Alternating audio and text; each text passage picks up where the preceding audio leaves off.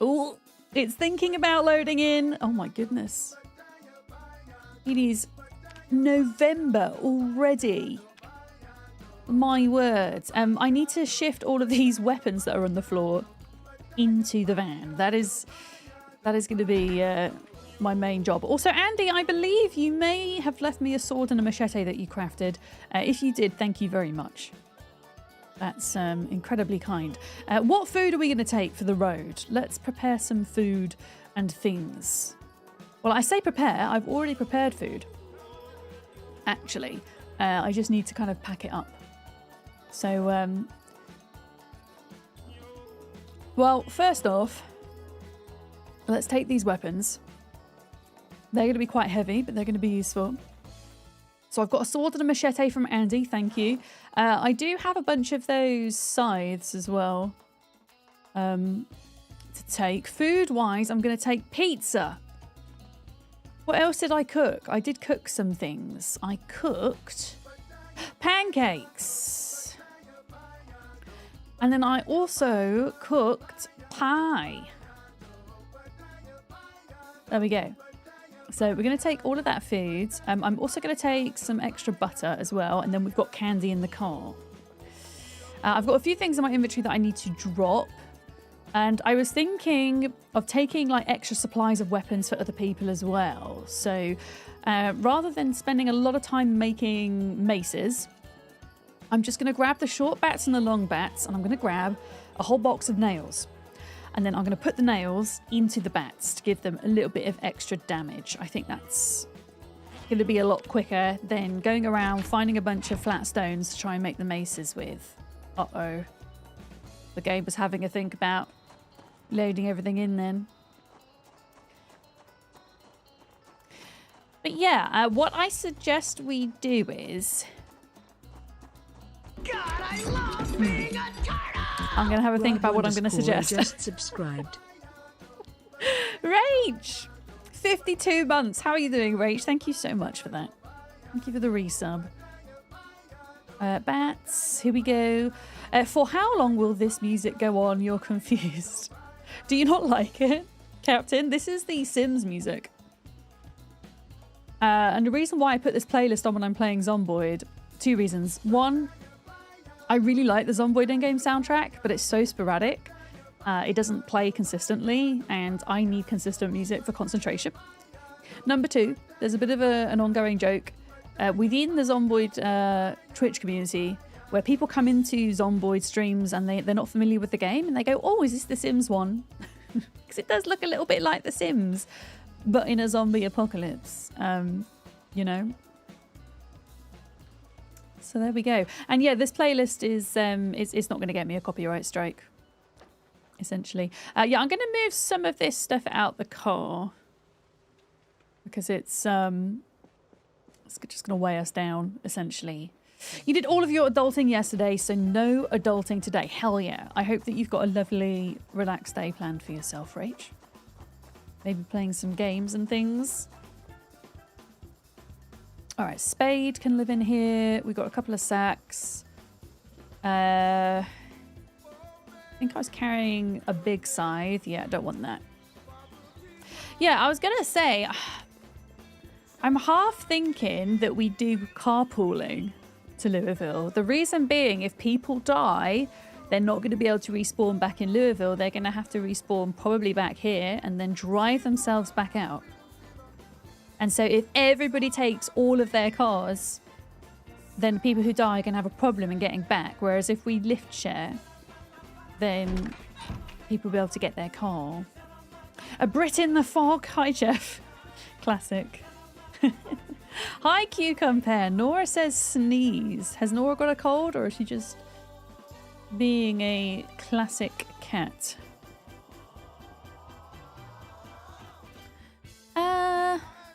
Okay, I'm just loading all these car parts and things that I don't currently need to be taking up room.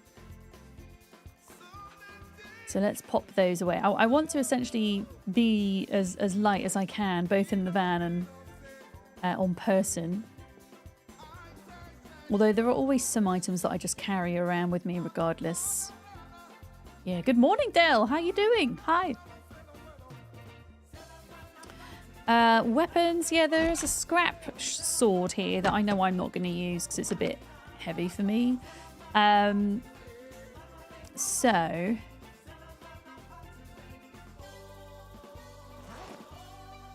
going to pop that in here. Yeah, you can ride with me, Andy. Absolutely no worries. I'm debating whether or not to grab one of these swords as well. I'm going to take swords and scythes. Swords and scythes. It's going to be my weapon of choice. Switching out between long blade and axe, depending on how I feel.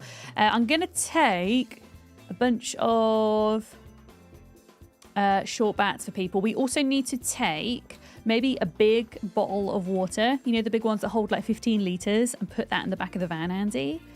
Because until we clear out that gas station, we're not going to be able to grab water easily. You're making salads for the road. I've got pizza, I've got pancakes, I've got pies, everything beginning with P.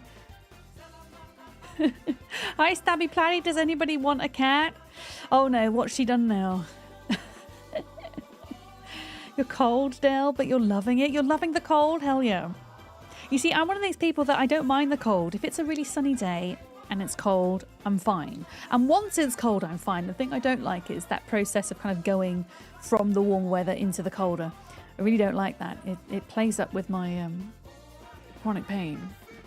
But once it's cold and it stays that way, it's generally okay for me.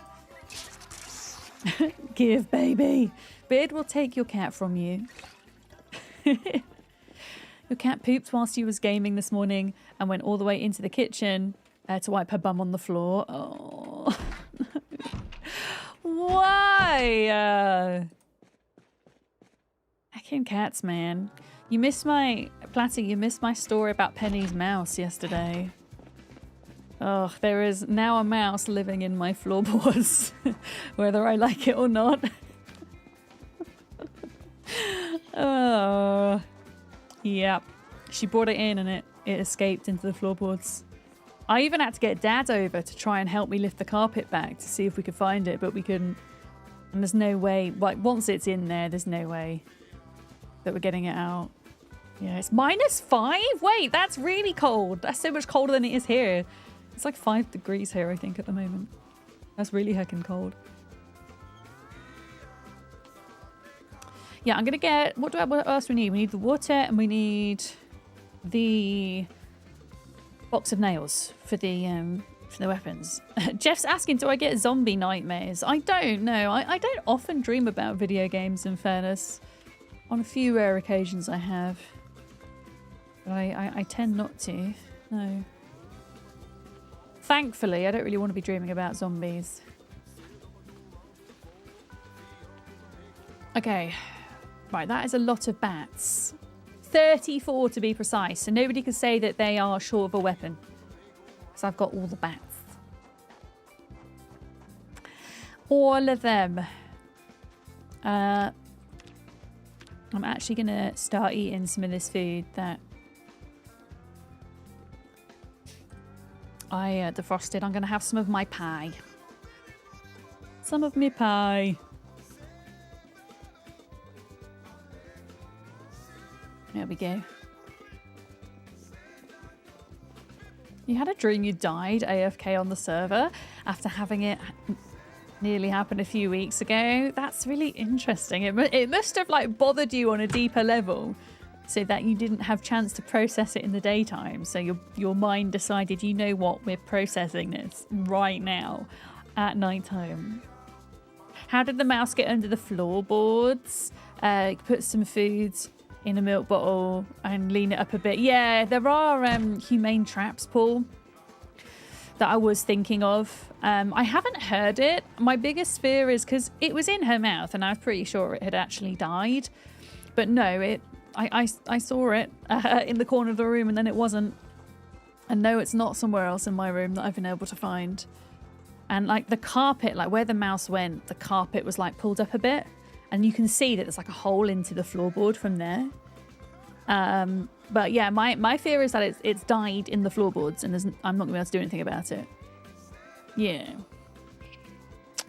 But it isn't my house. It's a rented house. So, yeah. Best case scenario is it's crawled out the house somewhere. I don't know how it would even do that. Wait, we need water bottles. No, well, my landlords are actually really great. In fairness, Cucumber, I'm really lucky. But I don't know what they could do, because it could literally be anywhere, not just in my house, but in their house, which is connected to mine.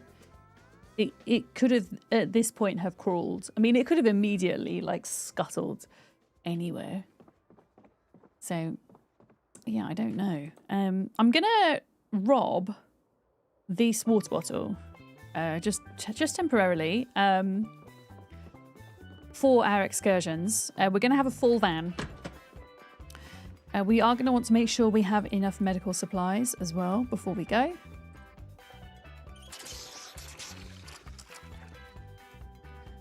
That's going to be pretty important.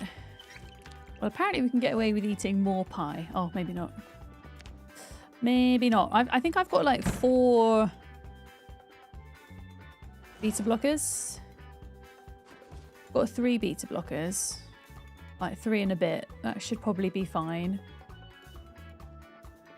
I've got bandages. I've got painkillers, antidepressants, alcohol wipes, tweezers, needle. I need to get a thread, chat. Remind me to get a thread. In fact, I'm gonna... Wait, is there thread in here? If not, I do know where there is some.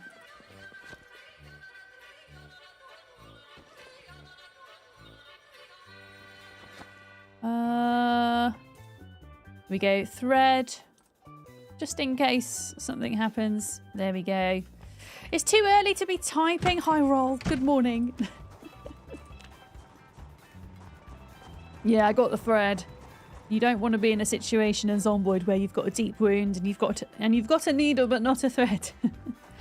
Del, you had a bold mouse in your flat in London who would try to sneak into your biscuits if you left the pack on your desk. You'd be sat there watching. Oh, it would be sat there watching you pretend to sleep before trying. They're so sneaky. They're so sneaky, I swear. This is the Sims soundtrack, Jeff.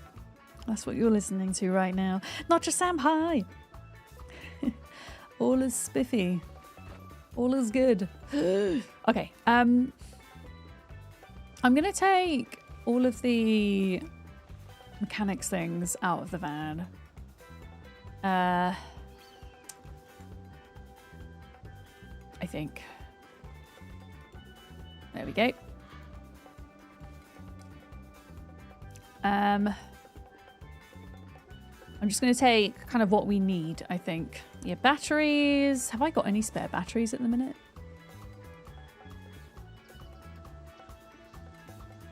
We'll take a couple of spare batteries.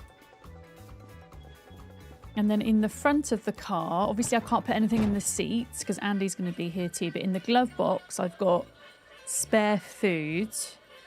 I'll put a box of nails in there for the weapons as well. Yep. Yep. You equipped your weapon the other day before breaking a window. Learning experience. Oh, yeah. I've done that many times before. Broken a window without realising I wasn't holding a weapon. Having a bit of a bad time. It's a thing. A mouse turns into mice really quickly. Well, it has to find a second mice, Metal Hammer. And the place where my cat gets the mice from is she gets them from the woods, which is, I was going to say the woods next door. We have about 14 acres of woodland in our garden. So she's not getting them from inside, if that makes sense. She's hunting them from there. So I'm hoping that there aren't any mice in my house to begin with, if that makes sense. Yeah. What's wrong with breaking windows whilst holding a weapon? No, breaking a window whilst not holding a weapon, because then your character will get an injury. That's what we're saying. Idaho climber high. Noot, noot. Yeah. Wait, toilet paper? Wait, what do you mean toilet paper? We're talking about toilet paper? Okay. I think we're almost ready. I'm going to have a little wash before we go. Have a little wash, fill everything up. You had a cat that would bring you half a mouse back? Oh no. Yeah, at least, I mean, most of the time that the mice Penny brings me are whole, but they're not alive, sadly.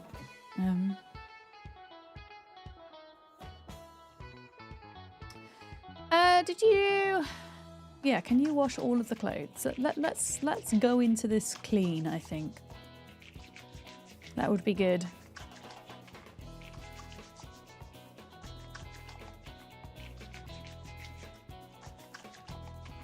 I'll have a little wash.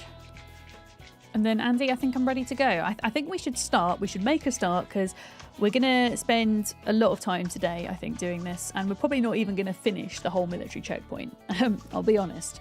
But it will hopefully be a chance for anybody on the server who hasn't got their military backpacks, their Alice belts, their angled flashlights. Hopefully it'll be a chance for you guys to get some of those.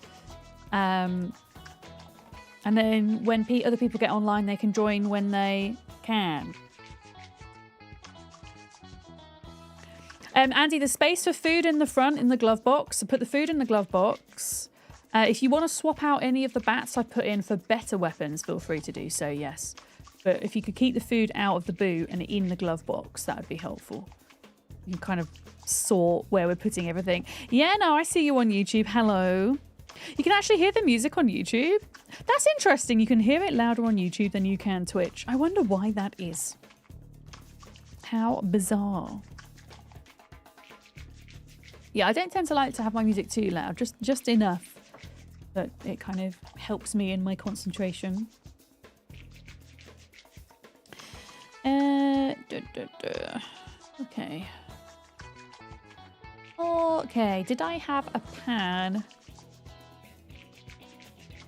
Okay, I'm going to eat the rest of this pie and then I'm going to leave the pan behind because that's going to be weighing me down. Wait, why am I in minor pain? Oh, it's just because I was carrying too much, I think. Yeah, I'll eat the rest of that pie and then put the pan in here.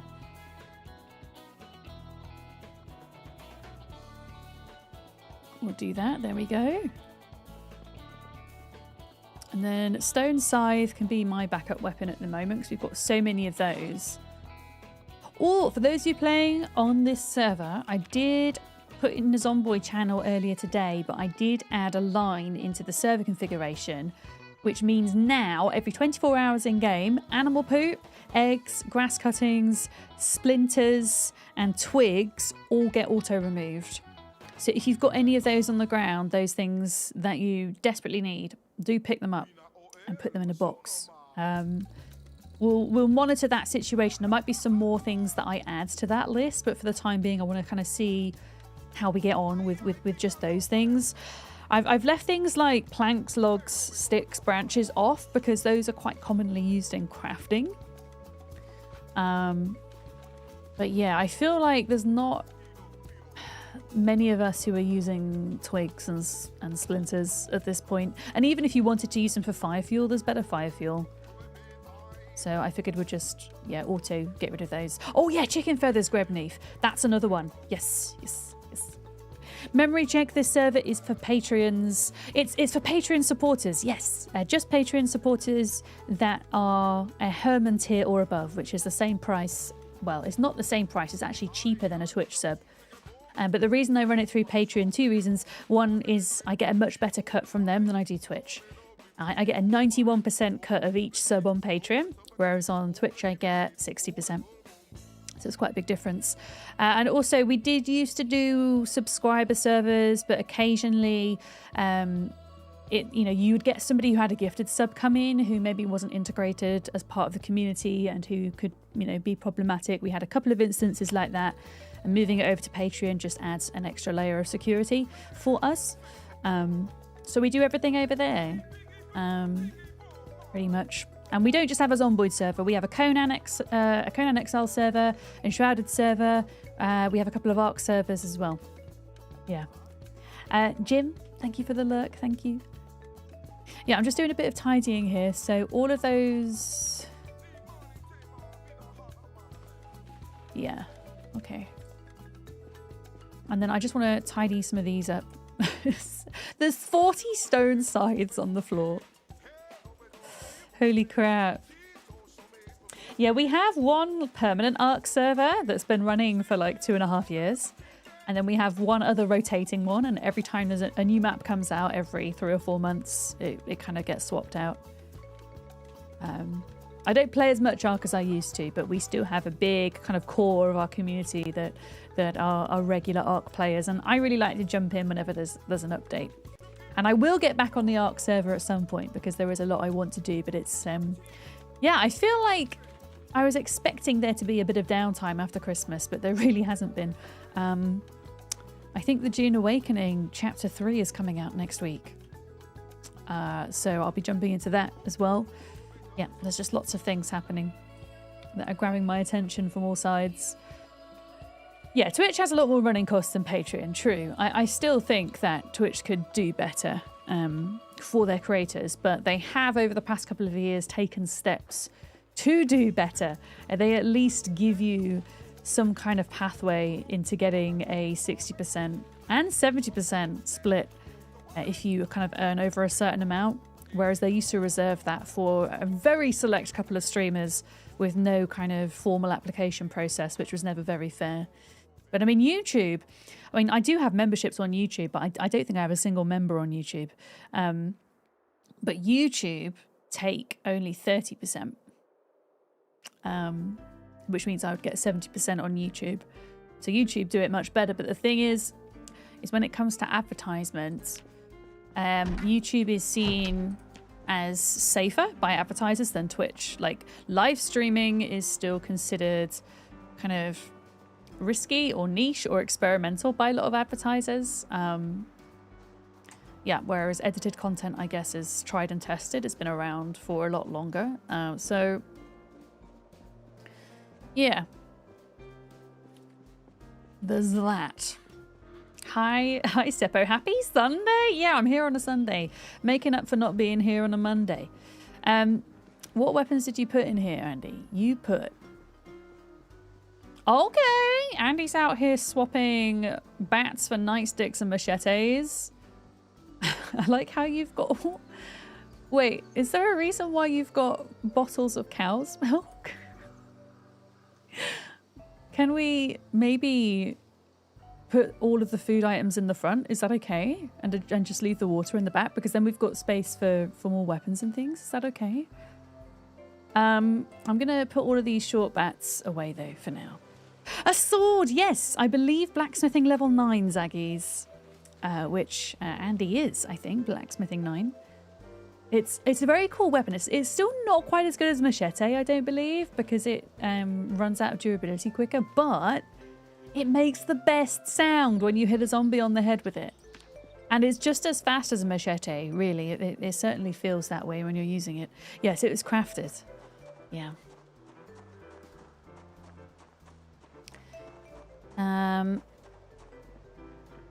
No, level 9 blacksmithing, not foraging.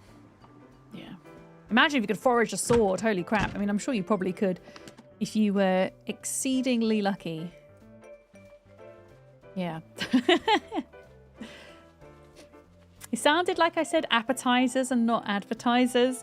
Yeah, I have a habit of mumbling, so it probably did sound like that. Okay. Yeah, let's put all these away. Oh, well, the front is full too. Okay.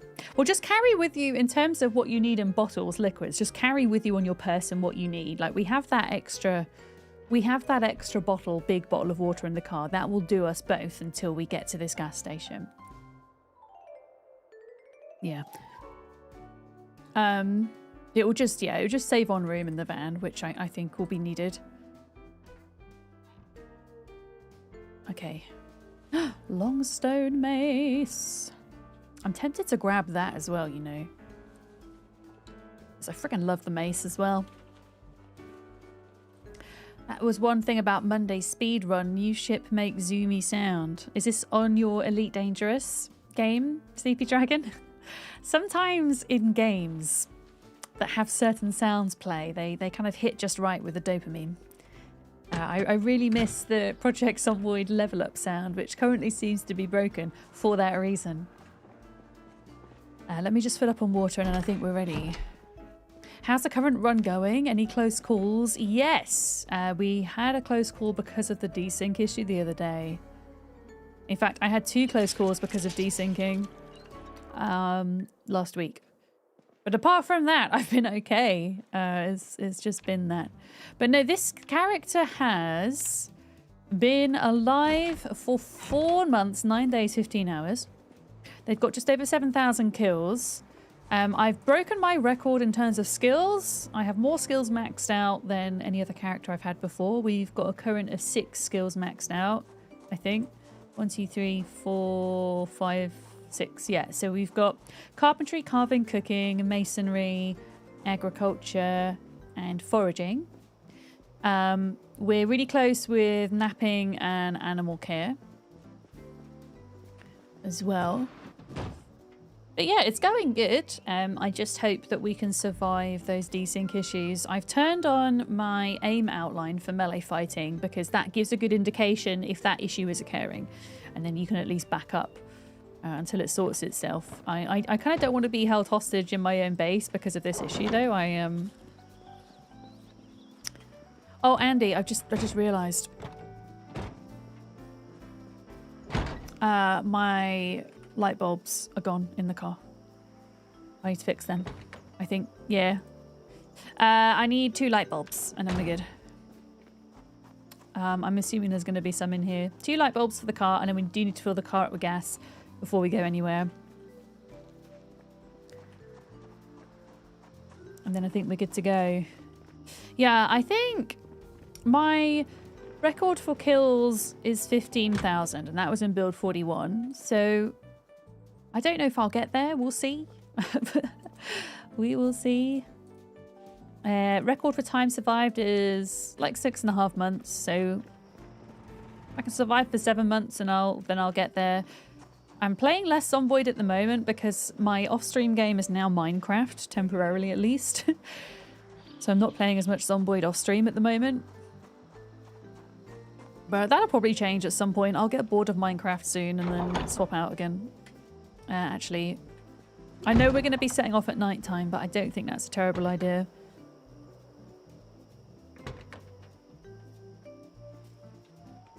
Okay, adding the light bulbs in. There we go. Car is back to over 70% as well, which is nice. Yeah. But I mean, if you compare those stats to, you know, some of the people that kind of exclusively play Zomboid, it's nothing really. I mean, we've now got 2 creators that have surpassed 1 million kills. The first time in Zomboid history, which is really exciting. That was Shivas, who I believe is a Portuguese streamer. I want to say Portuguese, correct me if I'm wrong, chat. And Twist on Fire, who is, I think, German, but also I think streams in German, but also does some English as well. And Twist on Fire does like a lot of modding as well, which is really cool. Yeah, there are people that are really out there getting that many kills, which is wild. You know. Oh, Brazilian! Thank you, Molly. Speaks Portuguese, is Brazilian. Thank you. Yeah. All right, Andy. Let's check that the area's safe. And then we'll fill the car up. Let's see how we're doing.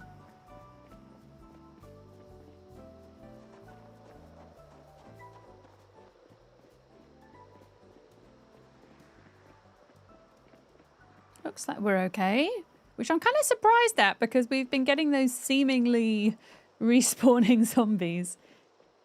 So I'm going to rely on you to protect, Andy.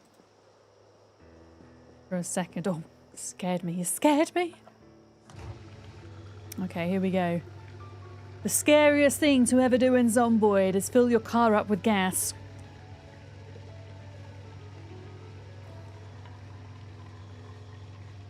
See Andy walking around. What we can do as well is once we've cleared a good chunk of zombies, not necessarily today, but when we're able to, for those that want to level their welding, There's a bunch of burnt out cars. Well, both at the West Point Bridge and also at the Louisville military checkpoint. So as long as people have a good supply of gas, or propane, sorry, then you can go and do that. Hey, Dreadvoid, how are you? Boop. Boop with the snoot. All right, let's do this. We're setting off at night. We're doing it. Just V, welcome in. Hello. Just wanted to comment. You love the Sims OST in the background. I love it as well. I'm sure like most of the people in this chat are sick of it by now. But it's very nostalgic for me too. And also for people who aren't familiar with Zomboid, so many times people will come into my stream and go, oh, is this The Sims? Because it kind of looks a bit like The Sims 1. And there's actually quite a few people that I know that stream Zomboid that also listen to The Sims. It's not just me. I think the first person I saw do it was either Yuri Makas or Simcopter. And there used to be a mod for Build 41, like a jukebox mod. And the Sims soundtrack was an option on there. Do we... Yeah, Andy, let's just practice this a minute. The zombies that are remaining in Riverside, I think we should try deal with. Because it's good to practice fighting side by side, especially with this bug. Make sure we're going to be okay. You had a lentil sprout in your sink overnight? What, like a little seedling sprout, Molly? You've got a little plant growing in your sink? Because that's kind of cute. Oh, you're not dead. You're not dead. I would like try, I suppose if it's in your sink, it's kind of hard to try and keep it alive. Unless you like transplanted it, Molly, you could get a little pot for it. And you could call it a name and grow it.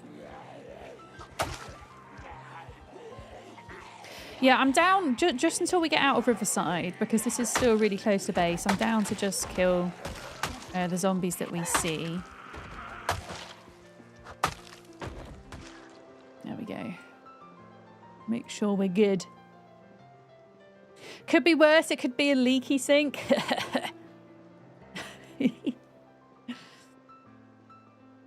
Yeah, get a little pot with soil, or to temporarily keep it going for like the first week. I'm sure it would survive in cotton wool and water. Yeah, that's what I would do. I'd want to try and save it. I like growing stuff. It makes me happy. I'm not very good at it, but I still like it. Damp paper towel would work as well, yeah. Yeah, anything that could allow it to at least put some shallow roots down. Why is this car not going? There we go. Yeah. Yeah! There's a lot that looks like The Sims. The kind of isometricness of it, right? Also, when you go up to the side of a building and the wall kind of dips down. Right, pizza, eat, half. Because we're going to need all the energy for all the zombies we're going to be biffing today. Yeah, it's basically The Sims with zombies, because you can, especially, yeah, with all the building that you can do now. Oh, you're refilling generators! Sarah, thank you. I forgot to check on them. And good morning, Sarah, as well. Sarah, I'm planning on going to... There's like a little gas station and liquor shop just outside of the military checkpoint. I'm planning on clearing that, and then we can have like a little house we can go back to. Yeah, today's a great day to die. Someone's gonna die. Who's it gonna be? It's gonna be someone. It's gonna happen. I'm not planning on clearing West Point. I'm not planning on clearing out the bridge or any of the cars today. Unless we really need to for whatever reason.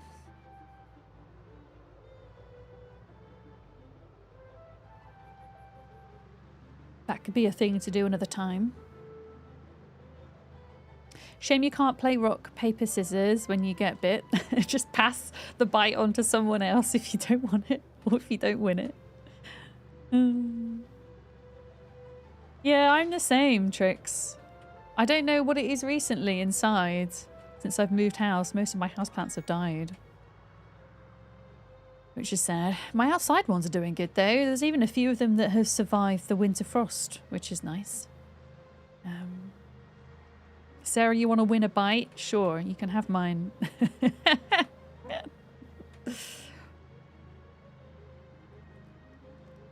You were given a money tree. Yes, I know what little money trees look like. They're like little succulent plants, right, Paul? Yeah. You named it Curtis. Excellent. I love naming plants. Hell yeah. Oh, you've got a foot of snow at the moment? Yeah, I'd be interested to see what kind of survives through that. Tricks. Yeah, we've not really had any snow. Well, we haven't had any at all, actually. We've had some hard frosts, though, and the hard frost did kill off a couple of my plants. But my snapdragons have survived, which is great. I planted them last year, so they will flower for 1 more year, and then they will die. So I've got those for another year. I also planted a mallow, like a baby mallow tree or a mallow bush. And that seems to have survived as well, which is good. Do we even get real snow? I mean, compared to other places in the world, not really, no. We still don't know how to deal with it though, do we? Whenever we get about a centimetre of it, everything shuts down. But there's still time yet, Seppo. I'd say we're not really clear until end of February, and then it's kind of end of February, start of March, and then after that time, we're probably not going to get any for the rest of the year, kind of thing.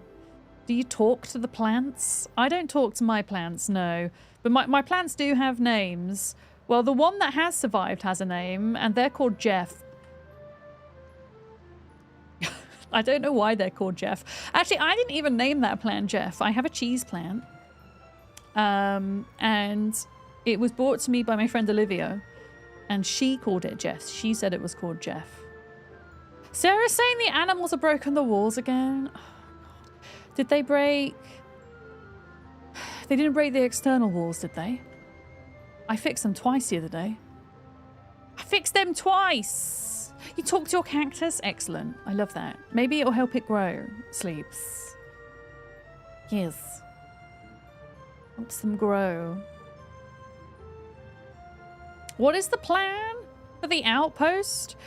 So we're not going to like necessarily turn it into a base. It's just we need a place primarily that we can go back and fill up our water bottles with. So, oh, there are rabbits around here. I'm going to go slow a minute because I don't want to run into them. Oh, you mean the actual military outpost area, checkpoint? Is that what you mean? The plan for the military checkpoint is just to loot it. So to clear the zombies and loot it, and then to hopefully allow entryway into Louisville for those that want to go an adventure in their own time. I just wanted to kind of make sure that the checkpoint itself was something that we did together.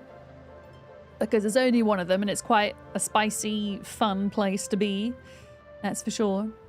Uh-oh. Every time it does that, it scares me. Yeah. There's actually some odd backhanded science backing to talking to the plants. They need carbon dioxide to photosynthesize, so you'd need to do a lot of talking. Well, there we go. Just breathe really heavily on your plants. Yeah.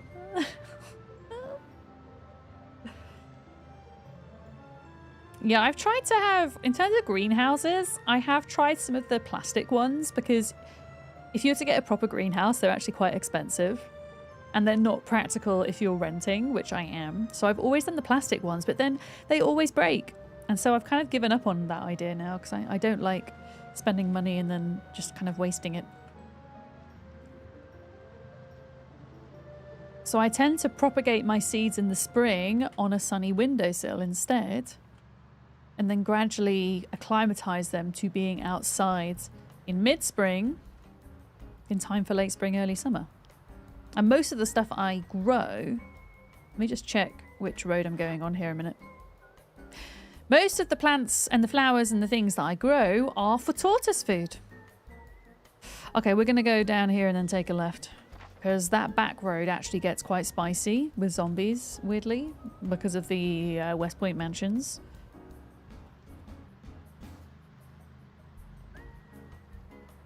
You ask permission before you harvest them, and you talk to them to encourage them to grow. I love that. I think there's something very feel-good about gardening. Whether you enjoy cultivating houseplants or being in the outdoors. There's something about... I think in particular, for those of us that spend a lot of time indoors, there's something good about having plants inside. It kind of lifts my mood a bit, I think. But yeah, I need to grow some more because... yeah, a lot of mine didn't survive the move, sadly. Actually, my Christmas cactus downstairs is alive, and that's been alive for about 5 years. I've done pretty well with that one. Hi, Reza. Good time zone. Hello. I'm trying to keep on top of chat whilst also not crashing and dying. So, Andy, I apologise if we end up in a car crash. Okay? Whoops. Try not to hit zombies. Yeah, I'm doing good, Reza. I'm doing an extra stream today because I took Monday off and wanted to do the Louisville military checkpoint with folks who weren't working. So here we are on a heckin' Sunday. Ghoul, hello, welcome in. Okay, Sarah says the animals have broken the internal walls. Are they still agitated?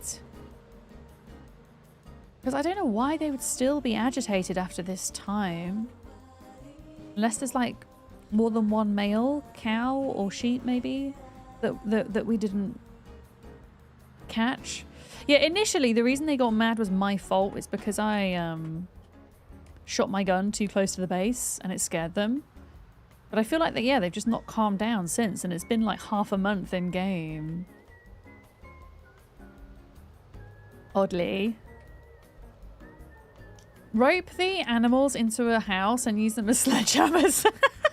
Unfortunately, Grebneath, I don't think the agitated livestock can demolish game-built structures, but they can demolish player-built structures. This is my understanding of them. So great idea, but I don't think it would work in practice somehow. Yeah, we could have just taken an angry cow with us. Or no, actually, we could have taken an angry sheep in our pocket, Andy. And then if there's anywhere that we can't get into, we could just let the angry sheep loose. If that was going to be a thing.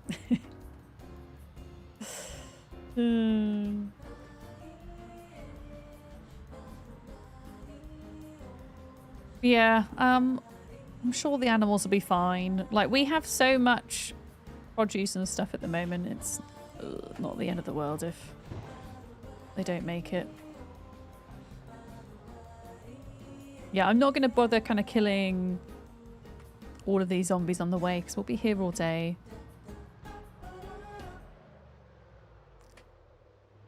We'll just wait till we get to the gas station.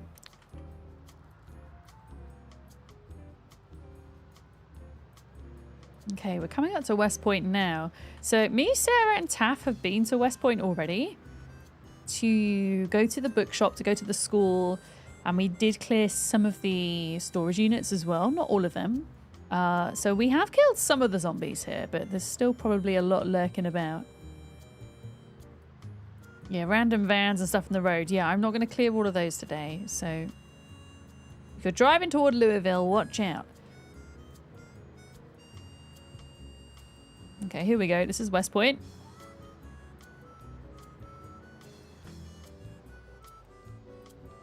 There we go. It's a shame it's not kind of December, January, because then there's a chance we're going to get snow in game. Ugh. And then it makes it a lot easier to see zombies on the road, on the grass, whatever. Oh, Sarah, you're going to bring a sledge? Okay, cool. I don't know if we'll need one, but it's always good to have, just in case, I think. Because you never know.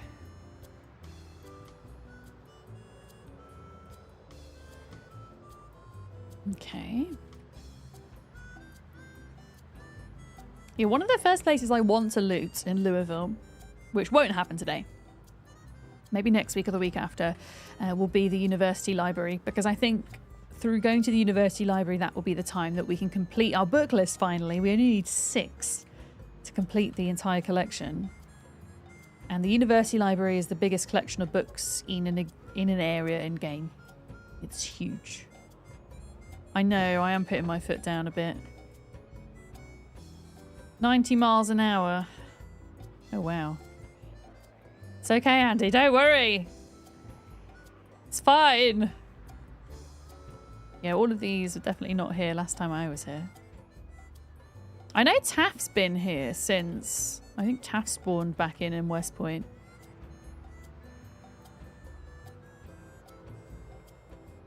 Okay, here we go. So we're gonna go across the railway bridge instead of dealing with the burnt out cars. That's for another time. Oh, I just realised though, that's not going to be so straight. Oh no, it's not too bad. I was going to say, it's not going to be so straightforward now that erosion's set in, but actually there's a little gap here. And we go on the railway track and we do this. And we avoid all of these cars for now. And then we join the road back here. Hooray! Or maybe erosion hasn't set in here because nobody has rendered this area in yet. Maybe that's the case. Hi, Fudge. Hello. Unless I see a survivor zombie, we're not stopping. We're going to keep going to the gas station. We can sledge the West Point gun shop if we want ammo. Ooh! Oh, wait. Are you bringing a gun, Sarah? Sarah bringing a gun. I've just got melee weapons in here, Sarah, but me and Andy have quite a mix of stuff, so... yeah, if you want to bring guns and ammo, go for it. So this is the first gas station. This is not the one we're going to be going to. We're not going here. The Adventures of Miss V and the Mystery Machine. It does look a little bit like the Mystery Machine.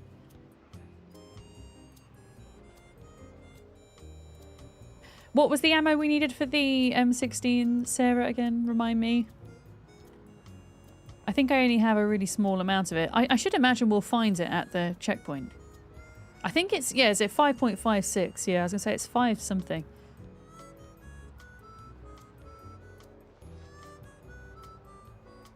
Oh, there's like a little rabbit. Oh!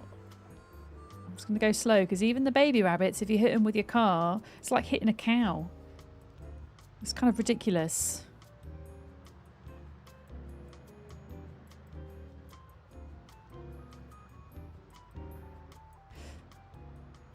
Okay, so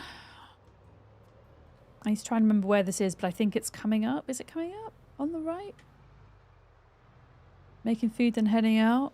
Thinking, speaking of which, pizza time. I think it's here, but I'm not 100% sure, Andy, so bear with me. We're gonna probably drive in and then drive out again. I don't think this is it. What is this? Okay, this is not it.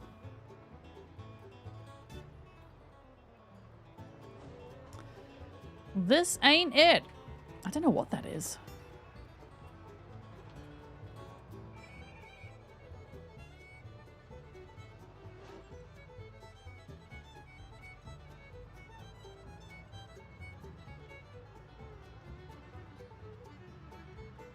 There should be like a gas station, a liquor shop, and then just behind it there's a small trailer park. That's where we're headed.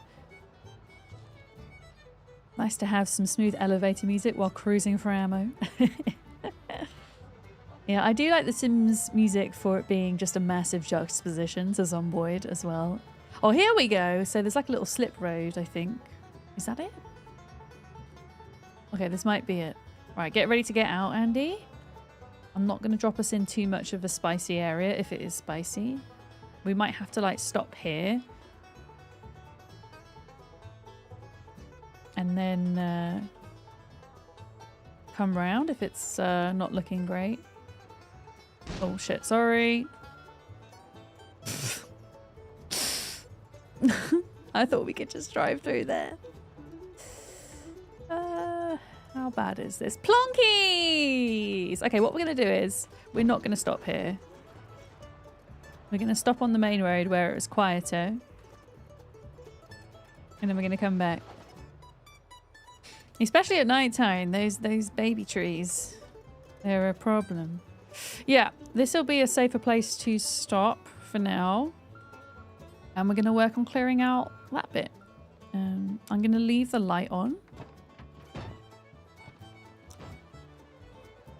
And yeah, I think when we are, you know, fighting together, as long as we give each other enough space, I would highly suggest putting the melee outline on for this as well, just with the desig issue. And then hopefully we'll be okay.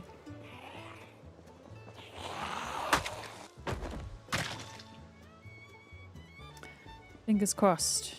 Right, come here.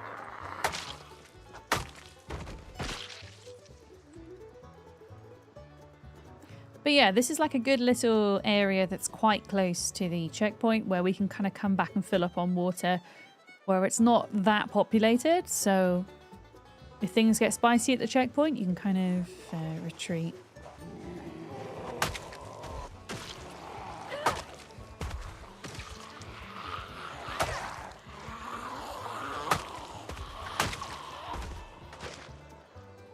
Okay, not ideal to be fighting this time of day, but it won't be for long. It won't be for long. I'm going to kind of come back round this way, I think.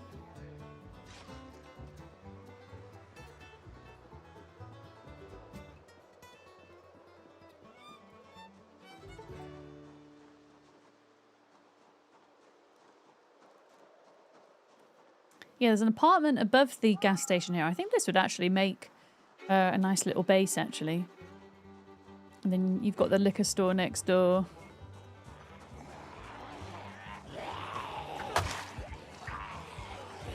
Let's call them down here, actually, because we know that that's clear.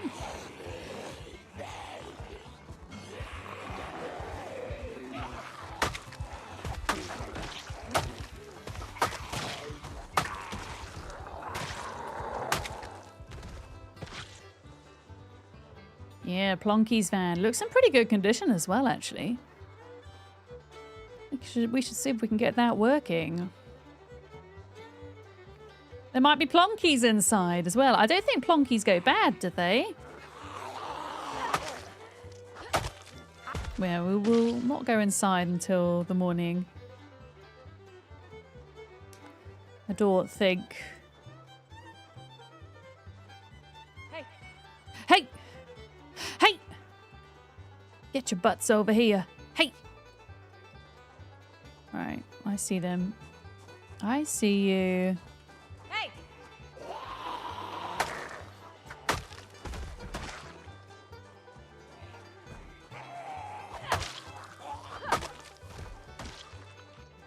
Oh, they're coming in from the back here?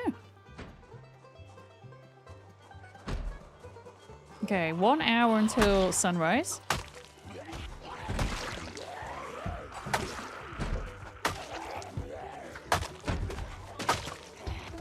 I can hear them all bashing inside, so they're going to come out of there in a minute. Yeah, raiding the van for extra snacks. There'll also be extra snacks inside of here. And I think there's like a little storeroom as well, which will have candy and things in. Okay, here they come, out of the liquor store. Lots of liquor for disinfectant, I guess. Okay, that is one scythe broken. I'm going to try use my scythes first, whilst it's a bit quieter, and then save the long blades for where it really counts. There we go, put it in there. Yeah, the scythe counts towards my axe skill, which is nearly level 8. Should you bring the spare Jenny from base? That's actually a great idea, because then we can... And a gas can, Sarah. I have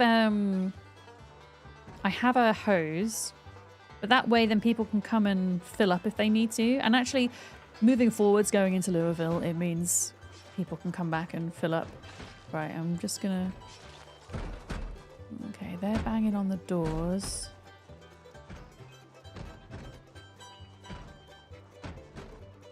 The problem is, if there's only one zombie on one door, which there is one each, then they're never going to break that.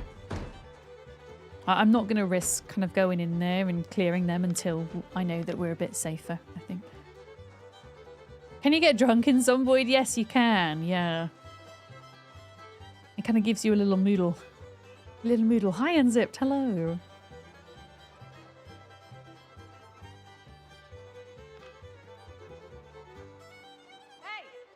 Hey! Hey! Alright, here's zombies. Or zombie.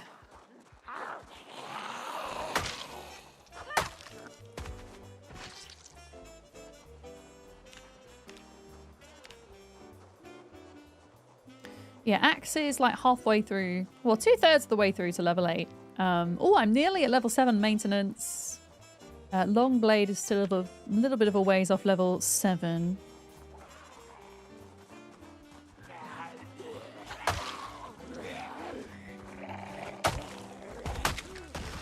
Okay, 5 o'clock, sunrise, let's go.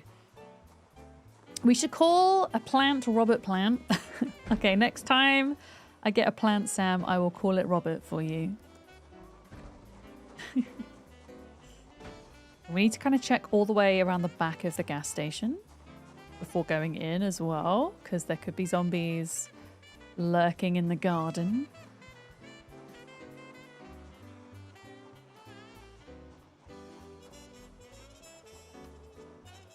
In fact, what I'm going to do is, I just realised we're not fighting near the car anymore, and I've left the lights on. I'm going to bring the van round to here now.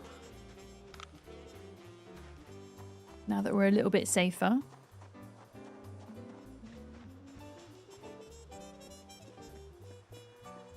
Is there an alcoholic trait to go along with the smoking one? No.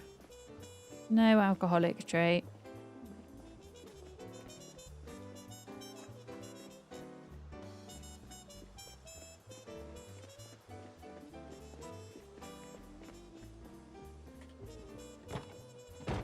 Yeah, let's turn that off. And bring this in.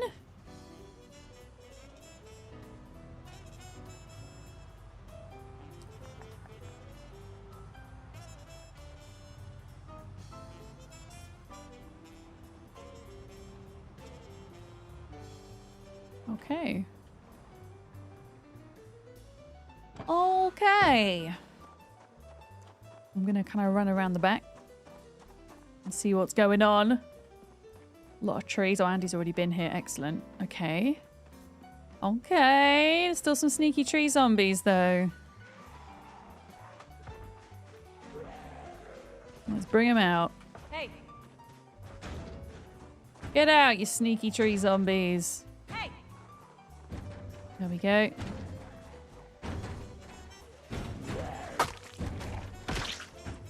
And we can check inside. Oh, they finally... Wait, 2 of them are breaking that one door. Yes! Okay. This makes my life easier. Believe it or not. Okay, there's one here.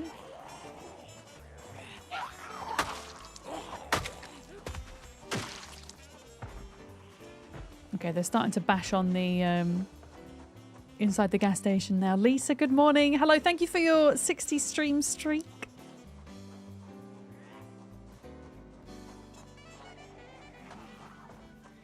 Okay, let's get the light ready. In here, there's a zombie on a window somewhere. They might be upstairs, though. Okay, well, they smashed whatever window it was. Can't actually see what window it was. Maybe it was out the back.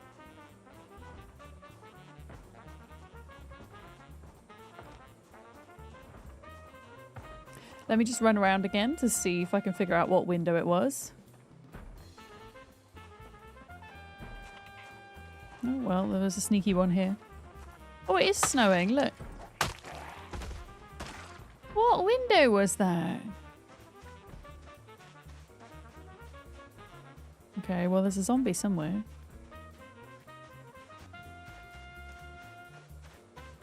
Yeah, there's a zombie somewhere.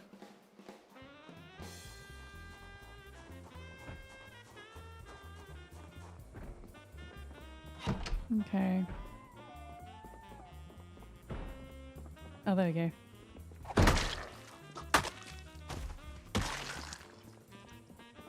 Okay. That's one down. I'm assuming Andy's been in here. Okay, those are clear. Excellent. Yeah, there's loads of storage. Not storage, sorry. Supplies. Like food supplies.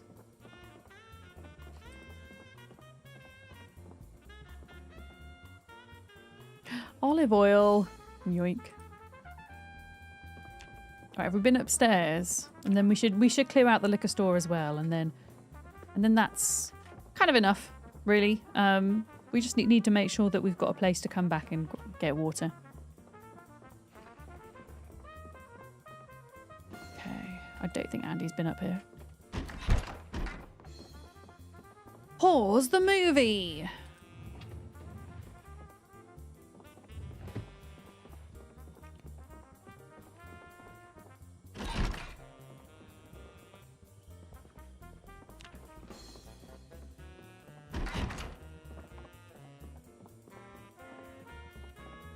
Check the bookcases as well. You never know.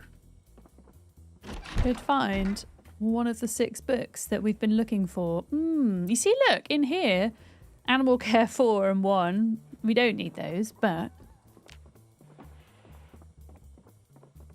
I can hear a zombie.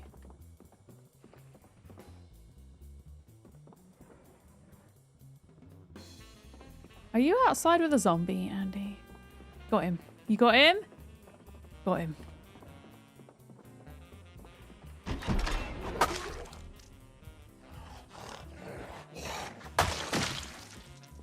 That's a horrible bathroom. Okay, I got another one. I thought I could hear one. I thought I could hear one breathing. Animal Care 2?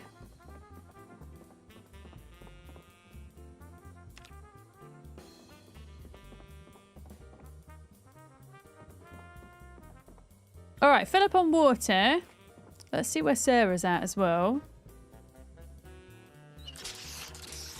And then we might be good to kind of... Well, I'll probably take a break before we do the push inwards, I think. Yeah, I'm down to move forward a little bit, Andy. Make the most of the sunlight. Sarah is on her way. Here she is, coming in.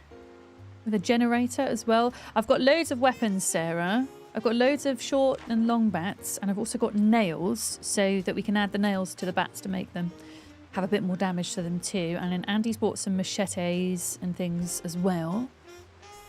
You had a 20-minute nap at midday? Hell yeah. That's quite some skill, Larkham. Only taking 20 minutes. Yeah, I think the smallest nap that I can successfully take is probably 40, I would say. Yeah. Sarah, you bought short bats and a mason chisel. Oh, we can make the mace heads as well. Excellent. Yeah, we can just do weapons on the fly, I think.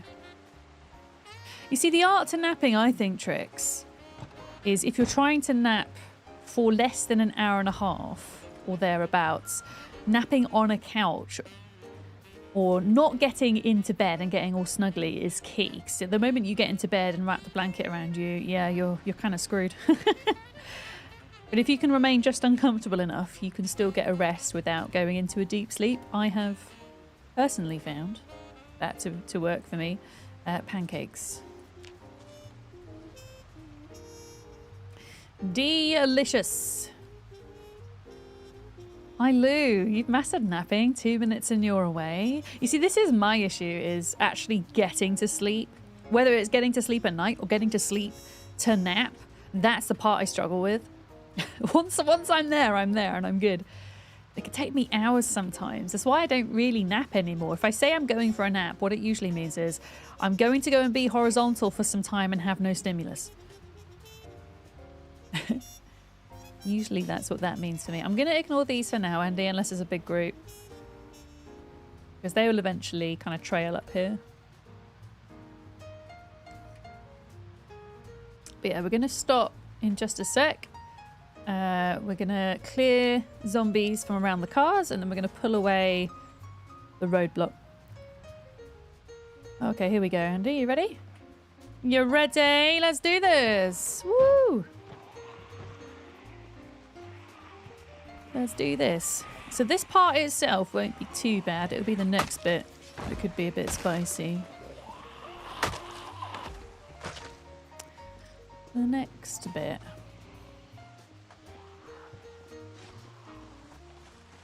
Alright, hello.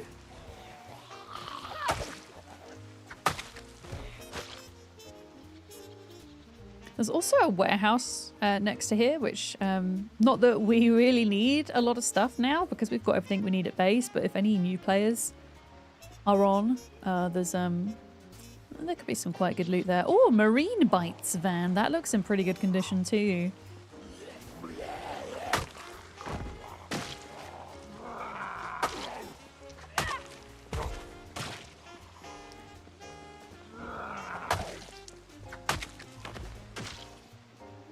Oh, it's pretty good. Fresh seafood. I bet it's not so fresh anymore. When you do bigger biffs like this, do you find you need masks for the stinkies? Usually we do zaggies. However, at the moment, the stinky noodle's not working still. So, don't need them at the moment. But normally, yes. I should imagine the devs will fix that soon. That's probably got to be a priority, I think. Hey. Hey. Hey! Let's bring them down here. Yeah, I kind of don't mind that Moodle because it means, you know, finding gas masks and respiration masks and the filters is actually valuable because at the moment you just don't need them. Yeah, all of these can be dismantled for welding XP, which is something we're not going to do today, but should be done at some point.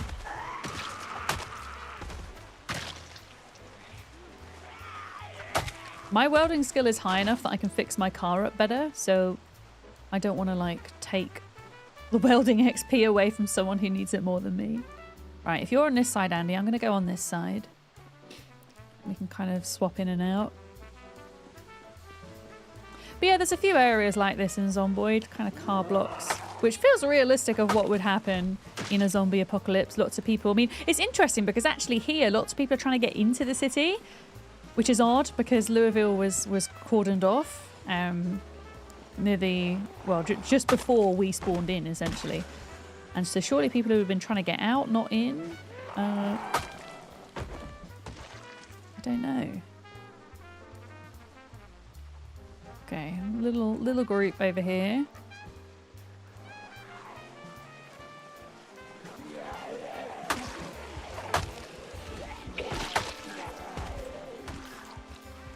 I feel like my character's starting to panic less now, which is good.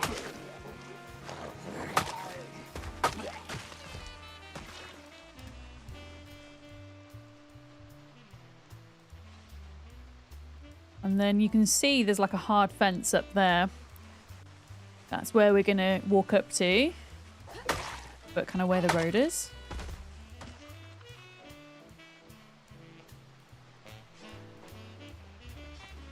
I can hear your sword, Andy. It makes such a good sound.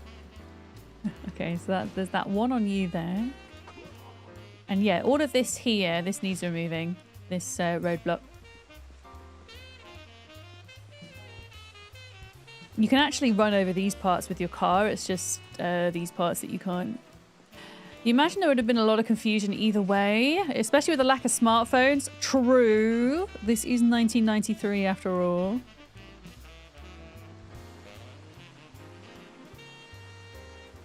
I mean, we don't need to move all of these, but I would probably suggest moving the middle 4. And then we can kind of bring the car up here and around these.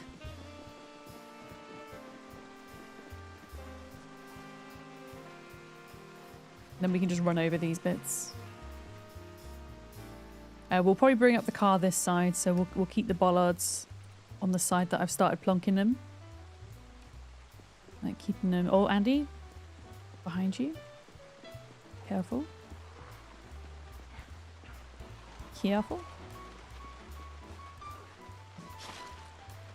Okay, there we go. Yeah, let me see about bringing the car up here, because I think there's more... There's kind of more room on this side to maneuver it.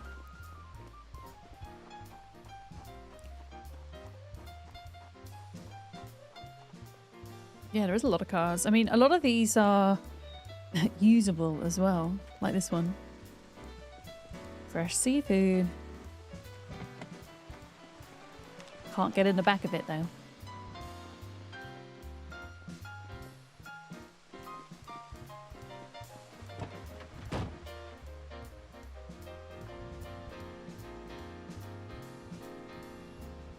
Okay.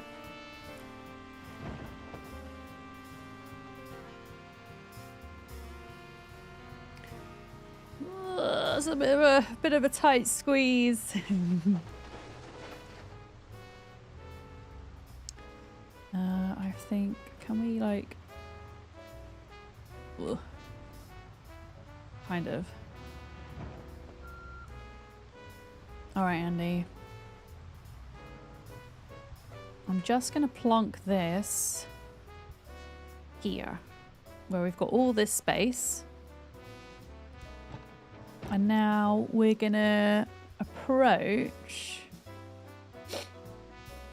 up here, the first gate. And then we've got all of this space to back off into, you see. So I think if we do, there's two of us here now, one of us go right hand side, one of us go left hand side, and we'll figure out when Sarah gets here how we'll adapt. But yeah, let's do this. Let's do this.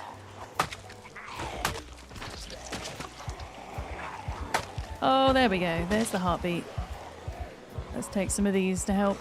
There were cell phones at the time, but they were still bulky and not nearly as common. Yeah, it was definitely not something that everyone had, and they certainly weren't smart.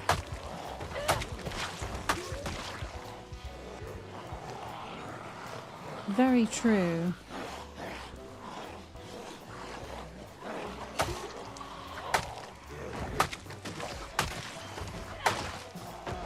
Oh, it feels good to biff.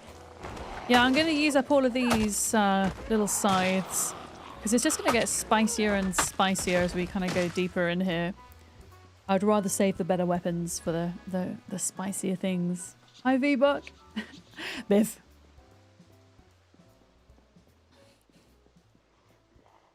And then, yeah, if we see any zombies that are military zombies, I'm going to be checking their bodies. And if I see any Alice belts or any military backpacks, I will put them on the ground. If I see any mint condition ghillie gear as well, I will also put that on the ground because I think the ghillie gear, which is new to build 42, I think that looks really cool. Now, it doesn't look spicy now, but this area, yeah, here we go, look, coming out the trees and things, you see. Yeah. Okay, see a couple of military zombies there. They sometimes have snacks on them as well, military zombies. They sometimes have like meat jerky or dehydrated meat sticks. Oh, that sword. Such a good noise.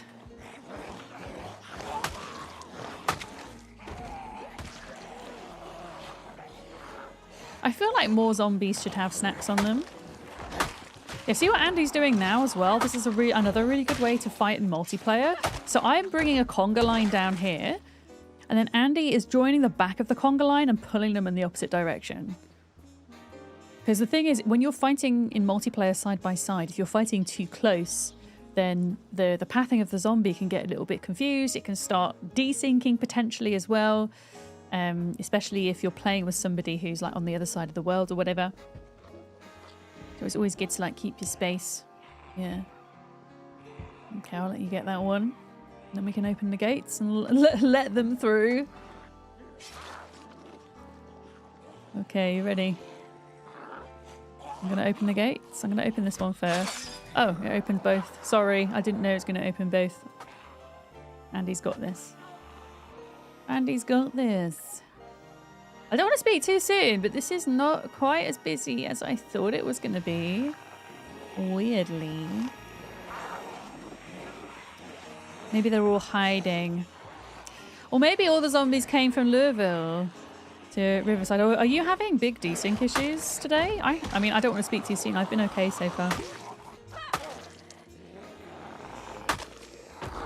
I've been okay. Hi, Tag Wins. Hi. I mean, we can do shouting. I don't really want to use like car horns and stuff like that yet. We'll use those for like when we're trying to pull out stragglers. You think it was 1996? You spent a night in an empty marquee for a friend and he left you his car phone in case there was any trouble. It had a full-size handset and a battery the size of a house brick. I remember my first mobile phone, I think I had when I was 11 years old. And the reason I had it, it was a Motorola and it had like an antenna coming out of it. And the reason Mum gave it to me, because at the time I was going to like performing arts school on the weekend. And so it was a way that I could like phone her when I was done so she could come pick me up. It did have basic text messaging. It had the tiniest screen though. It was mainly for calling. Yeah, pull out antenna, yeah. Okay. So this bit is where it gets a bit spicy because you've got this really... You can't really fight side by side here. So we're going to have to like bring them out and down as much as possible. But yeah, you can see. Here we go, look. Are you ready, Andy? I'm going to shout them and we're going to pull them down and then fight them down here. The problem is they might get stuck on the gates. The fence, sorry. That's the only thing. You missed sidekick phones. Wait, what's a sidekick phone? Yeah, you see these? As long as they're bashing, that's going to make us like super stressed. I mean, in a way, I kind of hope that they do demolish a bit of fence, because if they do, then... Yeah. Yeah, your first mobile had a pull-out antenna too. Those were the days.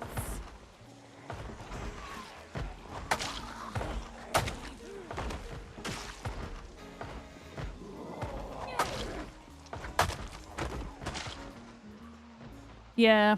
Okay, shouting here doesn't work then because it just pulls them into here. Yeah.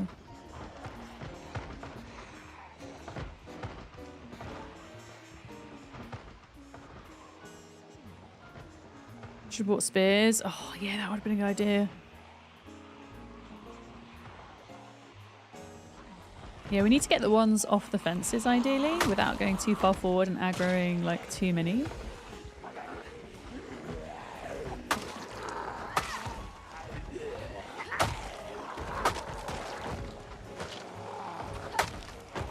Okay, we've got our first Alice pack zombie.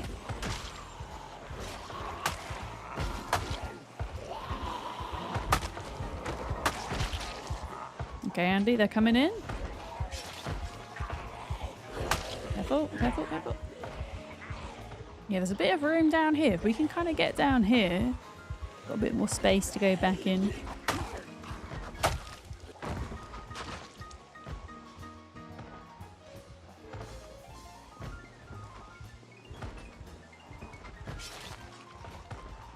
Yeah, I'm gonna go...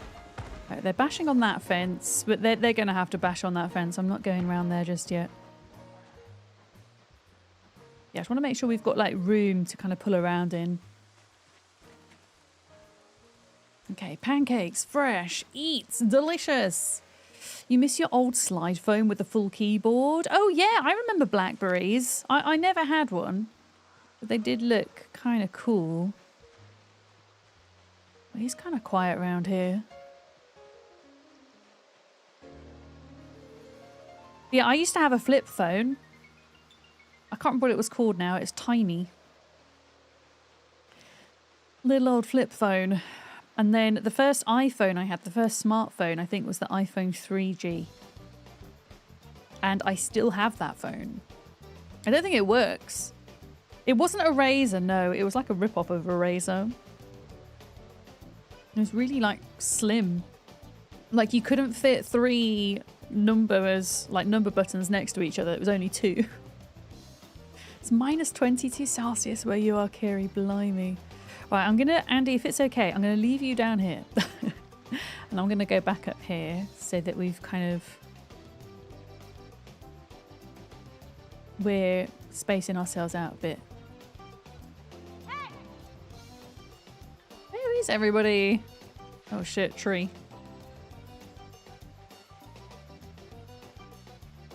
Okay. It's quite quiet there. The most British lady ever. I don't know about that. Hi, Max. I mean, I am from Britain.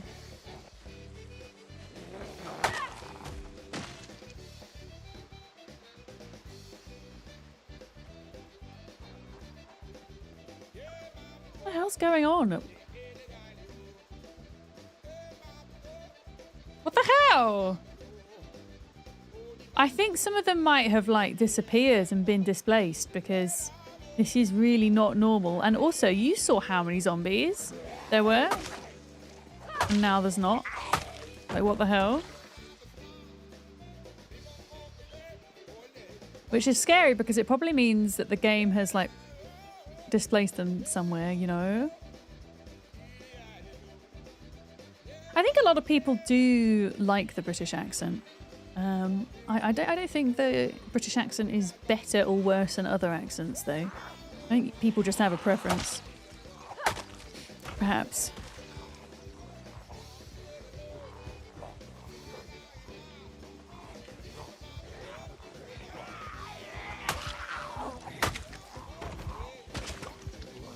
Okay, let's take some beta blockers. You find the accent relaxing when you nap to streams. I think it isn't just accent, though, that can be relaxing, right? It can also be like tone of voice, pitch of voice, all of those things, right? And also just energy levels. Like I'm quite a chilled streamer. I'm not usually big, high energy. Like sometimes I'll be a bit more energetic when there's, you know, certain exciting things happening. But most of the time, my kind of default energy level is pretty mellow, I would say, compared to some streamers. That's the great thing about Twitch. There's so many different types of people, so many different vibes. There's something for everybody, right? You like the Geordie accent. The Geordie. There's something very comfy to me about the Geordie accent. Also, the Scouse accent I find very comforting. I think there's something about Northern British accents for me that I really enjoy. Yeah. We're also typecast in being villains. True. Speak for yourself, Seppo. Murder. Okay, I see some zombies here. Hey! Yeah, it's the classic Bond villain, cat in lap, British accent. I can't even think what a Lancashire accent is off the top of my head.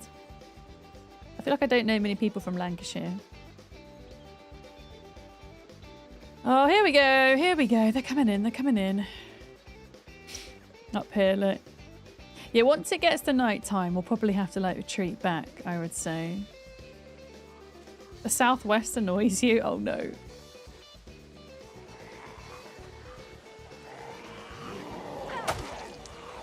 Yeah, I wouldn't say there is an accent that annoys me in the UK. I think generally speaking, I can get overstimulated, which can cause annoyance if people are just too loud in general or lack self-awareness with the volume they're making. But that's, for me, that's not anything to do with an accent or where somebody's from. I don't know. I don't like kind of tiring everyone with the same brush. Being like, yeah, I dislike this accent. Everyone that speaks like this from this place, you know.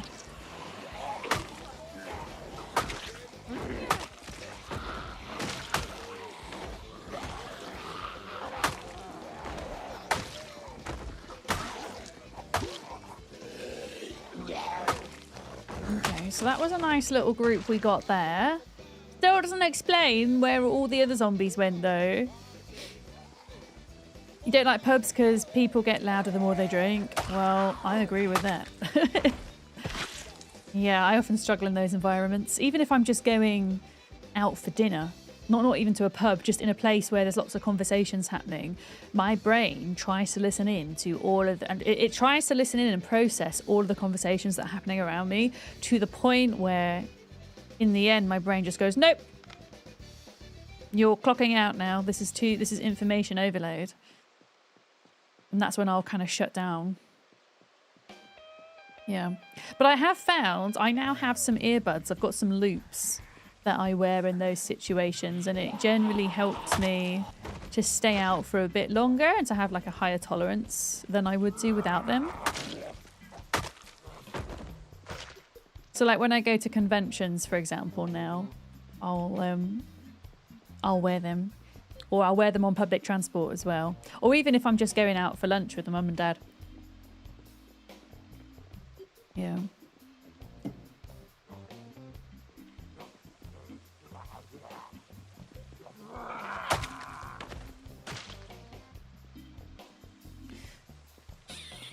Yeah, we might be able to make more progress than I imagined, actually. In fact, something I didn't think of, because I thought, oh, this is going to be horrible and we're going to be here all day fighting, let alone looting. So my van is currently full of weapons and there's no space for loot. We're going to have to think about that.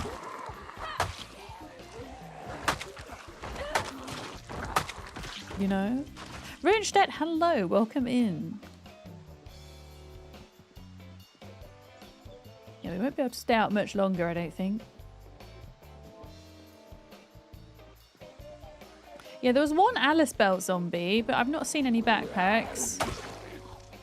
Who needs a military backpack, by the way? Because Sarah, you have one, right? You have one?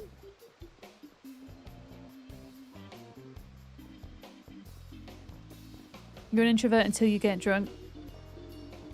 Yeah, I wouldn't say that's necessarily the case for me, but after a couple of drinks, I do tend to find that that has, not so healthily, been a kind of coping mechanism to deal with social situations in the past, because I find that my tolerance for overstimulation, especially sound, increases if I've had a couple of drinks. Yeah, kind of like numbs that to a certain extent. Yeah.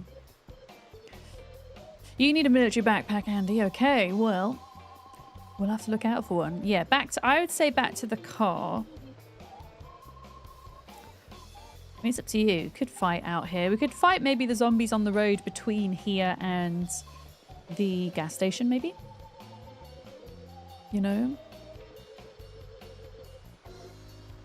Yeah, I think there's a lot more understanding and knowledge now, Voodoo Cat, about that. I mean, for me, I now understand, as an adult, I now understand that the way I feel in those situations is because of my autism.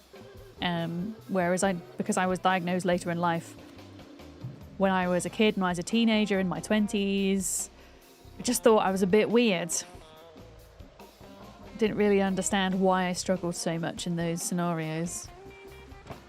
Oh, you found 2 survivor zombies, Sarah. No books. Classic.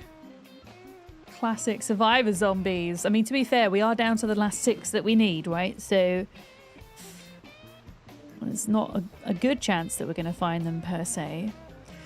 But hello on YouTube. Southern US, it's minus 13. It's hella cold over there. Kiri was saying it was minus 22. I don't know where she was earlier. Yeah, let's kind of head back to base and sort ourselves out. I say base, you know what I mean. Yeah, so far, I'm a bit worried about where the game's displacing the zombies to, because I think that's what's happening. Sometimes in multiplayer, when the game can't handle how many zombies are, they disappear. But they don't disappear completely. They simply get displaced somewhere within the same cell. So, yeah. We're going to have to watch out for that. Okay.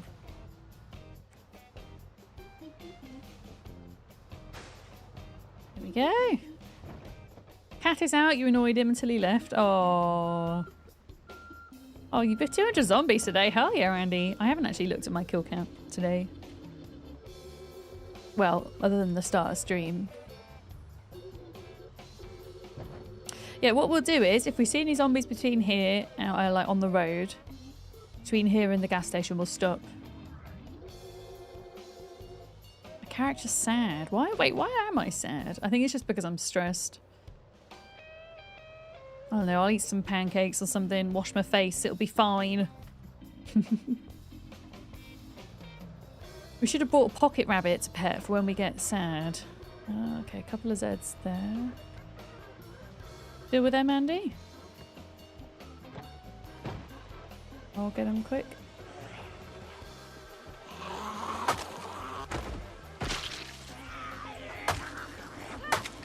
I think there's just two. Nothing mad. There we go.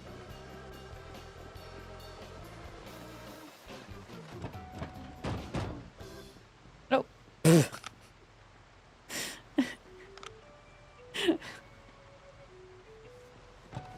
Yeah, probably wasn't actually worth getting out for. My bad.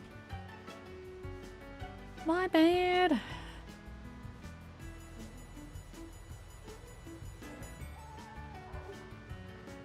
Yeah, what we can do is we can take the bats and the box of nails, and we can sit and put the nails in the bats. Oh no! Oh, my car! I knew this was going to happen.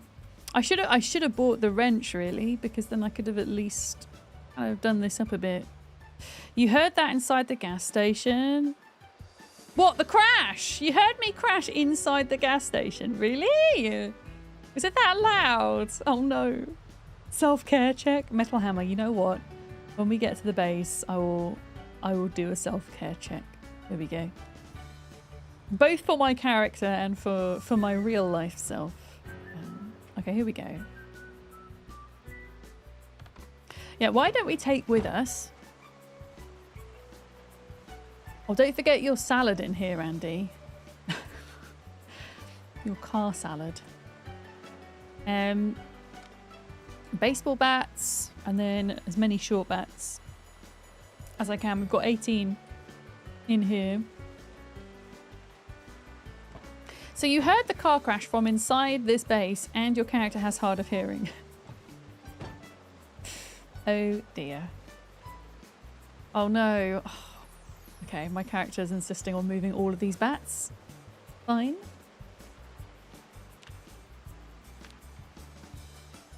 Car salad sounds rotten. Yeah, it sounds like it's just been sat in a car for a little bit too long, unrefrigerated. Hi, Colin, on YouTube. Hi, hi. Yeah, I'm going to go and do this upstairs, and then I'll do my self-care check.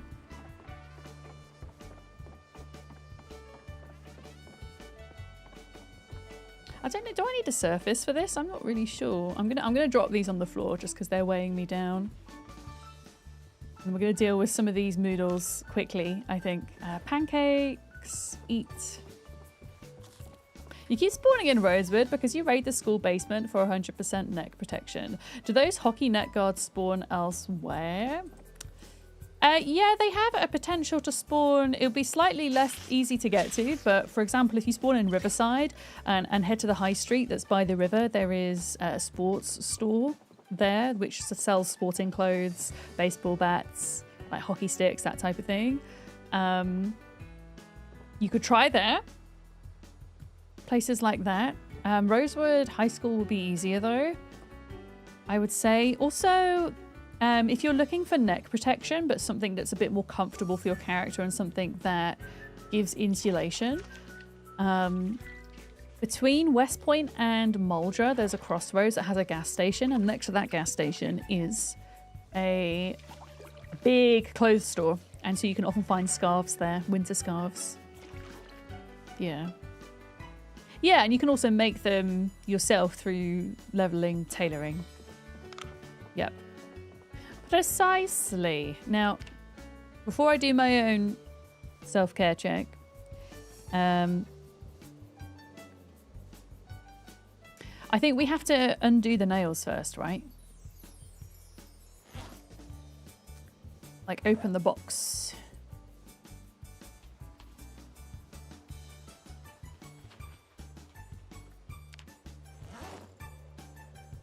Open. And then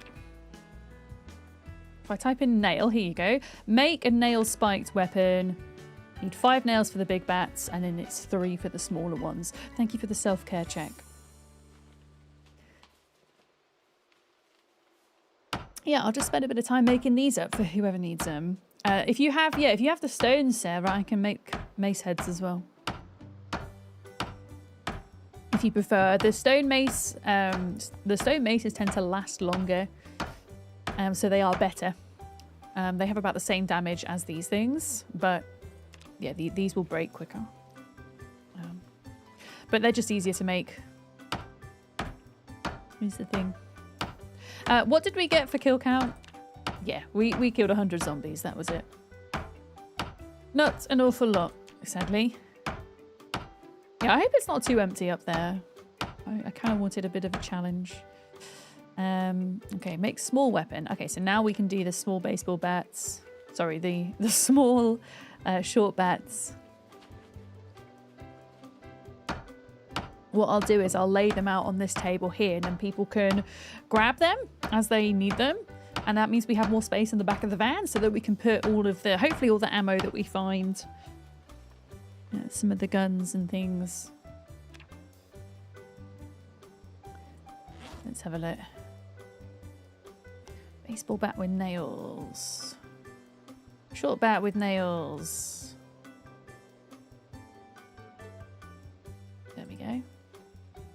All the weapons. I mean, I can only make as many as the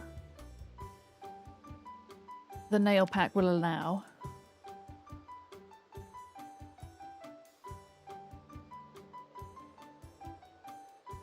There we go.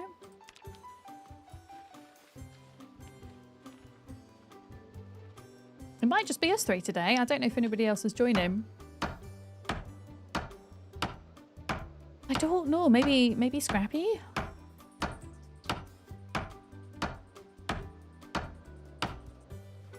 Right, yeah, I'm doing like one of these at a time. There seems to be a bug at the moment where if you're trying to kind of craft in bulk, it goes through everything, but it turns out you've not crafted anything. You have to do it one at a time. Oh, wow! Literally, I said maybe Scrappy, and you literally just come into chat. Good morning, Scrappy. I was wondering if you were going to come to Louisville today. Yeah, I wasted a lot of time doing that the other day, Reza. So you have to just press every time, which is fine. It's not the end of the world. It's not as if, like in single player, where you can speed up time when you're crafting. You can't do that, so it's not too much of a loss, I would say. Why is my slipper's falling off? We've got lots of weapons, Scrappy. And we've already kind of breached the entrance to the checkpoint. The zombies keep doing the thing where they disappear, and we don't know when they're going to reappear, which is a bit scary. Here we go. Okay, plenty of bats. Did you have any... Put salads in the fridge upstairs. Oh yeah, because now the fridge is on, isn't it? Did you have stones, Sarah? Just before I turn all of these into spiked bats? No stones. Okay, in which case I will turn these into spikes for now. Yeah, there's plenty of opportunity to make maces as well at some point. Yeah, we might be able to get further into Louisville today than I thought. We will see.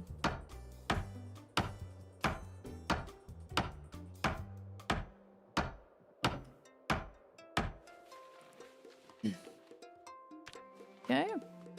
Oh, is there a radio on somewhere in this house? I can see a little bit of text flashing up here.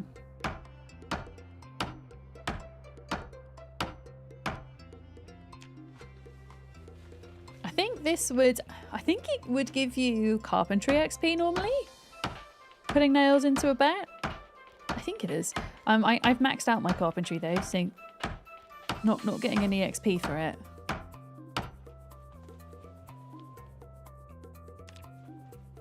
There we go.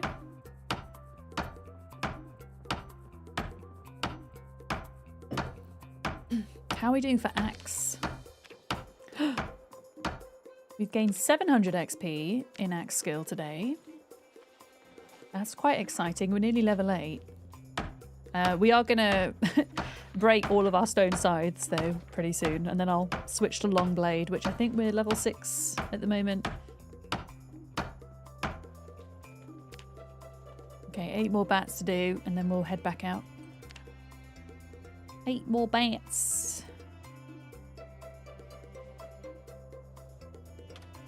I'll squeeze them all in. Oh, putting the TV on.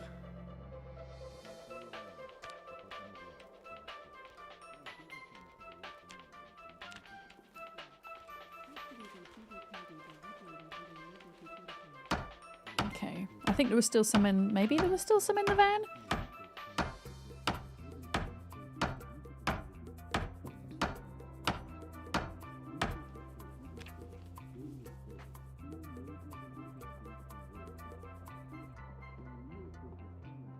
Your character's just walking around in combat stance for me, Andy.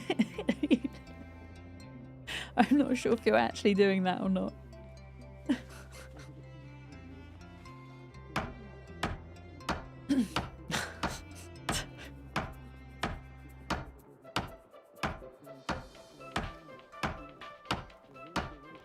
Scrappy, if you are joining us, let me know, and I can show you where we are on the map. We've got a little setup going, temporary setup at a gas station just south of the checkpoint, so that we've got a place to come at night and chill and wash and drink and what have you. And then in the daytime, we'll go out and fight. And hopefully bring home some backpacks and angled flashlights. The other thing we might find, besides ammo and guns and things, will be potentially skill books for aiming and reloading.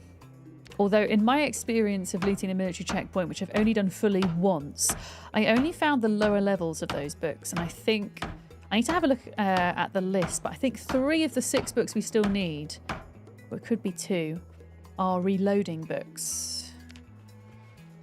Oh wait, did you... Wait. Oh, Sarah, did you just get me some crisps? Sarah, thank you! Sarah's given me a bag of crisps. Excellent. Can you please give me a bag of crisps in real life? Thank you. I have no crisps in my house at the moment. It's a travesty.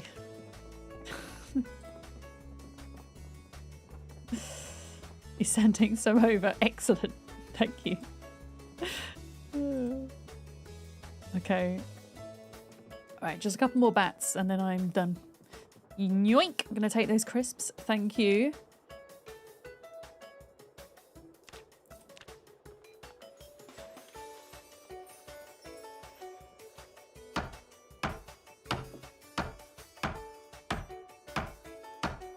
And then, yeah, plenty of weapons for anybody who needs.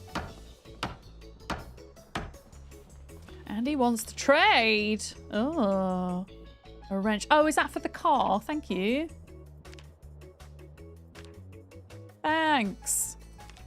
Yeah, if I see a car that has a better hood and a better windscreen that's not in mint condition, I'll probably steal it, I think.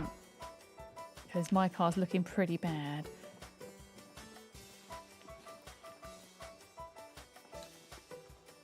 Alright, bats have been made for anybody that wants them. There we go, they're all on there. What are we doing before we go then? Before we go back out? Filling up with water. Oh no, the sink's out already. Okay, well we have all of this. Now I've got the nails. Random question. Adhesive bandage is not considered sterile. I don't think so, no, Voodoo Cat.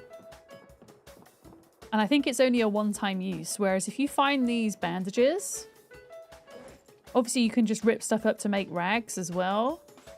I think the bandages are slightly more effective. Although they're still not sterile. You still either have to soak them in alcohol or, you know, wipe down the wound first.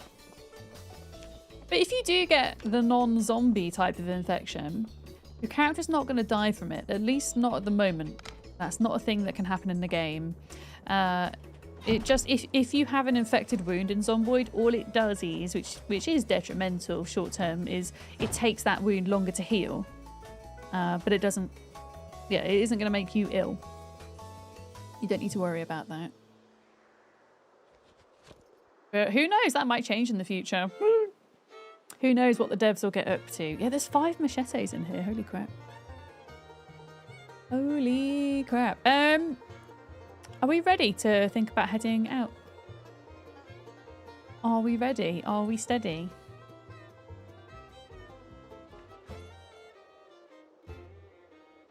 Because by the time we get on the roads, there will be daylight.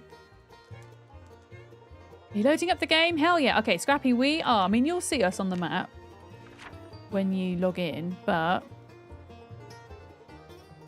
when you get to out of West Point, there are some zombies on the high street, but it's not terrible.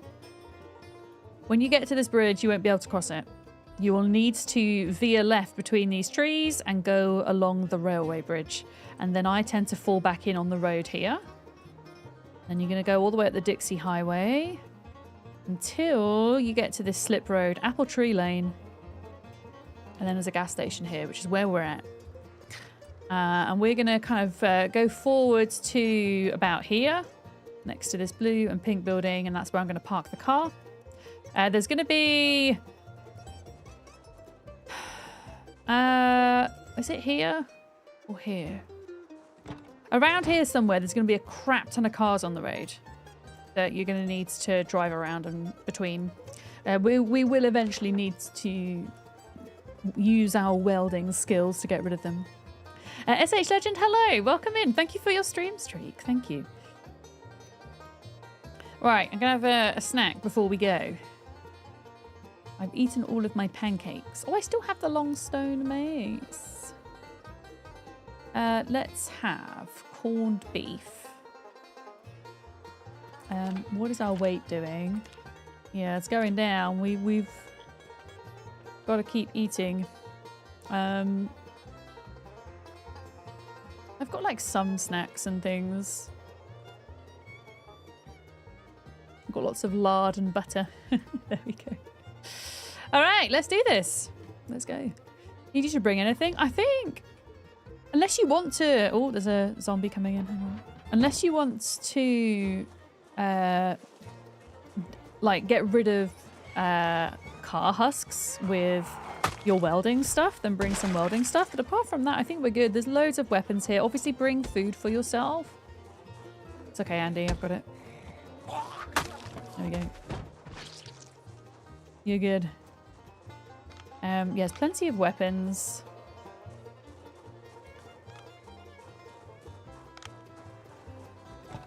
Alright, let's do this. Sarah's ready too. Whee! Careful of the little tree. Yeah, I might like steal the hood off that truck maybe. I won't do it now because I'm probably just going to wreck my car more. I don't know. I made 2 short bats and mostly... Sorry, 2 long bats and mostly short bats with nails. Scrappy. Oh, you're getting low. Oh, bring beta blockers, Scrappy. There we go. Bring beta blockers. Yeah, there is a hospital on this main road just past the military checkpoint that we could try to loot as well for more medical supplies. Well, beta blockers specifically.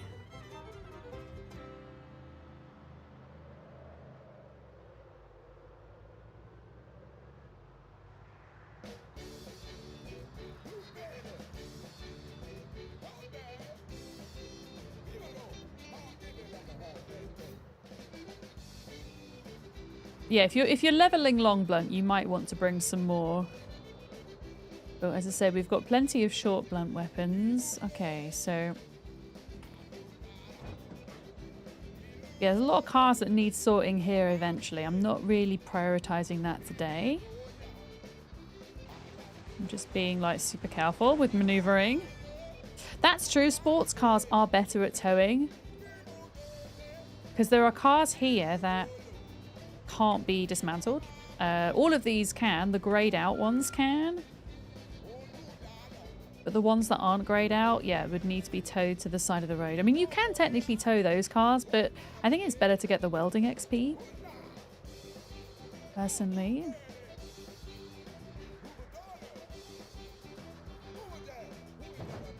I think, Andy, I'm still going to park here because I don't trust going any further forward right now. It's too risky. Yeah, the game's still not plonked the zombies here. I don't know where it's put them.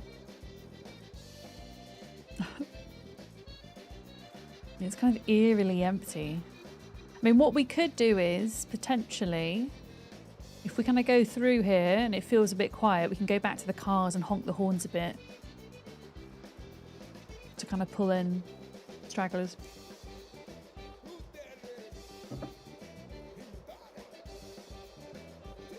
Okay, I'm going to stick to the road for now.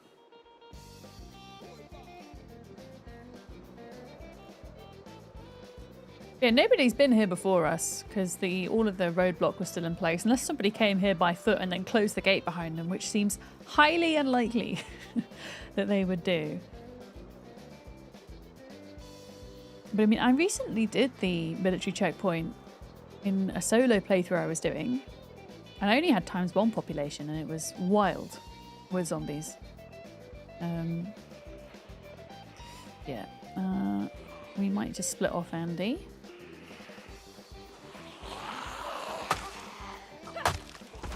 If you're going to go up here, I'm going to go down here. And this side.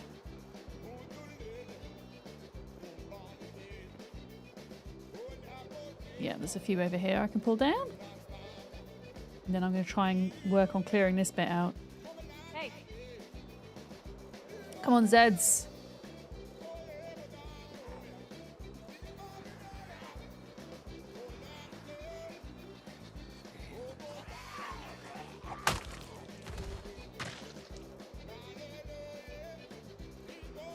Where are they?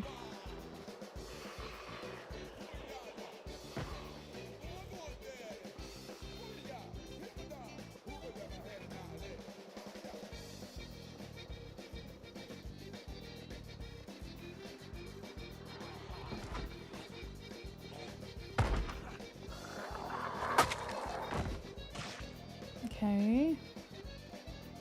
Oh, okay. Yeah, there's quite a few here in this second bit. I don't know where. I think Andy went off that way. Okay, that's good. So we don't want to fight too close to one another anyway. Yeah, there's a decent bunch here. That's good. That's what we want to see. I think we're going to have to take some beta blockers.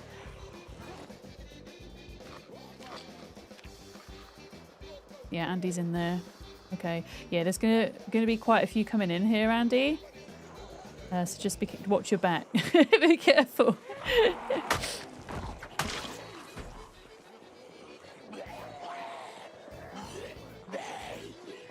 Please form an orderly queue. Zombies.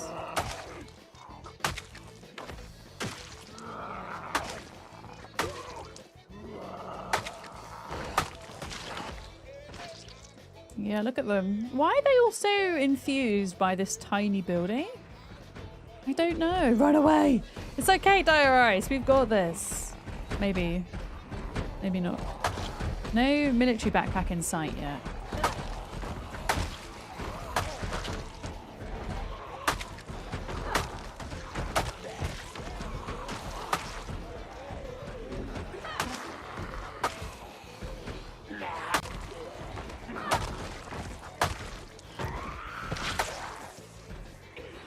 Oh man, now is not a good time to have an itchy nose.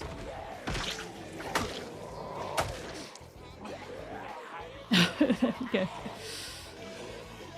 I still think the level of stress for zombies bashing on a wall or a window or whatever is far too high.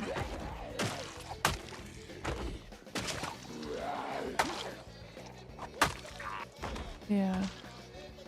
So at the moment, the level of panic, I mean, it is influenced by several other factors, including traits and things. But what is true is that if your character is alive for 3 months, you do develop a certain level of desensitization, which massively reduces your panic, even if you have picked traits like cowardly or agoraphobic or any of those. Now that panic noodle wasn't really working until the most recent patch. And so despite having picked the cowardly trait, that wasn't, like, panic wasn't working, it wasn't a thing, right? Now my panic's kicking in because of the cowardly trait, despite having been alive for more than 3 months. So I think I'm going to have to be like alive probably for another 2 before that eases off. Yeah, those beta blockers don't last as long now either, which is a shame. Mickle, hello. Hi. Right, big crowd coming in.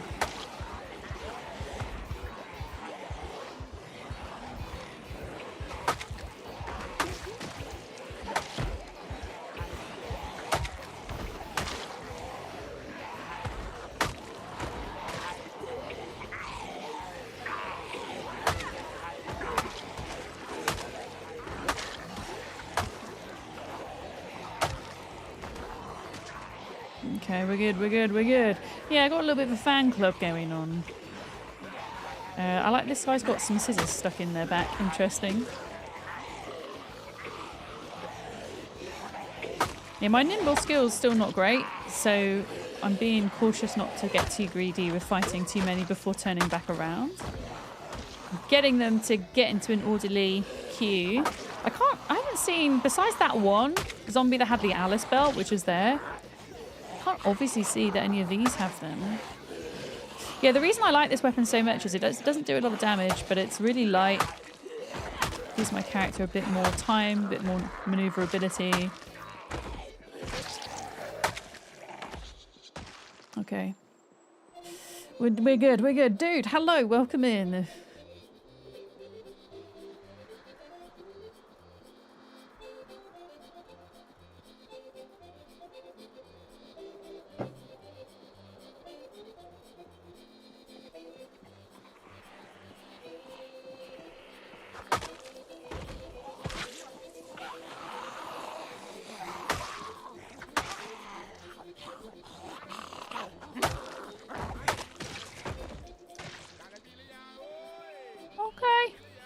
We handled that pretty well, I think.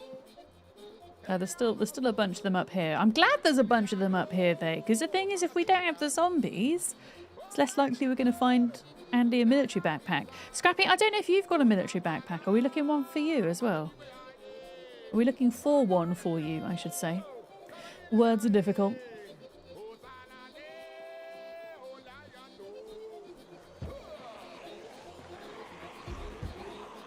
Would I be listening to this same music if it was like a high graphic game? Absolutely. I love juxtaposing music, Captain.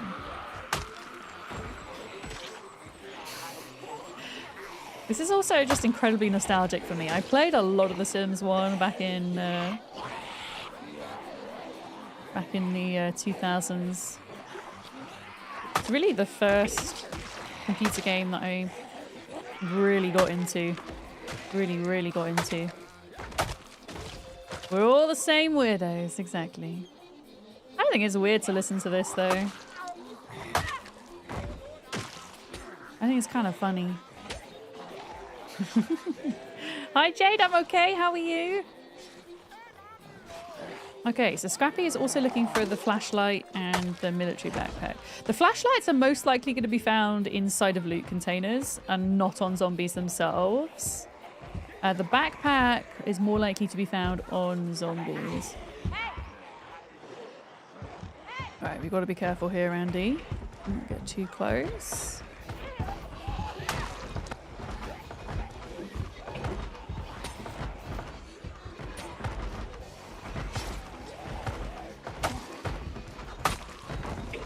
See that zombie there? It was like deciding who to go to.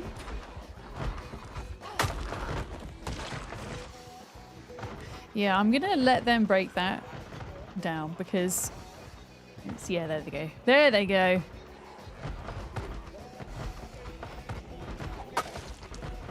Also, with these zombies, I can probably come around here and pull them in.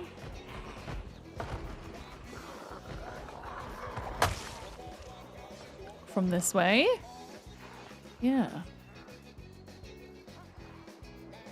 Oh, dude, thank you for your streak. 80 streams. Blooming hell. That is a long time. Thank you.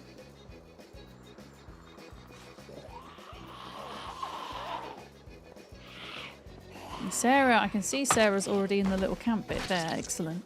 Excellent! To be honest, what might be a good idea, Sarah, is when we think we've cleared them all, at that point, using a gun. Because then you can, like, drag all of the stragglers out. Right, cheeky mid-morning snack. There we go.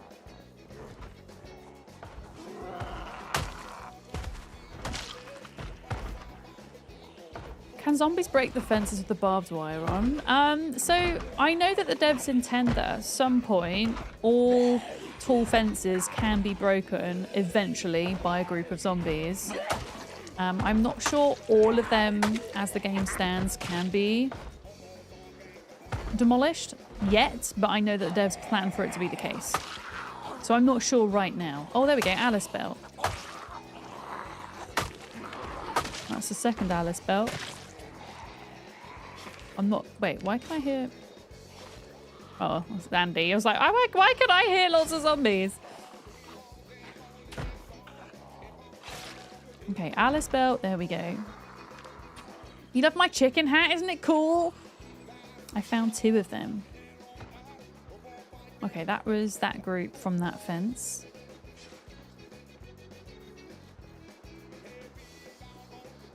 Excellent.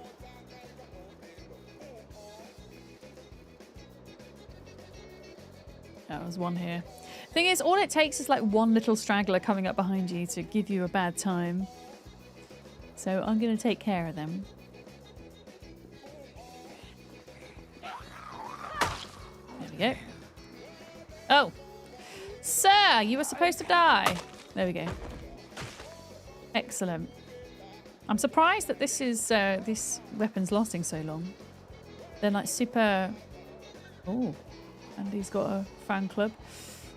I'm going to try and not steal your fan club. There you go. And then go in from the back.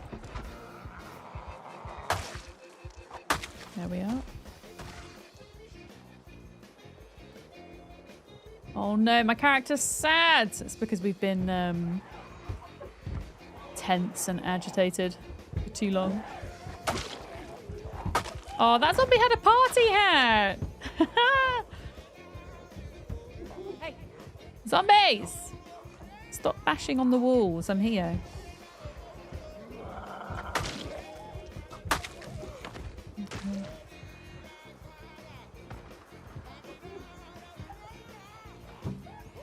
Let's pull them in. Don't go to the fence. Come through the fence. Thank you. Yeah, I think actually a gun would be really useful here.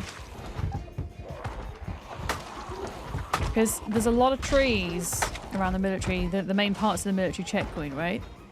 So if you could like go to the road and then use your gun, you can pull them out to somewhere a little bit safer to fight.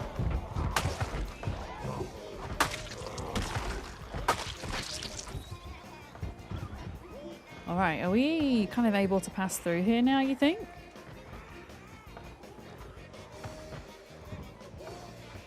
I think we might be able to.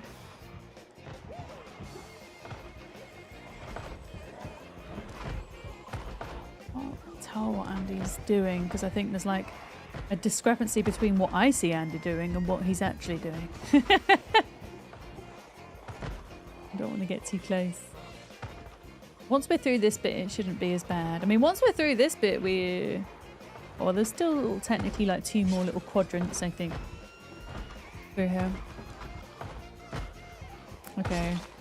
Let's run through. Hi.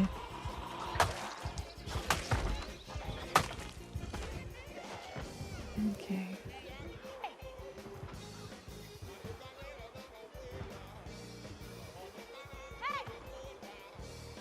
Right, Andy, I'm going to pull these down here. Through here. There we go. If your chicken hat was yellow, you would resemble a certain purple-haired waterfowl. If it was purple, I would. If it was yellow, I'd look like a little baby chick. I don't know. Are baby ducks yellow? Maybe. I don't know. I don't know if I've ever seen a duckling in real life.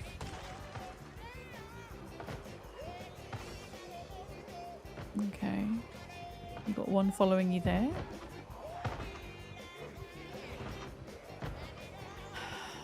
Okay, so this is the end of the checkpoint. So we kind of don't want to go any further forward here for now.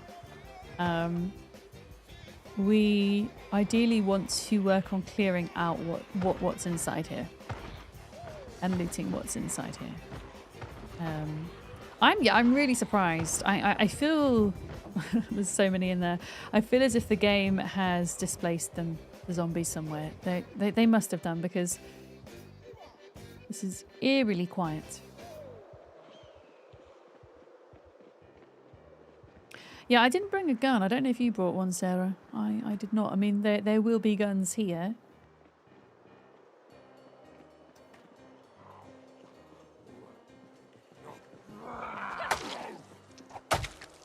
And there'll be plenty more zombies to clear out in Louisville for anybody who joins us. And there's kind of no zombies left. I think Sarah's looting that side. Are you looting, Sarah, or are you killing? I'm just wondering if I should go over to this side, maybe. You're clearing. Okay, I will come out and clear this side. I'm tempted to, yeah, maybe use my car horn.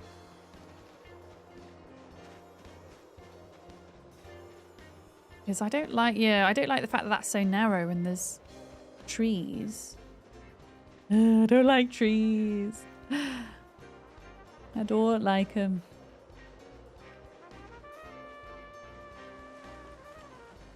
Ooh, poncho. Unlabeled cans of food. Okay, let's not get distracted. It's not safe yet.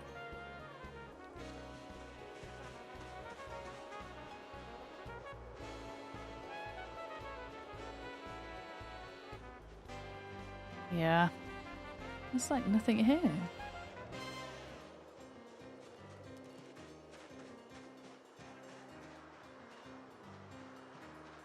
I think I'm going to beat my car horn.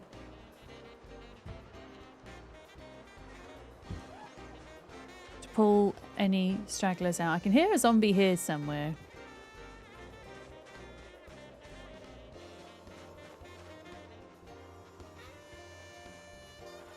I'm just going to do like a little check all up here just to see that there's not any like big groups that we've missed. I mean,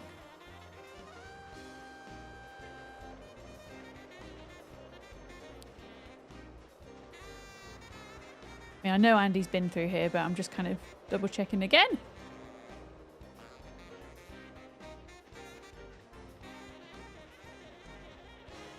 Okay.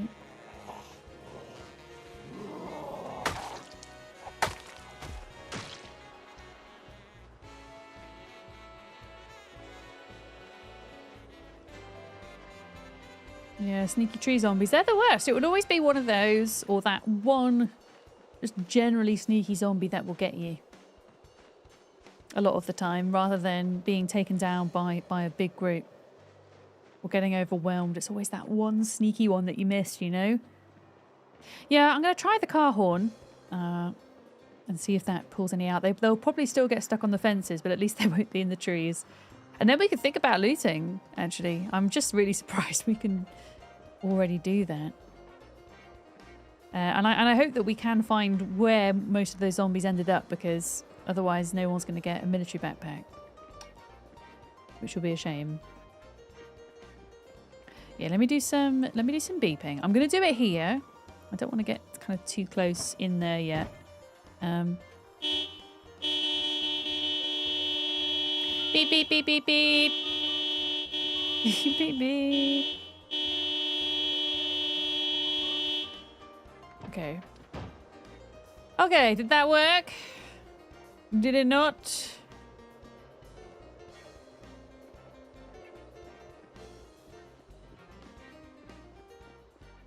Otherwise, I think we can probably start looting. Huh.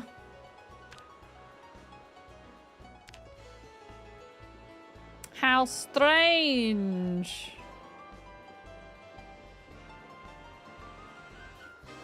The little rat. Yeah, let's go. Let's loot.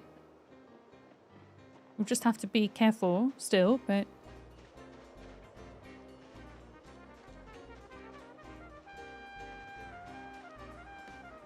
Med supplies. Okay.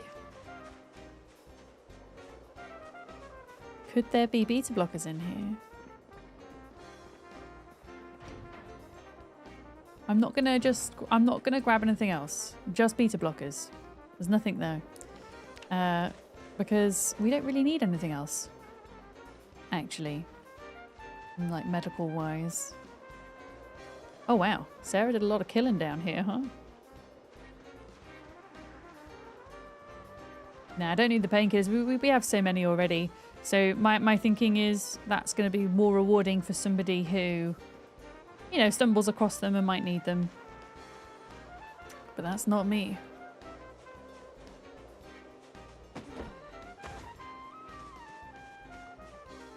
Empty tin can. How do I get in here? Okay, are you a tree zombie? Somebody actually suggested to me on a YouTube video. Because you know how I complain sometimes about getting wavy trees? Wavy trees. I was like, oh, have you turned VSync on? And I realised, actually, I haven't turned VSync on. So I didn't think I'd need it for Zomboid, but actually maybe that would help with the wavy trees. I keep forgetting to do it. I'll do it at some point.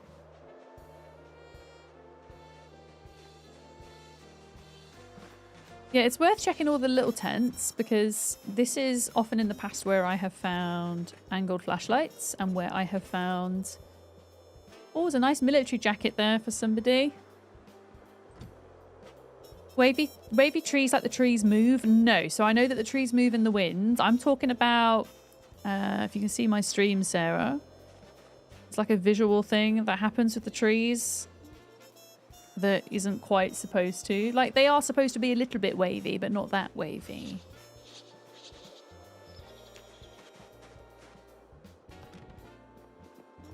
Yeah, this is the Louisville military checkpoint, Jade. We think the game has displaced a lot of the zombies that were here. Because it's eerily quiet. Wait, did I check all these already? I don't think I checked these little ones. But yeah, running everywhere.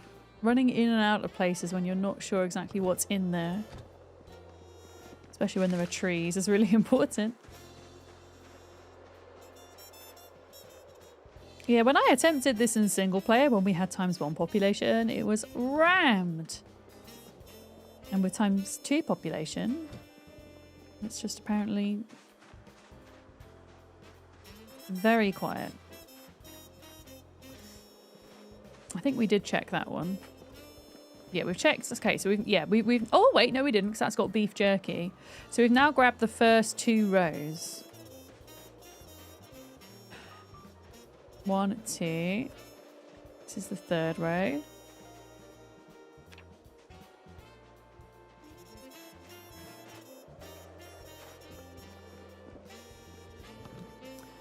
Fancy military jacket for somebody. To be fair, I should probably think about getting my character a jacket soon because it's nearly winter. Oh god, that's going to be a hard one to get into with the trees. There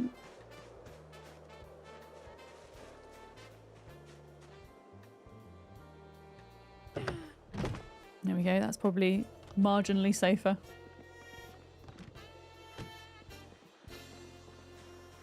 There we go.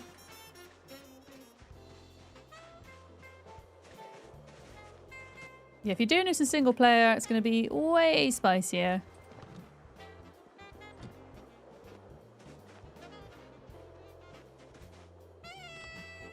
Okay, normal flashlight. Poncho. Yeah, I'm going to leave I'm leaving most stuff behind, so people might want to come back through and look at this in case it's something they want to grab.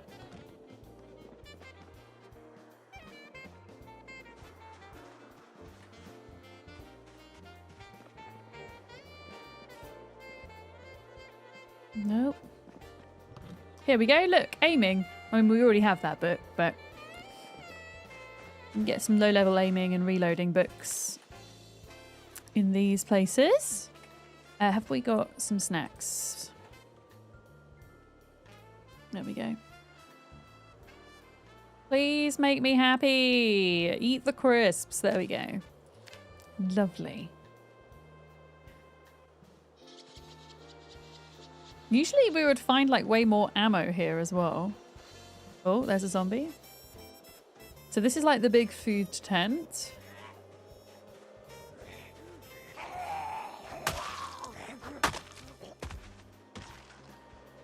Okay, there's a decent amount of crates there.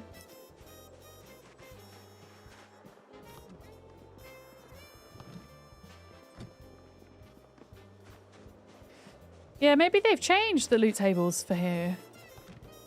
Okay, aiming 2. Don't need that. Yeah. You've never found a single item in any of those metal boxes. Oh, really? What, in the Louisville military checkpoint specifically, Novel? Or do you mean those little boxes in general? Because there are plenty of areas that have those little boxes where the loot tables are quite thin. Whereas here, they're usually pretty decent. This is all like carpentry stuff. That's interesting. Maintenance. Sleeping bags. Okay, here we go. Here's some ammo. Sarah, we needed 5.56, right? And always shotgun ammo.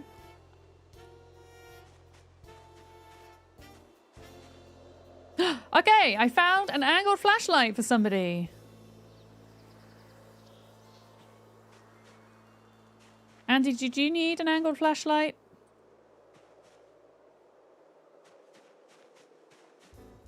Paint.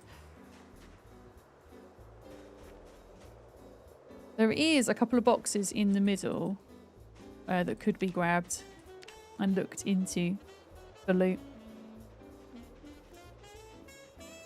This is why the army lost. They only had like level 1 and 2 books and those zombies just knew better, right?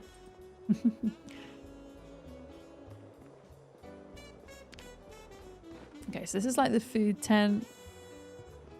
I don't want to run through that side because it's full of trees. There's a couple of boxes out here.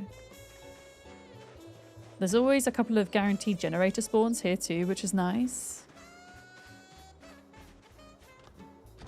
Nope. Oh, here's a little container for your sledgehammer, Sarah. Oh yeah, this is the tent. This is the tent with all the gun things in. Okay, there's an assault rifle here for somebody. I've already got one, so I'm going to leave it. Do we want... Oh, okay, those magazines don't have any bullets in.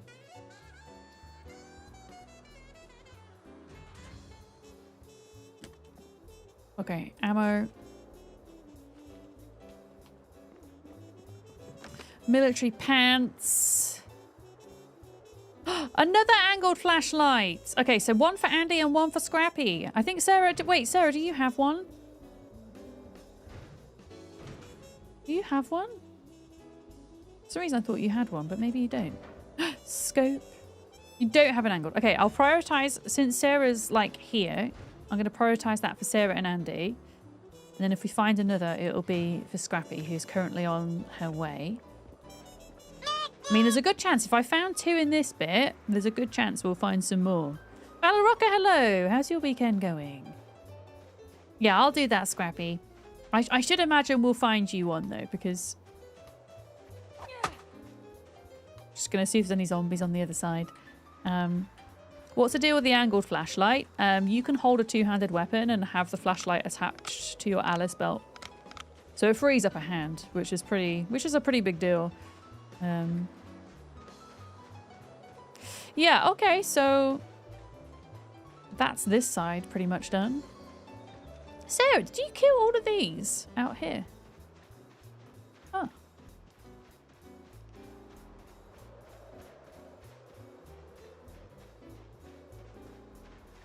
Yeah, this side is done. Have you guys been through the other side? I mean, you might want to come through here, re-come through here and see if there's anything that you want that I've left.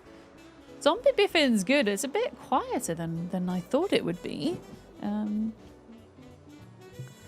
That's okay for now.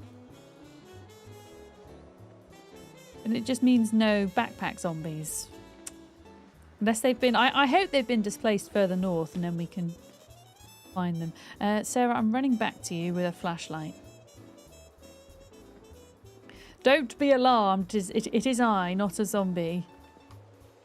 You can't shine a light round corners. I mean, I guess you could try. Okay, Sarah, flashlight. I'm going to drop it on the ground for you. There you go. Enjoy. I'll store all the ammo into here for now. 2 scopes. Have we looted all of that second side? Do we need to go in there? Yeah, looks like we're pushing into Louisville. We're doing it.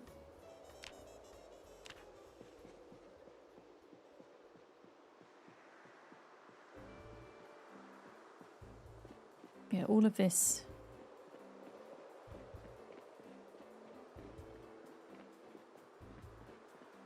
Oh, actually, Sarah, do you want to get your sledgehammer and we can try breaking into that trailer?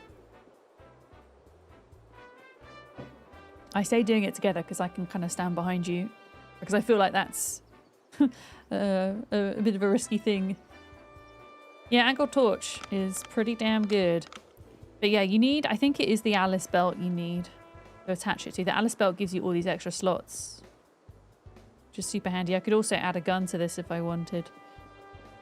And a sleeping bag to the bottom if I really wanted. But we don't need to sleep on our server because it's multiplayer. So by default, you don't need to sleep. Yeah, let's try and get into this container. I've got your flashlight, Andy.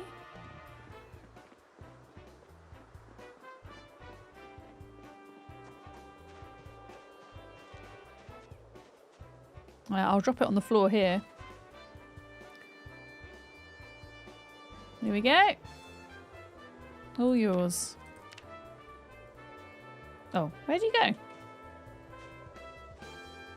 By the time you're ready, you will have to go. You've got a quick appointment in an hour, but you'll only be 30 minutes. Okay. Well, we'll still be here, I think, Scrappy. We'll still be here. We will be a little bit further forward, though. I'm going to pick this up because I don't want to, like, drop it and then not remember where I've dropped it. There we go. All right. Sarah, I'm going to do my best to watch your back. But there are no guarantees, okay? Just saying. Oh, that was easy. Oh, we might get another angled in here. Okay, here we go. Sarah, there's a couple more rounds. There's a carton of shotgun shells. Banging. Banging.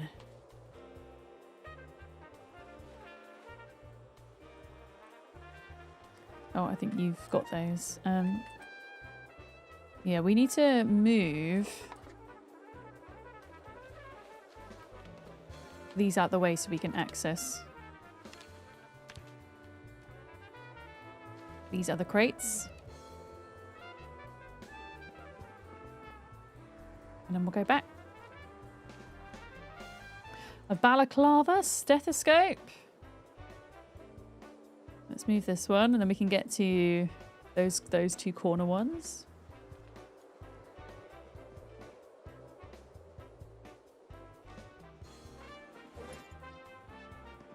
Beta blockers! All right, Andy. I've got gifts for you. Where'd you put the flashlight? I've got it on me. I'll give it to you when we're back at base if you want. I'm assuming you guys looted that other side, by the way. I don't need to go back over there, do I? Oh, you found another angled? Hell yeah! So Scrappy's got one as well then. It's just the backpacks. I mean, the backpacks aren't the end of the world because technically, I don't know what level tailoring you are now, Sarah, but technically you can make an almost as good backpack through tailoring, but it's a pretty high level, I think. that you've got to be able to make them. I don't think you can make an angled flashlight, so they're, if anything, a bit more important. So it's not the end of the world if we can't find any extra military backpacks today. Andy, I'm going to put in the glove box for you some beta blockers and an angled flashlight. Yeah. You've got a big hiking bag. Yeah, the military backpack's even better than that one. Believe it or not. Where did I put... Yeah, I'm going to get all the ammo in the bag. That carton of shotgun shells is really nice. Put that in there. That's okay. I mean... Do we want to do any more fighting today? Do we want to head back? Should probably head back. Let's be safe. Let's head back. And we can come back in the morning and kind of push on through. In fact, when I say head back, I just mean head to the garage. I'll only head back once this is completely full of loot. Or we run out of food, whichever happens first. Yeah, the cartons of things are super heavy. Oh, you found the gun stuff in the trunk. Okay, excellent. Who is nooting? Zern, good morning. Hello. I mean, I guess it probably would be sooner rather than later. Good to get the welding stuff then. Uh-oh. Oh no. I used to be able to fit through here and I can't now. There we go. Oh yeah, I can fix my car up, can't I? Once we get back to base.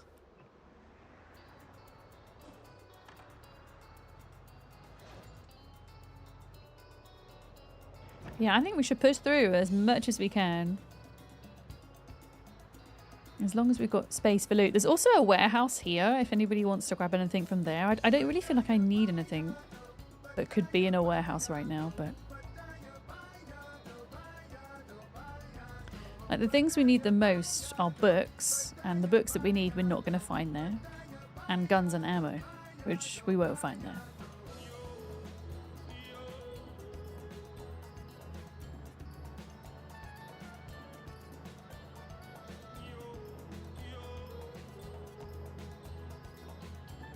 Oh, a couple of Zeds there.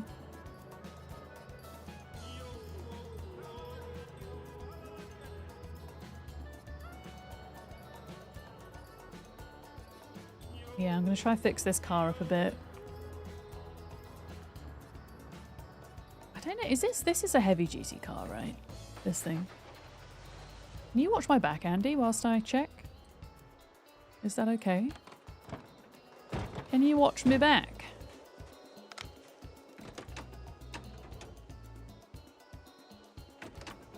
Okay, 74% heard. Uninstall.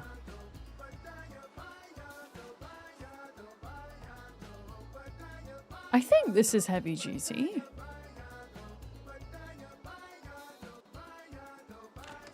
Which is the same as mine. We'll swap them out. And then I'll do the windscreen. Those are the two important bits. Yeah, here we go. 74% heavy duty.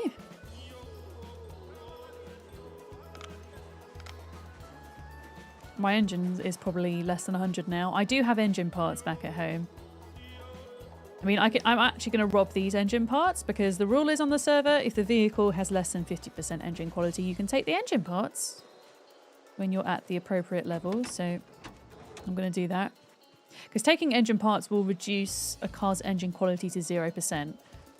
And I'm not sure if it's the case with the higher level mechanic skill.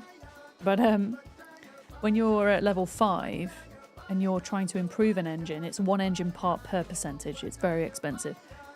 So to get a car from 0 to 100% engine quality at level 5 mechanics is going to cost you 100 engine pieces, which is a lot. Although my suspensions aren't doing too good. I might need to swap some of those out too. I'm pretty sure if you go up in mechanic skill, it will be more efficient. I'm not that far off level 6.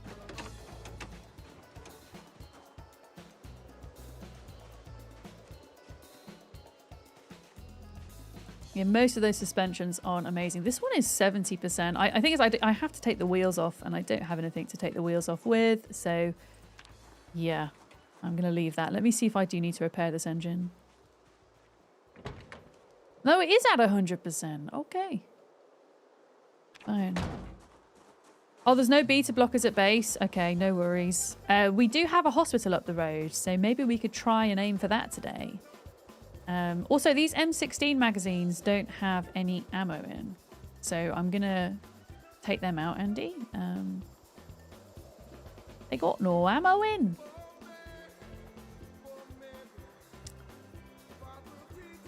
Engine parts, wrench.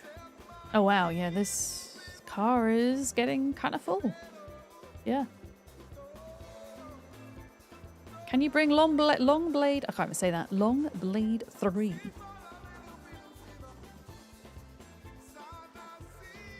All right. When you're starting with mechanics, is it worth reinstalling after uninstalling batteries? So the few things that you can uninstall and reinstall once a day per vehicle to get mechanics XP with, when you're at mechanics level 1, the ones that are worth doing are the light bulbs, the battery, and the radio. Anything else you're either not going to be able to fiddle with just yet until you're at a higher level, or if you try to uninstall it, there's a high chance that you're going to break it. Other than those things. But yes, you will get XP for putting it back in as well. It's also beneficial to put stuff back in when you're done so that you're not just leaving it on the ground and contributing to save file lag. I say save file because it's the same in single player as well, technically, as it is on servers.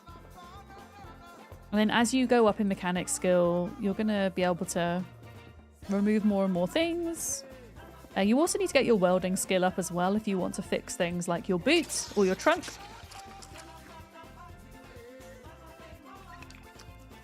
Was there any food left downstairs? My character is finally indulging in Halloween candy. I don't know if I should eat the butter. I'm going to have to eat butter. I'm going to have to wash my face because it's going to make me sad.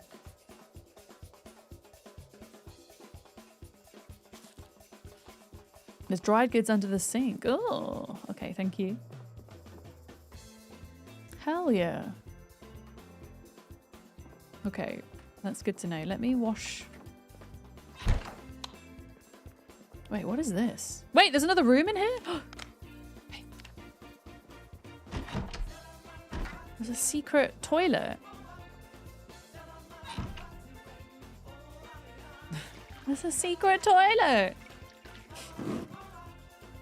Yeah, I'm gonna take a break now. Now's a good time whilst it's nighttime.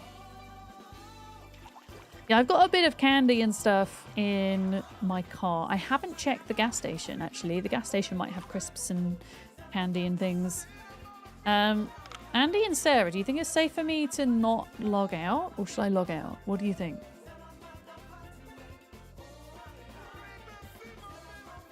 Hi, Con!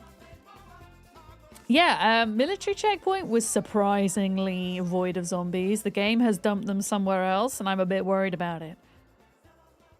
So we're probably going to encounter them. But we've technically cleared the checkpoint now. We're actually going into Louisville, which is exciting. You're so welcome to join if you're free today. Scrappy's just not long got on as well. Just go in the bedroom. Well, I was thinking about hiding in here, Andy. Is this okay if I hide in this room? Is that okay? I just saw the Molly's. I think Molly's on our server today. Is Molly coming to join? A spy on Molly. Where is she? She is! Look! Can we get a shout out for Molly Berry, please? Who also streams Project Zomboid. She runs her own server too. And sometimes comes and plays on ours. She's doing like a little cabin in the woods-esque type thing. I don't know if she's actually going to come to Louisville though. I don't know what she's up to, but you should go check her out. She's pretty damn cool. There we go. I'm not sure what I did to deserve the applause medal, Hammer, but I'll take it. I'll take it. Yeah, we're still a bit sad. I wonder if we could find some candy, whether that would make me slightly less sad, maybe. Oh, what's Sarah doing? Sarah, what are you doing?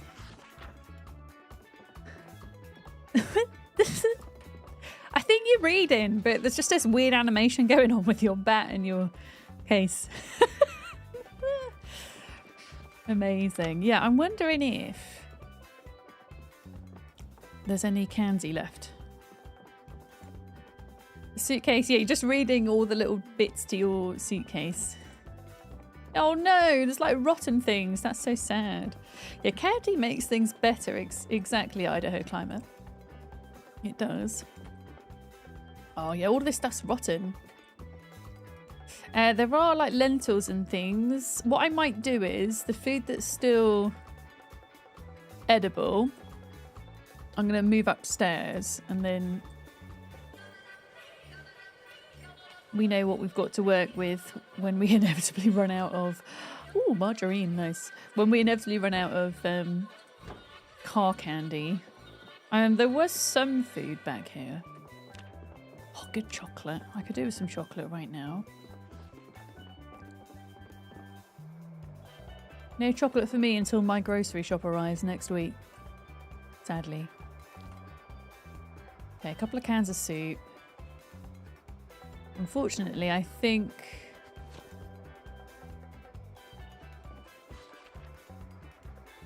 Oh, is this some of the stuff you found, Sarah? Nice. Yeah, I think that's it for food, so I'm going to stick that upstairs. I don't know, I'm pretty sure we have some like cooking utensils and stuff. Like we can make some lentil and macaroni and what have you things. I don't think it would give me much happiness, but... You have tea now? What kind of tea have you got, Voodoo Cat? I was contemplating making myself a cup of tea. I might do on my next break. I'm partial to a bit of herbal tea myself. Yeah, I stick to coffee for my caffeine. And then herbal tea that doesn't have caffeine in. You have breakfast tea, nice. Yeah, I like things like lemon and ginger. I don't like anything that's too sweet, like really fruity. I quite like buttermint tea. I know that's a bit of an acquired taste. But yeah, it's pretty good. I like that. Yeah, empty pot. So if I were to grab this pot, for example, and then fill it up with bath water, delicious. Oh no, we've run out of bath water now. Oh no, we're good. Molly!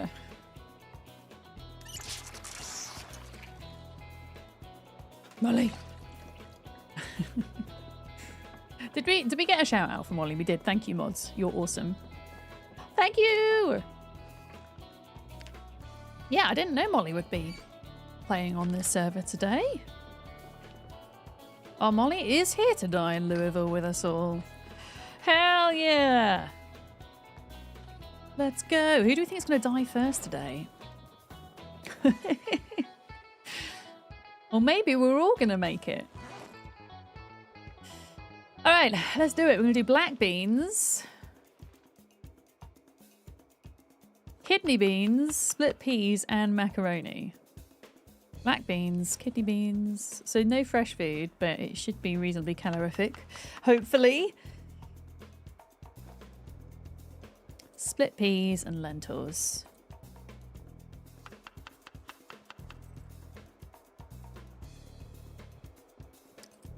There we go. I think you can put, is it 4 things you put in soup or is it 6? Oh yeah! Molly needs to grab her Jeep from West Point. I still need to grab my Bug Squashers van. I keep forgetting about it. Maybe on the way back, Andy, we can go via West Point and you can take the Bug Squashers van home for me. How about that? Yeah, I can fit... Oh. I can fit 6 things in this suit.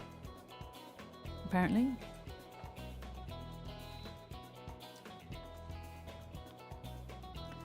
And then I can put, to fatten it up a bit, we can put some butter. And we'll put oil in as well. I can't put marge in it, apparently.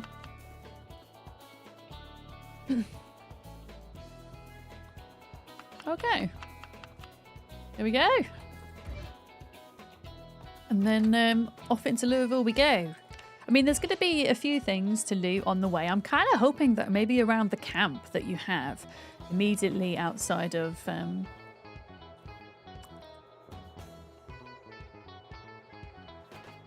Why? Okay, there is a really silly thing happening at the moment. A really silly bug where you go to put items in a pot and it takes the weight value of all the separate items and combines it. So it's telling me that this pot of soup is weighing 17.4 kilograms, so it won't fit into the oven. That's not true. So I can't cook it. But wait a minute. Okay, I have a watermelon question. Because it only has dried goods in it, can I just eat this cold? Because it's saying... You've got a fix. Wait, Sarah's got a fix. Okay, you've got a fix. I'm going to drop this on the floor for a minute. There we go. That's a massive pot.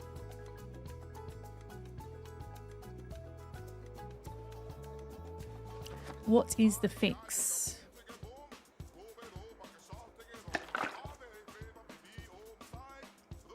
I don't know what you're doing, Sarah. Are you stroking my soup? Oh, you put it in a bowl.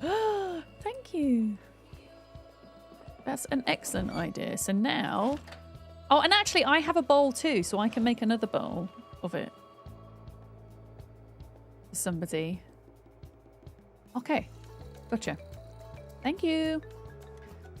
How long? Yeah, this isn't going to take long to cook, is it? Hello, are you cooking? It says minutes to cook 15 and it's on, but then it says it's not cooking. What is happening? Okay, there we go. Yeah, I've got a spare bowl, so I can siphon off 2 more bowls to cook. Good shout with that. More bowl. I don't know. I'll figure it out. Oh, there's another one on the floor. I can only fit one bowl in at a time. This bowl is still 15.4 kilograms. So we can't carry the bowl of soup around with us. We have to eat them at base, okay? They're just too heavy otherwise. Oh, you can only divide into 2 or 4. Okay.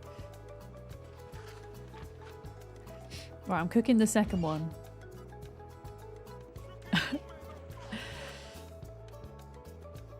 Okay. Right, I'm going to wait till the soup is now cooled down a bit, because now it says burning.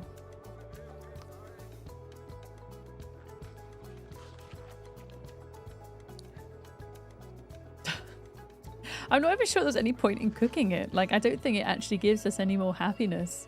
I think if it had fresh ingredients in, it would, but it just has cupboard ingredients in.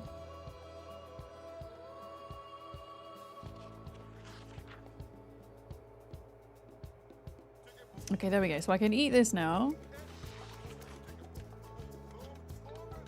15.4 kilograms per bowl of soup. Well, I don't understand how it's now... like more heavy. Ugh, I don't understand. Okay. Where was the soup? Oh, did you decant it all, Sarah? It says empty pot. I think you did, didn't you? That's okay, just so I know. Yeah, okay, into 2. Gotcha. Okay. Shall we head out?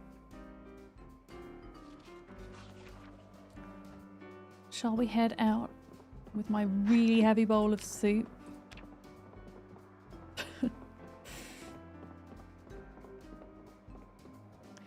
Yeah, let's see what lies beyond the military checkpoint. I'm trying to remember. I think there's a Spiffos there. We should go check the Spiffos. We should definitely aim for the hospital. I think the hospital would be cool because we're short on beta blockers. And we're going to find a lot there. Also, the hospital is, well, I want to say it can be quite spicy, but the checkpoint wasn't. So who knows? But it's fun to do, the hospital. It's a bit creepy. Going in as a group, I think, will be interesting. The breakfast of champions, 2 liters of milk. Yeah, I've just had 15.4 kilograms of soup for mine. Excellent. Yeah, hopefully we'll find those mysterious disappearing zombies. Can we steal that open sign, actually? Oh, Andy, I'm ready, by the way, whenever you are. Can I steal that? Oh! We can! Also, all of that's liquor. That's not snacks. Okay. Technically, I am full of loot now. But... Oh, I can't fit it in. We're just like ever so slightly too full. I can probably fit it in here. I can. There we go. Oh, yeah! Andy, why don't you take over the Plonkies van? The Plonkies van! You can steal the hose if it's not quite close enough to the... It should be close enough to the gas pump, but if it's not... Wait, I can... Wait, Andy. Let me have a look. Empty... Oh, it has an empty battery. Yeah, but wait, Andy. We can rob the battery from this. Can't we? We can... Because this is also heavy duty. Big brains.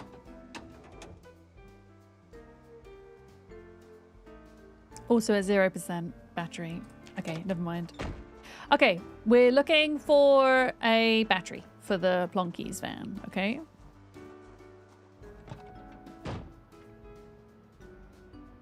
I mean, there was that car, that C van up here, Andy. Oh, you could check. The van of the sea, or whatever it's called. I don't know.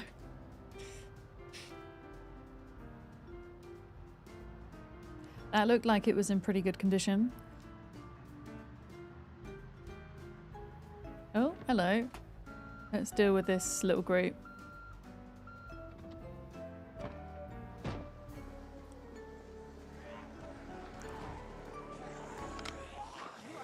Hello. Okay.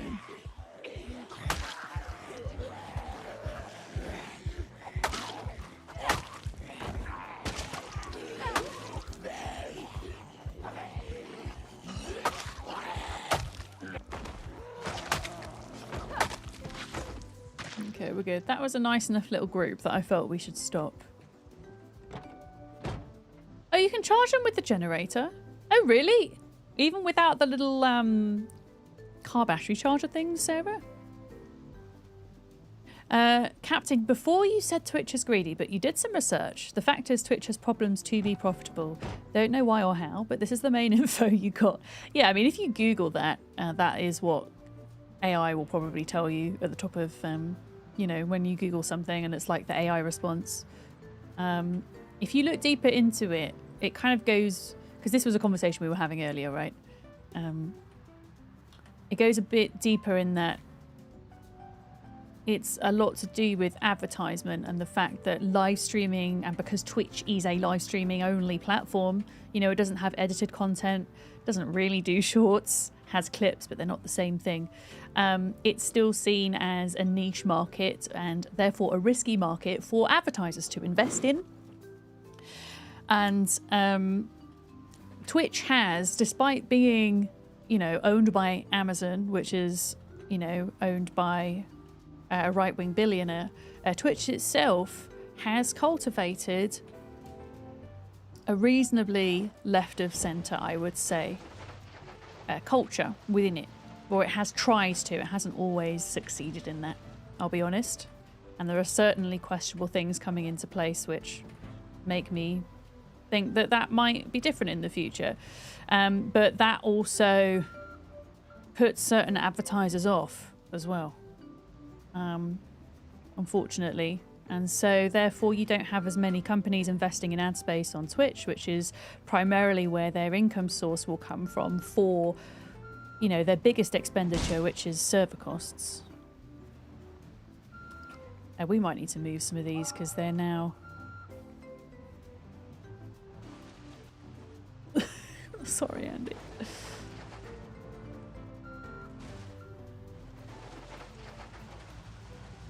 Oh, there we go. We're out. We're good. Whew.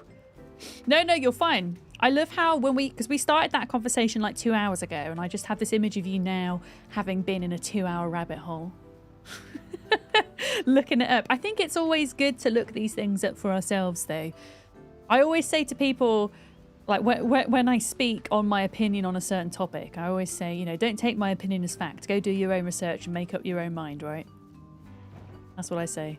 Just whatever you do, don't take that ChatGPT AI response, that first thing you get. Don't take that as written, because a lot of the time, for reasons I'm not getting into, because I regularly go on generative AI rants, but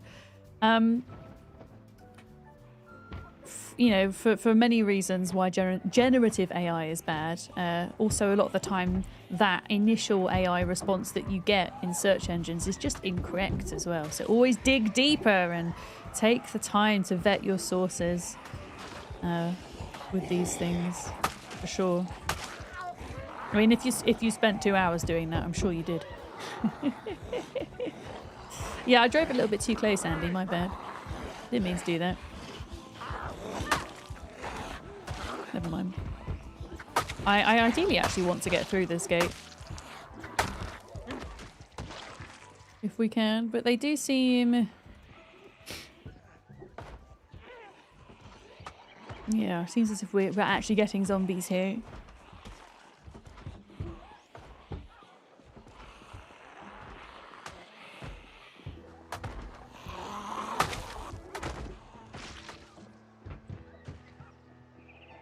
Alright. Yeah, I want to kind of assess how bad it is up here before bringing the car forward. Yeah, it looks like a lot of the zombies, the military zombies... maybe they're not military, actually. No, never mind. Right, let's split up Andy a little bit, shall we? Let's do this. In fact, before I do this, let's take those beta blockers. I don't know, Neek. I'm not sure how much faith I have in myself. Especially with this desync combat bug. That could end up being pretty nasty if we're not careful.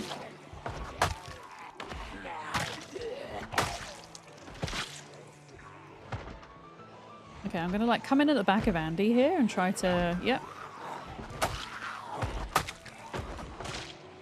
Pull some of them off. This is how we do it. There we go.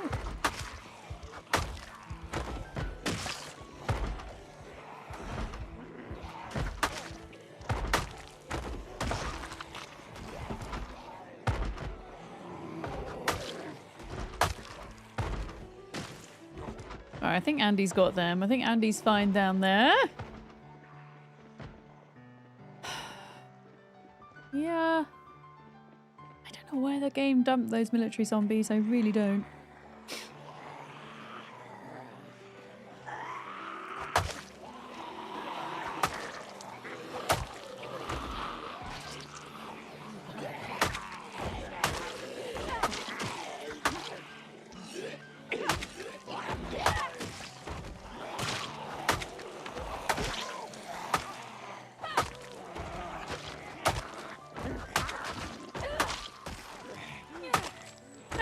Maintenance level 7. Finally, let's go. Watch me smash the zombies feels like you're watching sports. It is a sport. Alright, who's bashing? Oh, it's all the way over there. It's so annoying. Hey. Alright, pull them out. Pull them out, deal with them, and then I can bring the car in a bit. Actually, no, you know what? I'm not going to bring the car in. I'm going to leave it back there where it is at least a little bit safer. Dairak, hi! I hope I said your name right. This is a stone scythe. It is a really crappy weapon that you can make at level 2 napping. I'm level 6 napping, but it acts as an axe. So it's better than the crude stone axe that you can make as a weapon. And if you are a high enough level of strength and axe, then actually it has a lot of speed to it. It doesn't have a lot of damage, but it has a lot of speed. So yeah, if you're at high strength and axe, it could be a really good weapon. I would much rather have speed and be able to be nimble, especially with this kind of combat desync bug that we haven't experienced today, fingers crossed, but has been an issue. I do have lots of different weapons on me, but this is what I'm using at the minute. They break really easily, but they're so easy to make.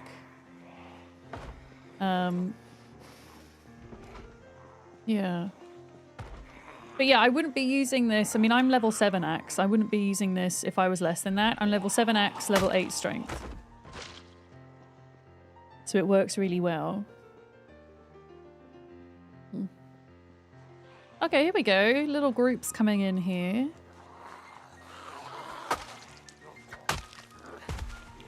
And the good thing is about fighting up here is that we can kind of all spread out a little bit more easily.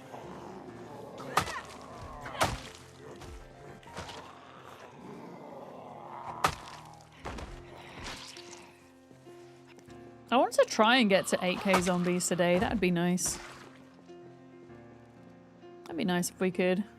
Oh, hey! Oh, hey! Wait, that's too far zoomed in. Alright, focus mode. And yeah, beta blockers do not last as long as they used to. They really don't. You made an overweight character, so you've got a lot of fitness to be doing with it. I think the way we level our characters is all depends on what we enjoy and don't enjoy doing in game. Like if I'm playing single player, I don't mind leveling fitness and strength because I can speed up time. And because I can sleep through muscle fatigue, but I can't do those things in multiplayer, so I tend to veer towards characters with a high strength and fitness build in multiplayer. Like, I would honestly be tempted to give myself extra negative traits so that I could go max level strength and fitness for this character. Like, if this character were to die, I think that's what I would do.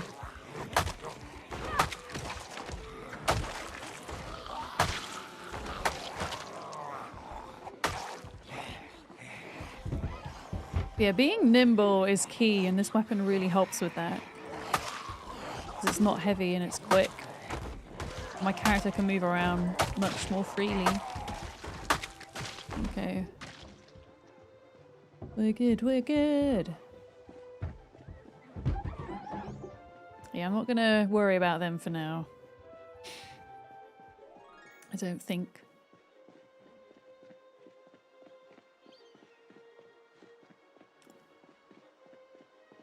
We should get the guns out at some point, Sarah. Hey.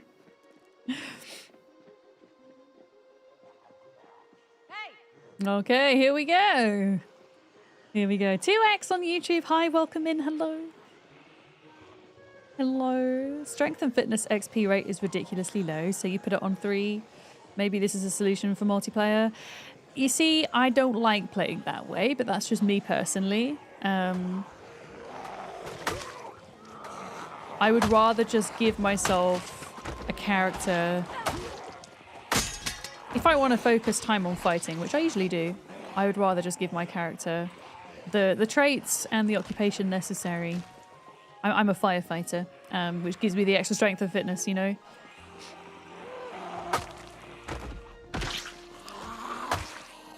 Not to say that that's like a bad way to play. I'm a big, firm believer of play how you want to play. As long as, especially if you're in a multiplayer setting, everybody has access to the same perks. But, i.e. no admin magic for things that you wouldn't do for other people, if that makes sense. But yeah, there's so many ways you can make life easier for yourself. If you're going to enjoy the game more, you can up the difficulty if that's your jam as well.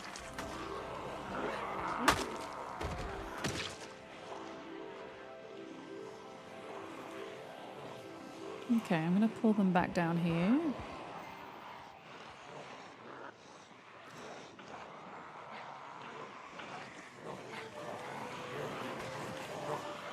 Okay.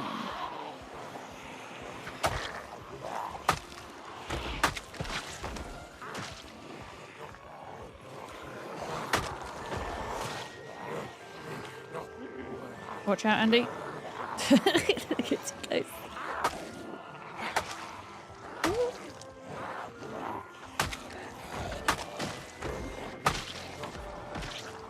You went with Fire Officer 2. Good balance of fitness and strength, yeah. I think the good thing about multiplayer is, though, if you don't want to spend a lot of your time fighting, and you don't have to, you can have the people on your server who do a lot of fighting, and you can focus on crafting or something, whatever it is that you enjoy, you know? And you can all just kind of work together. Oh yeah, I can eat my ridiculously heavy soup for lunch. Oh, now it weighs half of what it did.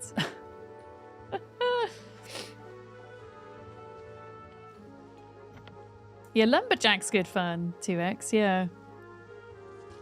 This is a stone scythe, this weapon. This is made by... I think it's napping level 2. It's quite a weak weapon, doesn't do a lot of damage, breaks easily, but it's great when... because it counts as an axe. It's great when you're a high-level axe skill and strength. It's really quick and allows... It's very light, so it allows you to be more nimble and to turn around quicker and all the rest of it. I'd much rather have a lighter weapon that does less damage for, like, higher skill levels for weapons. You're not ready to do it this early in the morning. I mean, people might be going on even after I finish stream con. Like, I'm down for people to, like, go into Louisville now. Go forth! And do things! Okay, I'm gonna try and pull down here, Andy. Away from you. Yeah, this is a bit of a bottleneck. It's a bit of a bottleneck. Oh, those sleeping bags are snazzy. Nothing in there. You haven't had breakfast yet. That's fair.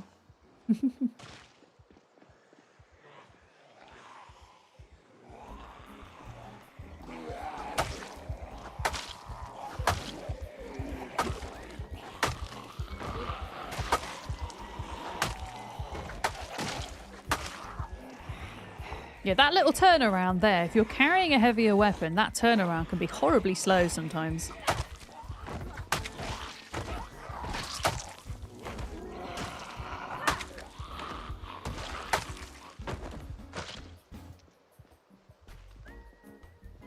Yeah, we can kind of clear out along the main road here, and then Sarah can come through with a gun and go pew, pew, pew, pew, pew. And pull out the stragglers. Oh, there's a big group here. Let's go. Okay, Andy, I'm coming in with these. Watch your back. There we go.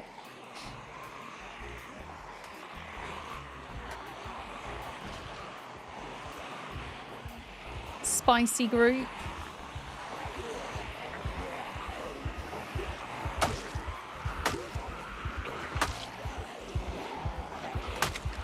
Yeah, I've kind of given up with beta blockers. I don't have a lot of them and just don't last very long.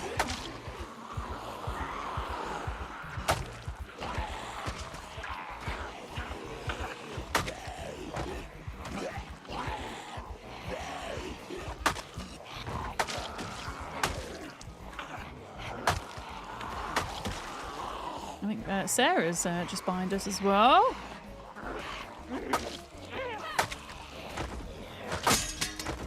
Okay. One more stone scythe and then I'm going to go back to long blade. I think I kind of wanted to get to level 8 axe with these. I don't know if I'll quite be able to do it. There we go. Okay, I'm going to get this crawler because crawlers are mean. They really are.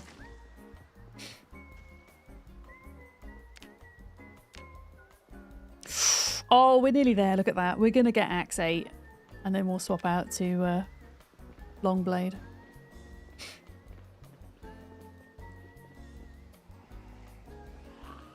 Hell yeah.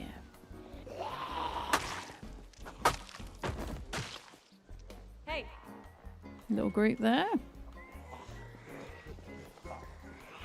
Yeah, I would love it. I know we're not going to get there today, but I would kind of love to go up this main road all the way into Louisville as far as we can, because the big thing for me is getting to the university because of the library there. I do think that that is going to be the place where we finish our book collection. Yeah, I don't think we'll get quite there today, and it would be good to do the hospital too, the beta blockers, because we just have so few of them at the minute. Oh, fancy hat, zombie! Fancy hat.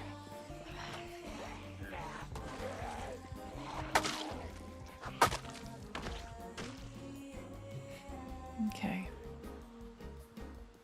Yeah, there's still stragglers and things. Hey! Get your bums over here, zombies!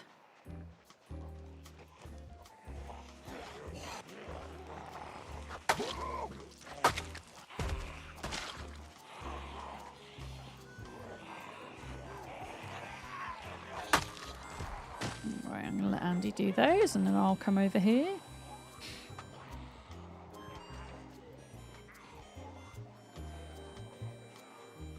Okay. So this isn't military loot anymore. This is all, like, the stuff that is here is going to be, like, camping stuff.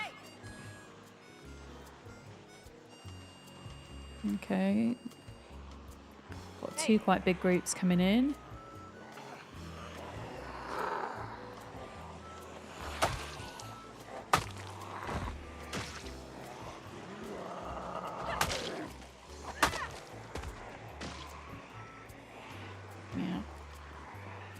I'm gonna have to be careful of this bottleneck fighting side by side.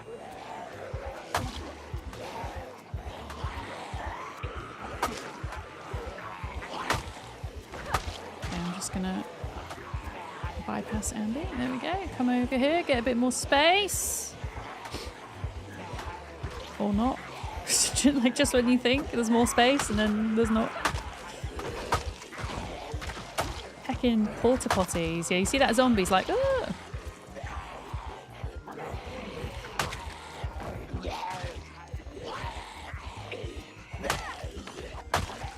Come on, we're so close! Axe! Yeah!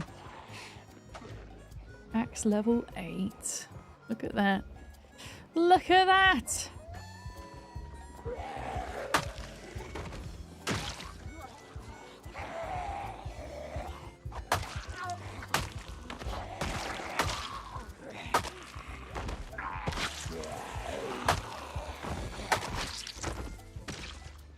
Alright, little group here. Oh, I'll go over here, Andy. You want to go over there, maybe? We need to split up a bit more, really. We're too close at the moment.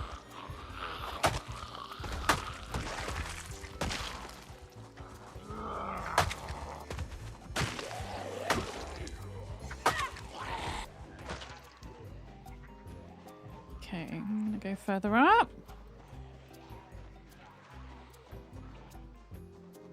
It's a wee bit quiet.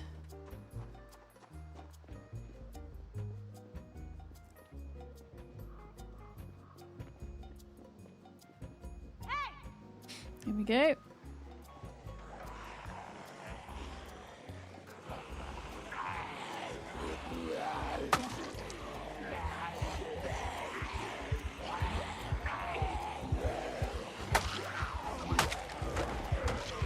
Don't surprised you found the angle flashlight. Yeah, they're all taken, unfortunately, Con. We found a couple, but not enough for everyone, sadly. There is, I believe, there's more than one actually, military store in Louisville, so they would be a good shout. The other place I can think of that would have them would be, what's it called, Guns Unlimited in Echo Creek, which I think would be a fun group excursion, because there are a lot of zombies there, holy crap. But that would be another good place to get one, I think.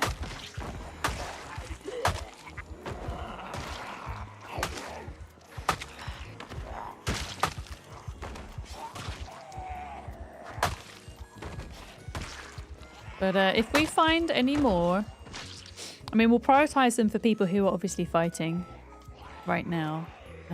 But if there's any extra, it will have your name on it. Unfortunately, because a lot of the zombies at the military checkpoint got displaced, we didn't get a single military backpack. Yeah.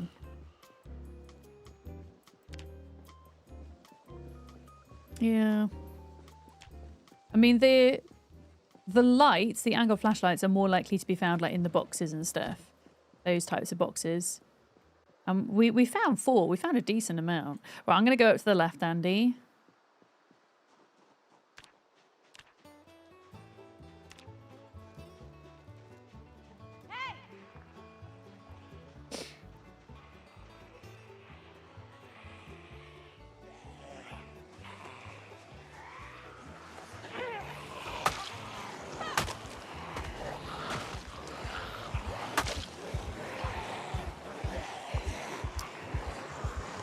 So there was a migration bug until the latest patch where zombies were like traveling to, like players were producing an abnormal amount of sounds, almost as much sound if not more than a helicopter, that was causing zombies to be pulled like towards you from other towns even. It was kind of wild. Okay, that's the axe is done, so now we go on to this weapon and we go on to long blade, which has the best sound. The best sound. Yeah. There's also an issue with zombie, and this is a thing that I don't think will ever be fixed per se, because I think it's a way that the server kind of deals with potentially having too many zombies rendered in multiplayer. It used to happen in Build 41. Where the game will see, oh god, there's too many zombies, we can't render it in, so it doesn't delete them, but it removes them and plonks them to an emptier part of the cell. I think is what it does, or does it remove them to another cell, maybe?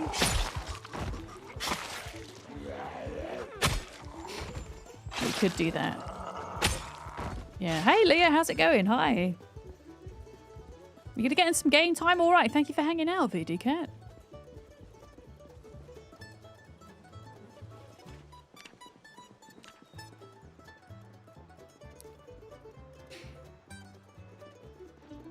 Okay, I can actually see the hospital coming up, so maybe tomorrow we'll be able to get as far as there. Not quite sure we'll do it today. We can try. Sarah's catching all the straggler zombies.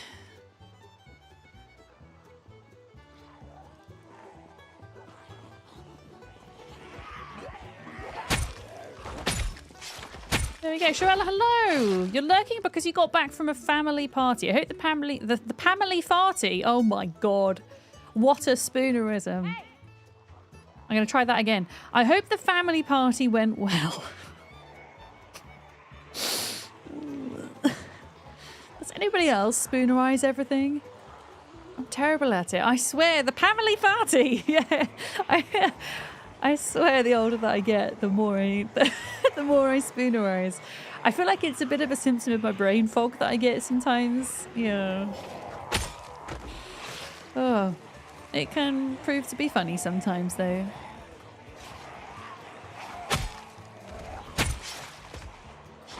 So there's that.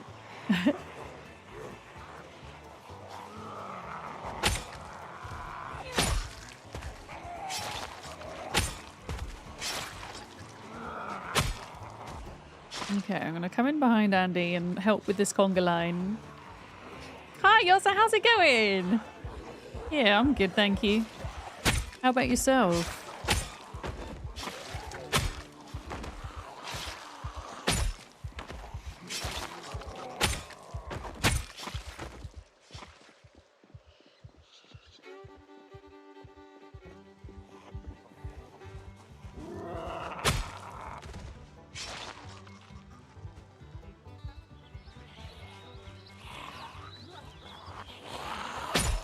We're definitely not going to get into the hospital today. We might actually get as far as kind of reaching it on the road though. It's 5 o'clock. It's like 3 or 4 hours left of fighting.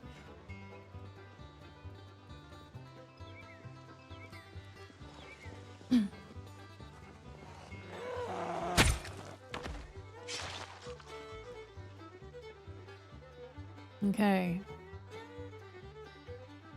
This group of zombies.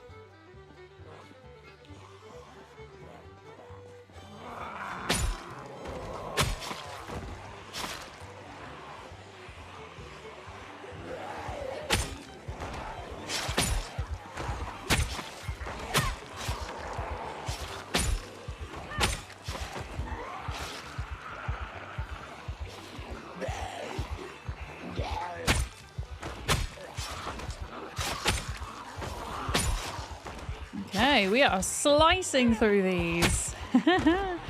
I really like the sound that the sword makes.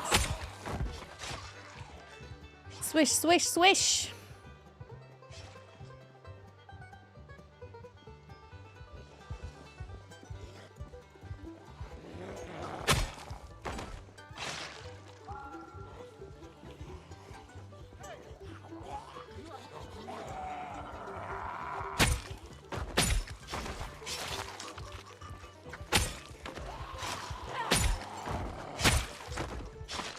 Okay, you've got that little group there, and we're now at the crossroads. That's pretty good going.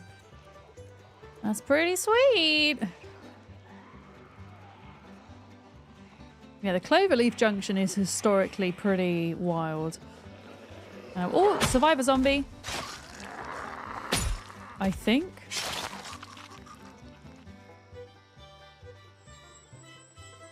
No, never mind. You're going to back up to relog? Oh, okay. Wait, did I miss a message? Is everything okay?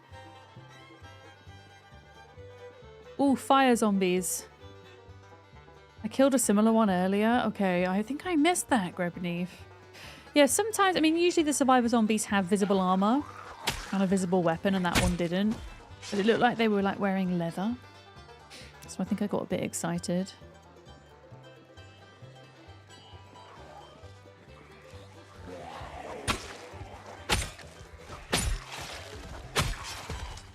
Okay, Sarah's been getting a bit of desync. Okay. Yeah. Oh, the car disappeared and it was only tyres. Yeah, that's terrifying. Yep. That sounds a bit like the desync I was getting with Molly. When I was in Molly's car and then started teleporting all over the place. That was very scary. Right, do I have any... I don't actually have any food. Oh, no, I do. Dehydrated meat stick. A terrifying result. Puns. We really don't need any more fire gear, I don't think, but I should... No, I can see that this is ripped anyway. You're ripped. You're ripped.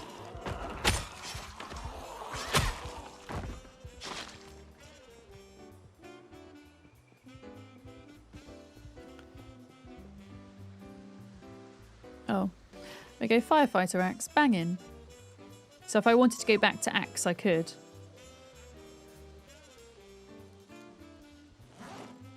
Banging. Although I don't. I want to stick to sword for now. Yeah, I'm kind of leveling axe, long blade, long blunt, technically short blunt, without any particular preference at the minute. Okay.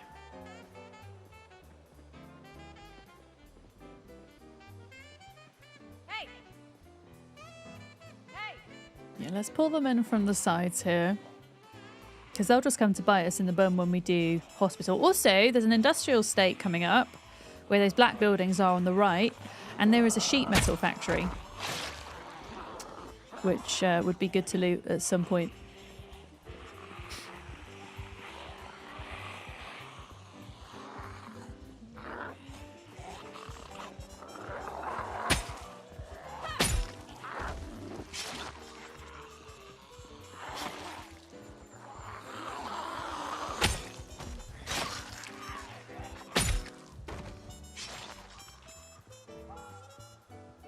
Yeah, once it starts to get dark, I'm gonna run back. But this is okay at the minute. Here we go. Pizza World. Maybe Pizza World will have tomato paste so I can make more pizza because I still have cheese in my freezer.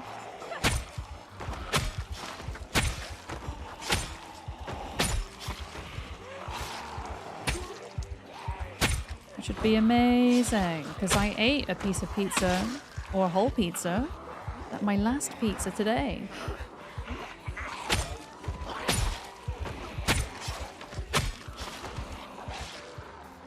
Okay, we're good.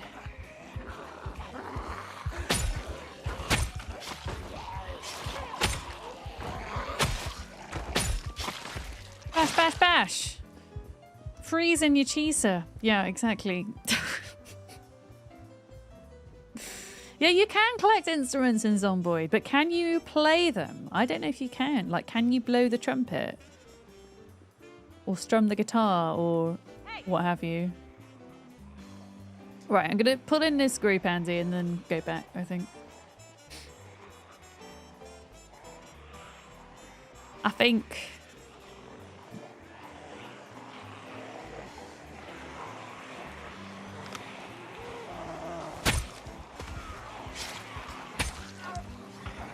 I think I need to sharpen this sword.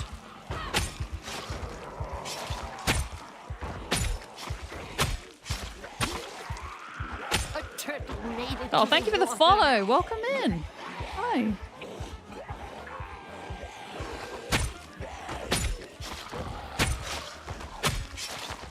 Okay. Oh, Andy's got a lot of friends. Let me see if I can pull any off the back there to help.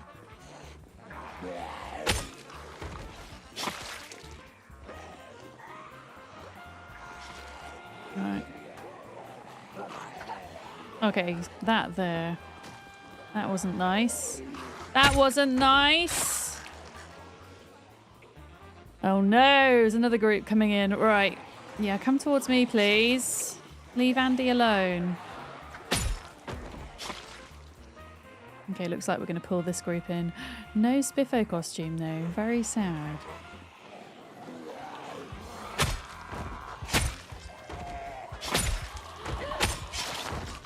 Very sad indeed.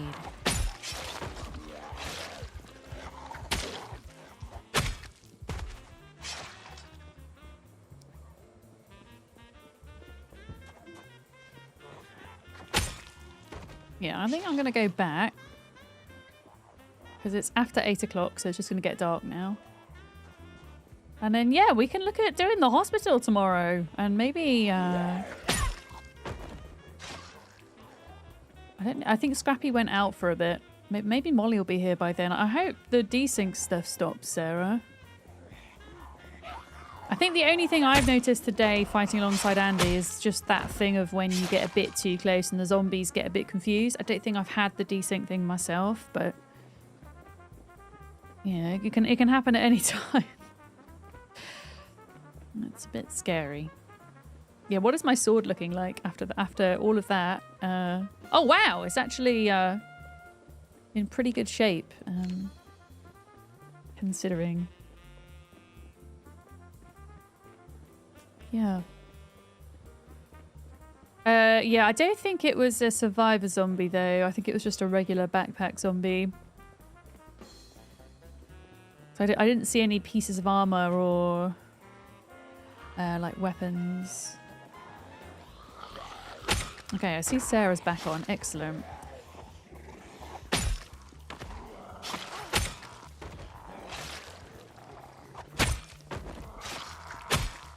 Yeah, there's just a couple of them there.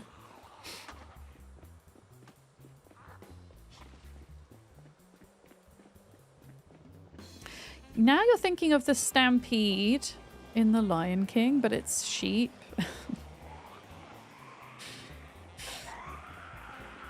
Oh man, I forgot that the animals back at our base are mad still. That we're gonna have to deal with those at some point. Okay, are you alright, Andy? I think Andy's okay. Hi, Sarah. Hello.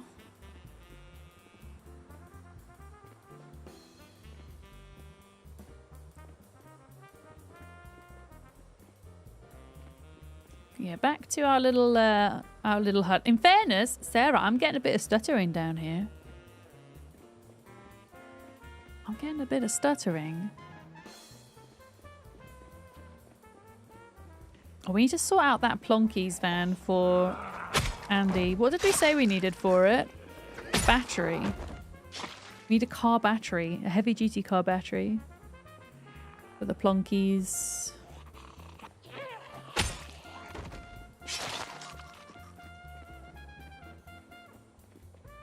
Or a charger. Okay.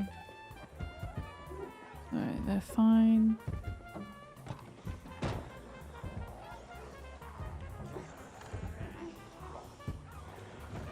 Andy, I'm going to, because this is not a great place for me to kind of be parked. I'm just going to pull past this kind of bottleneck. Here we go. I'm going to have car snacks whilst I wait. Here we go. Pork rinds, quagga cakes, peanuts, lard. That's what I've got in here.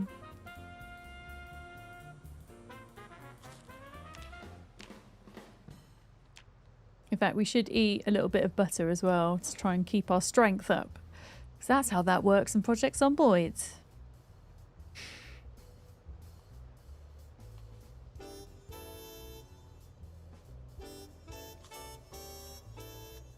Got a whole candy package. Oh no. Oh, Andy, are you okay? Are you good?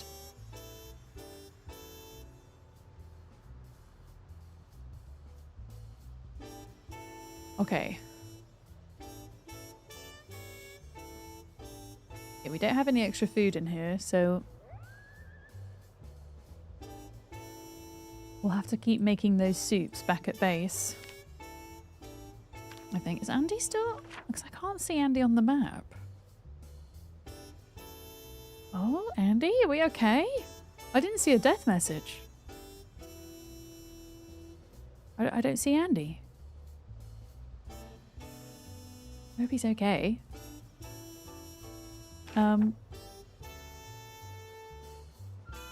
Maybe he had to log out because of desync too. Well, if he reappears, I will come and get him. Yeah, somebody dies on our server, it says in chat. So I don't think he died.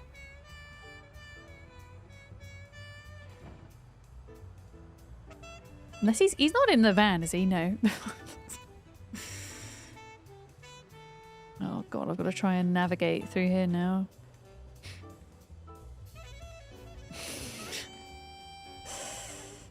Actually, I wonder if it's easier to do this. There we go. The Yeti mugs were all sorry. They were all sorry, so you had to use a regular coffee shop cup. What do you mean they're sorry? But yeah, I know what you mean. If you go from using like a thermal cup to just a regular cup, yeah, this goes cold instantly. Dirty, okay. Well, go and clean them then.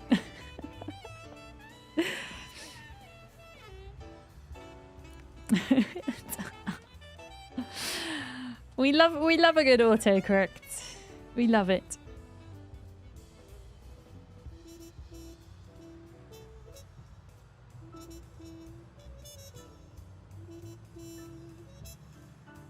Hi, Cat Pig. How's it going? Hi.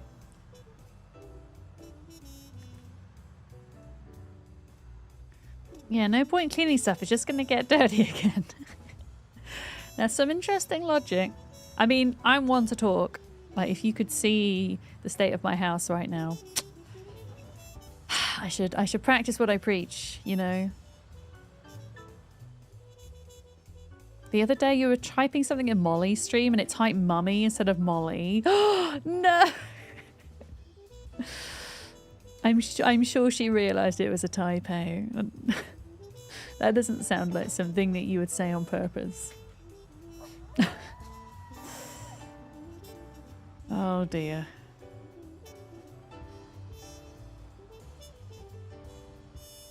For you, thermal mugs stay too hot. Yeah, I have to make my coffee in my thermal mug an hour before stream starts. No, half an hour before stream starts.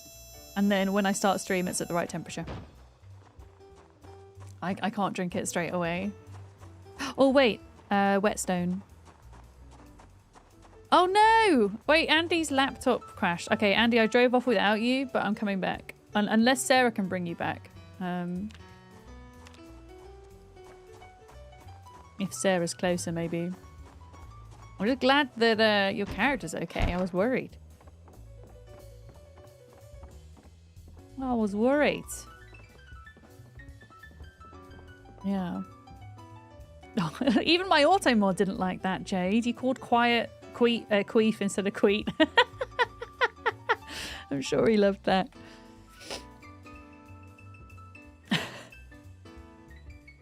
Okay, sharpen blade. Okay, Sarah is picking up Andy. Excellent. Thank you, Sarah. Thank you. All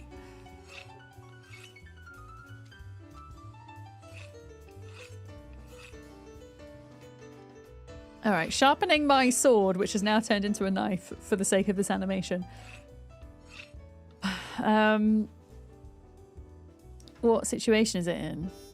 I mean, I think that's pretty good. Yeah. That's looking good. Okay, so sword is good. Okay, we killed like 500 zombies today. That's better. Much better. Long blade is coming along slowly but surely. Okay, let's make up another really stupidly heavy soup whilst we're at base for the night.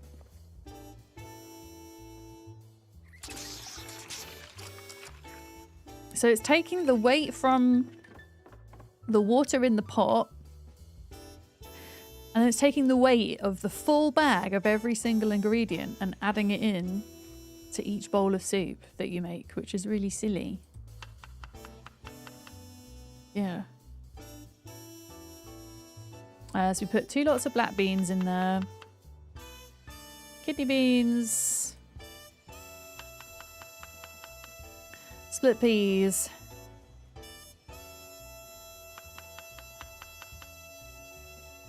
Lentils. And then macaroni.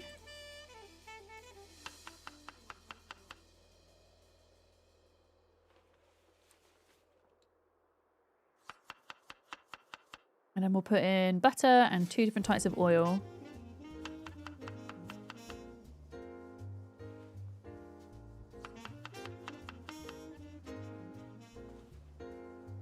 There we go. 17.4 kilograms of soup, everybody.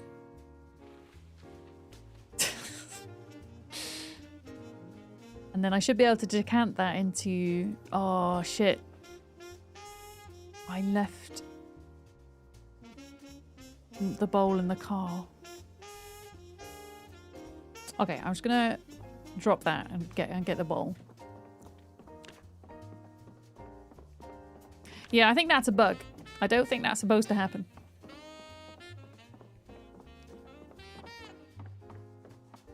Oh, my torch has died. Okay. Okay.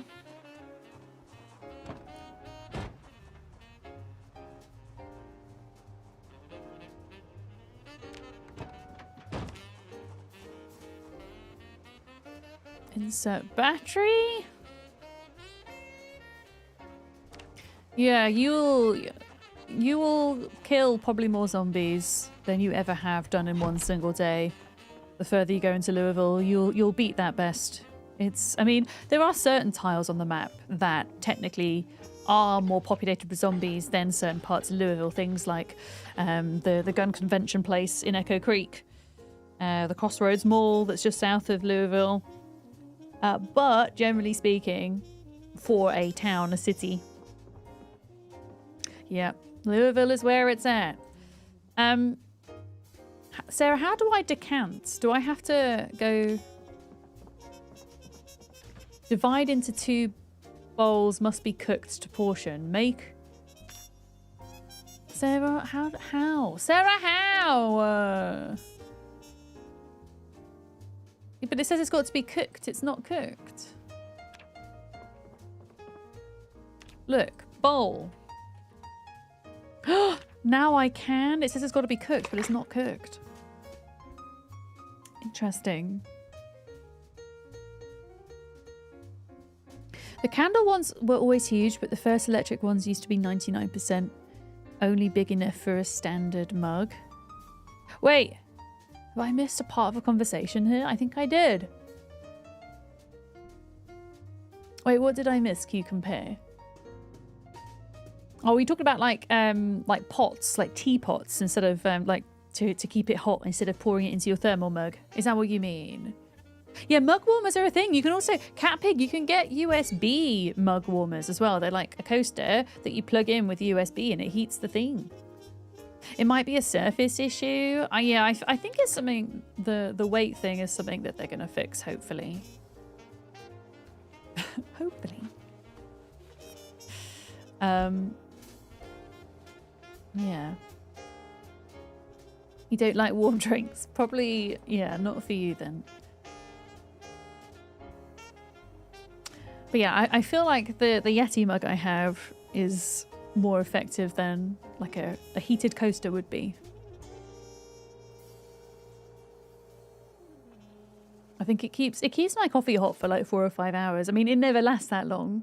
But my problem is when I'm streaming and drinking my coffee, I forget about it because I'm yapping. If I'm drinking coffee and I'm not streaming, I absolutely can keep it in a mug because it will just be gone really quickly. Is the weight thing a multiplayer or a mood issue? Oh, do you mean like a mod issue? Sorry, is that a typo, APH? We're not running any mods, so it's definitely not a mod issue, but it could be a multiplayer issue over a single player issue. Yeah. That thing is, it happens. Coffee reminder routine. The thing is, I've had things like that in the past and they get spammed. We now have a self-care check redeem for 500 points. And then that kind of reminds me to take a drink, to like sort out my posture, make sure I'm not shrimping, all the rest of it. Yeah.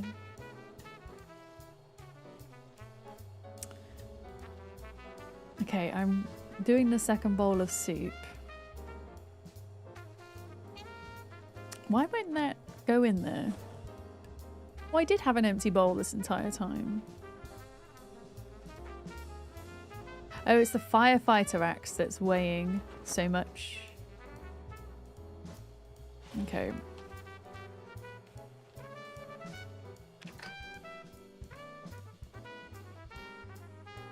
And let's eat one bowl before bed and then we'll take one bowl with us. A bowl for the road, I think.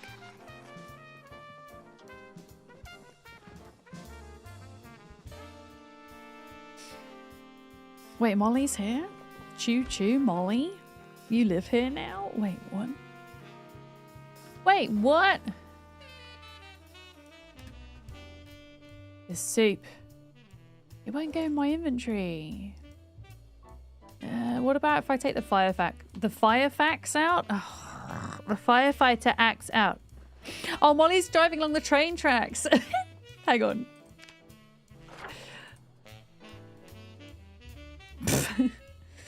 Wait, no, is she? No, she's on the road. She's on the road now. She must have been like along here. Okay, Molly's nearly here. I don't know if Scrappy... Hey! Con made it. Hi, Con.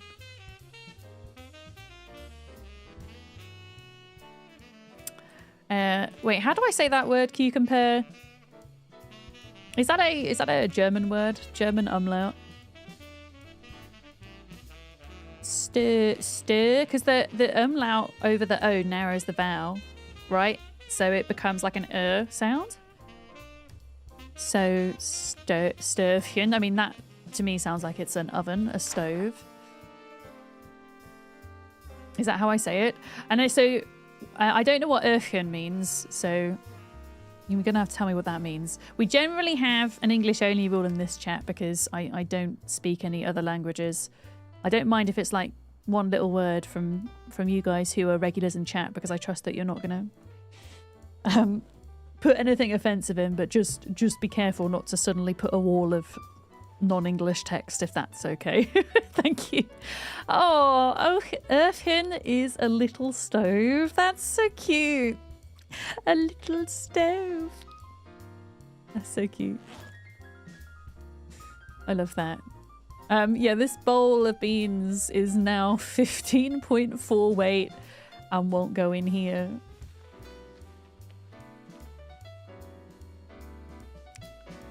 Yeah, I can pronounce German reasonably well because I trained as a classical singer. One of the classes that we took was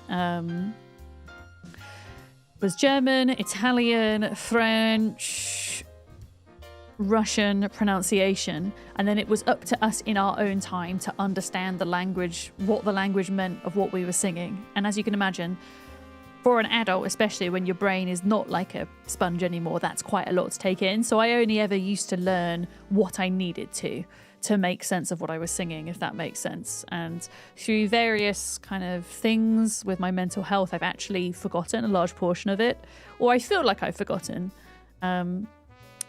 Some of it is still there, but I did an entire 2.5-hour opera memorized in German. I think I only ever did one German opera, and it was Hansel and Gretel. I played Gretel, and it was one of the most fun productions I've done. But yeah, I used to have an excellent memory, especially for like learning language. I used to like visualize the language on the paper and visualize the music and almost like imprint it in my brain, and that's how I would remember it.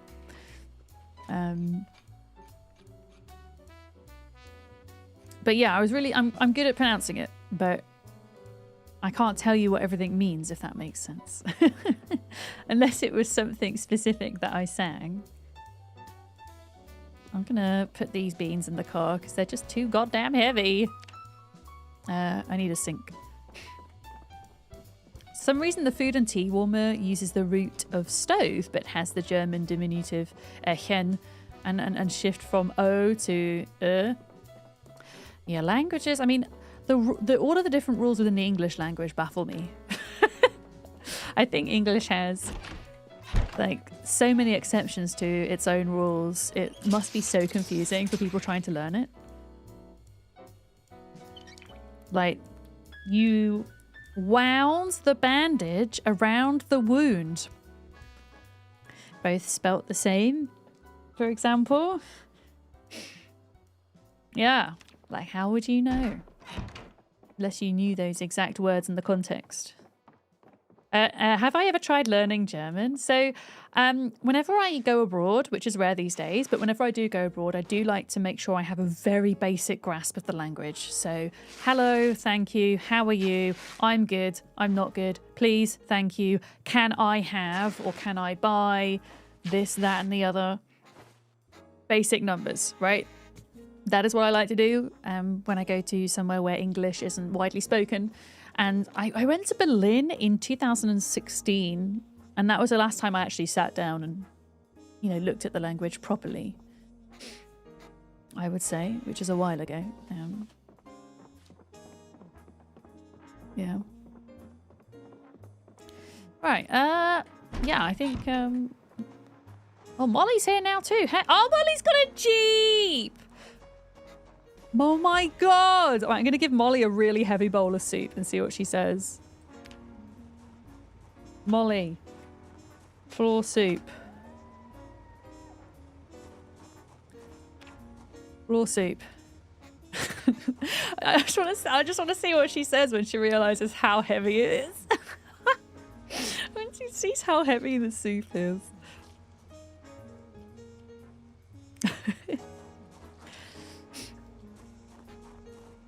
Okay, she's eating the floor soup. Excellent. Yum. We're actually pushing into like spiffos and places. There might be some stuff in cupboards for us food-wise, and I have a candy package to keep me going and butter. So I might be okay.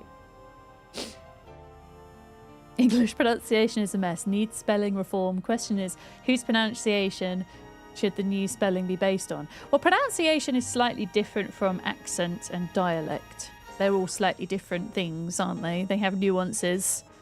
And the thing about England is, considering how... I mean, actually, if you take the whole of the UK even, considering how small it is, you travel even half an hour down the road, and the difference in accent is astonishing.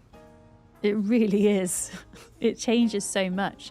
I mean, thinking about Manchester, a northern city in England, is less than an hour drive away from Liverpool. The Scots accent and the Mancunian accent, no, I'm not going to demonstrate them because I'm terrible at accents, but they are so vastly different, and they're only an hour away. Yeah, it's interesting. Okay, yeah. I'm just looking. Yeah, you know what? I don't need a break. I'm fine. I'm actually fine right now. Shall we head off? Yeah, there isn't. English has just evolved so much now, and it's so widely spoken because England and the British Isles decided to go and freaking colonize everywhere, which is ultimately why the language is so widely spread. We still need a battery for your car, Andy, don't we? You know? Wow! Dirac, you're learning Scots Gaelic. Wait, is it? How do I pronounce it? Because there's Irish, isn't there? And one of them's pronounced Gaelic, and one of them's pronounced Gaelic. Which one is it? Is it Scottish Gaelic? Because I don't want to get it wrong and offend Scottish people. Yeah. But yeah, there's it's quite funny when you hear somebody speaking. For me, when you hear somebody who isn't speaking English and there isn't a word in that language for the thing, so then they'll like switch out to the English word. Yeah, it is Gaelic. Yeah, so Irish Gaelic, and I'm sure there's a Welsh as well. I'm sure too. Oh, if you're in the north, garlic goes in food. It does. Saffron. Yeah. Oh, my lights are still on. We're gonna go to the hospital, Sarah and Molly. I don't know why I'm saying Molly. Molly's streaming right now. She can't hear me.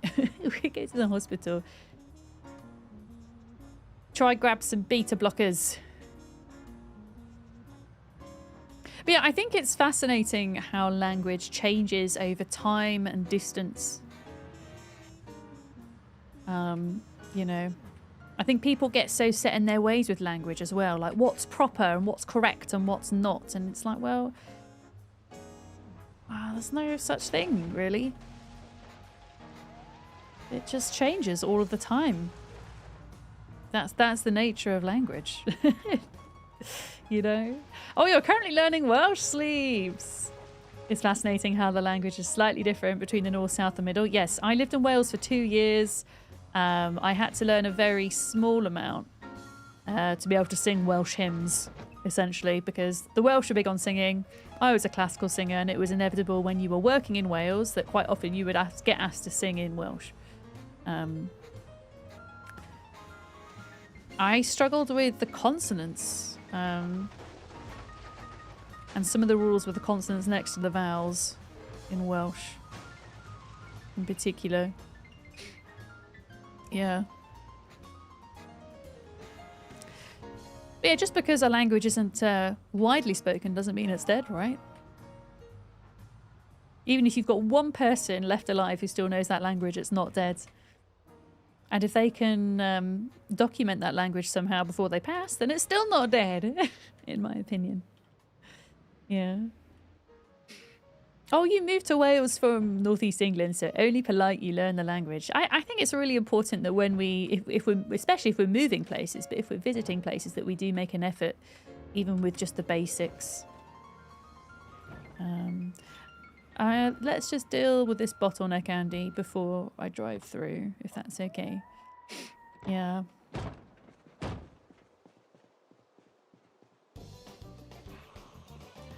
Even if it's just one or two. Oh, where's he going? Where are you going, sir? Okay, there's 1 zombie, 2 zombie, 3 zombies. Yeah, there's like 3. I'll let you get there, Mandy, and I'll get back in the car.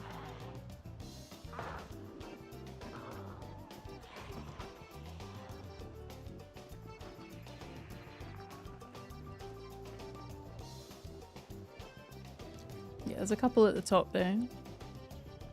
What I'll do is I'll sit in the car and then you jump out and grab him.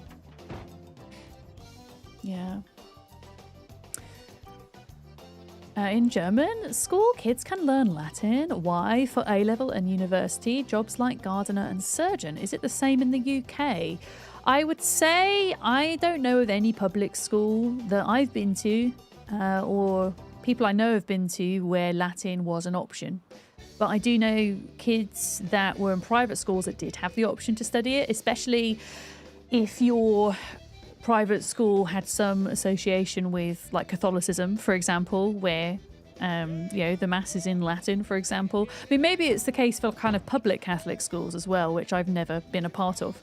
But it's not common, no, that you would learn Latin. I learned Latin because of my singing job. That was that was the most common language I sung in, was Latin.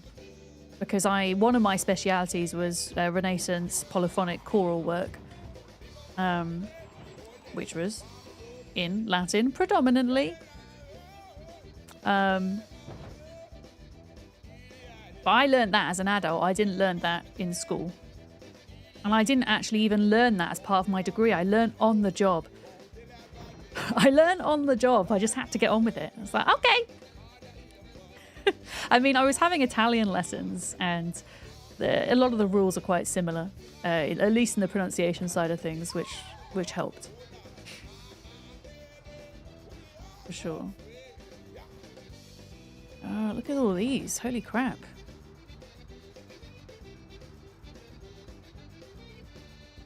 Yeah, I say we go all the way up here to... Okay, there's some tree zombies there. Yeah, to where we kind of left off. I'm going to park here. Yeah. That's true, yeah. So there are certain professions where a lot of the names for things are in Latin, right?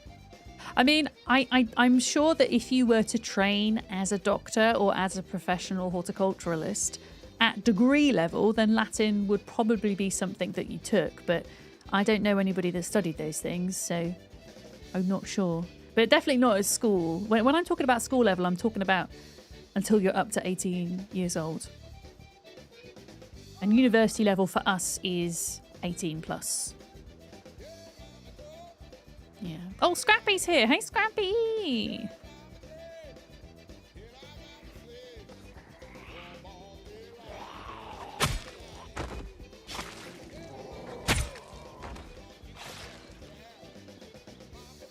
But yeah, even if it's not required to learn to be a qualified doctor or whatever, I'm sure it's something that must at least be kind of touched upon at the degree level. Maybe made available as like an optional module or something.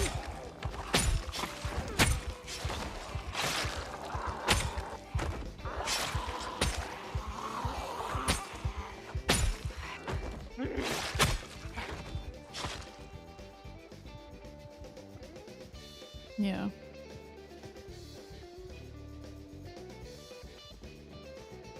Okay, little group there.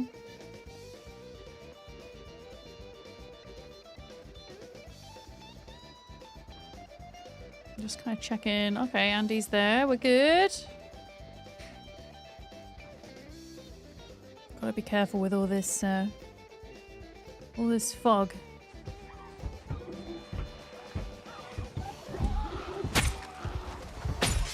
I don't know what's going to be like when we're like all fighting near each other. That might make some fun desync issues. Zombies, can you don't? Thank you.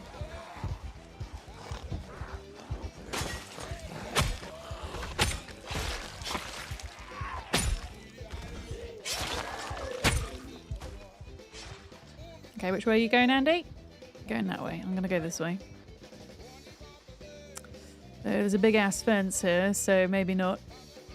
I might go further back out to the road if you're going to hang out here, so we can split off a bit.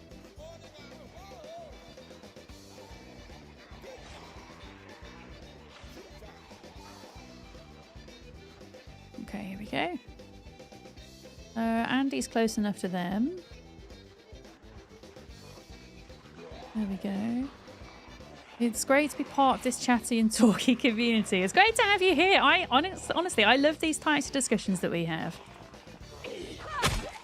But I know we're quite game-centric, You know, I'm always streaming a game. I rarely sit in just chatting as a category, but I love how we can just talk about all this stuff alongside the gaming, you know? Yeah.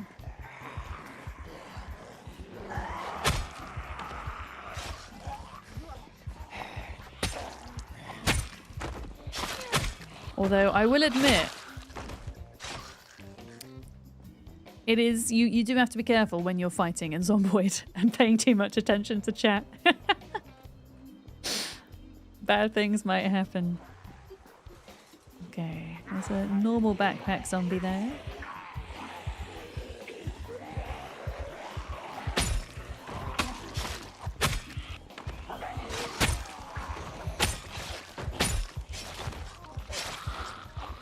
There we go, and it's candy time. You find it fun how many people have hidden interests that usually wouldn't come up. Yeah, I mean, I'm always a big fan of talking about our interests, and I've always been like that. I've never been one for small talk. I mean, I will often do small talk because it's kind of an expected thing to do to fit into society. It's like the polite thing to do, but if it were up to me, I would jump in immediately with the big questions. Because that's what really interests me, and I struggle to maintain focus in conversation that I'm genuinely not interested in. But you know, I've kind of mastered through that most of my life, and occasionally in a professional setting it's required. But this is what I like about stream, is that this is my space that I've cultivated, and essentially it's my rules here. And I say we're going to talk about our special interests. And when I talk about our special interests, I'm talking, you know, about deep interests. And we all have deep interests. I think for me specifically, when I talk about a lot of my interests, they come from like a neurodivergent place where, as an example, when it comes to music and singing and language, I mean, I've loved doing that my whole life, and I've turned that into a career for many years, which I unfortunately had to give up because of health reasons. I do have a habit of doing that, turning my hobbies into careers. I've done it 3 times. Hopefully this one will stick. We are plants and we've been cultivated. I like being a plant. You are all plants that have been cultivated into the community. Larkham, you're lurking. Have a good afternoon, Lark. Larkham, you need to, at some point, you need to get on the Minecraft server and see what me and Duck have been up to. We've been busy. Is there a server sign up? 2x. This server that I'm playing on, this is a server that I've set up for my patrons, which is a platform that you can subscribe to me on, essentially. So as long as you're subscribed on there, on the base paid tier, then you get access to my Zomboid server. I've got 2 Ark servers, an Enshrouded server, Conan Exile server as well. And it's okay, we've got a desync issue. I'm just going to concentrate for a minute. It's just a way to say thank you to those who subscribe to me over there, because I get a really good cut from Patreon. Okay, we're good. Yeah, there was a desync there. You've got to be really careful about that. You see how the outline sometimes flickers on and off, even when I'm like facing a zombie? That is telling me that things are a little bit unstable and I need to be careful. Rixu, hi, how are you? Rixu, have you been on June in a while? You know how they've got an update next week, right? Thank you for your resub, Twitch baby. Thank you for doing that. I really appreciate it. Yeah, June has an update next week, chapter 3, I think. So I might jump back in. I feel like I've not been on June in like 5 months. No idea what state our base is going to be in.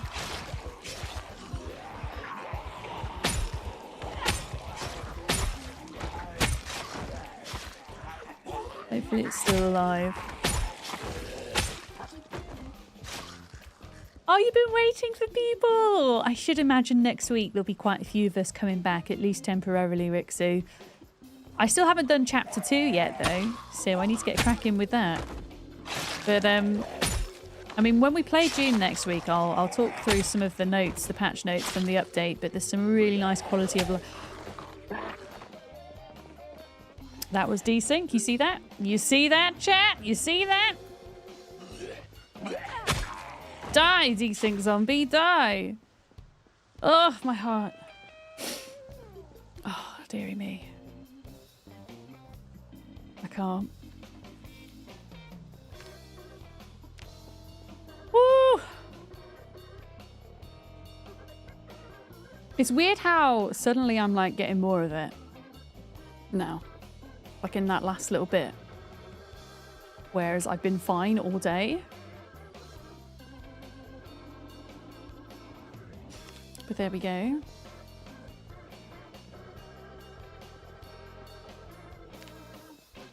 Oh, yeah, I think there'll be a fair bit of June next week.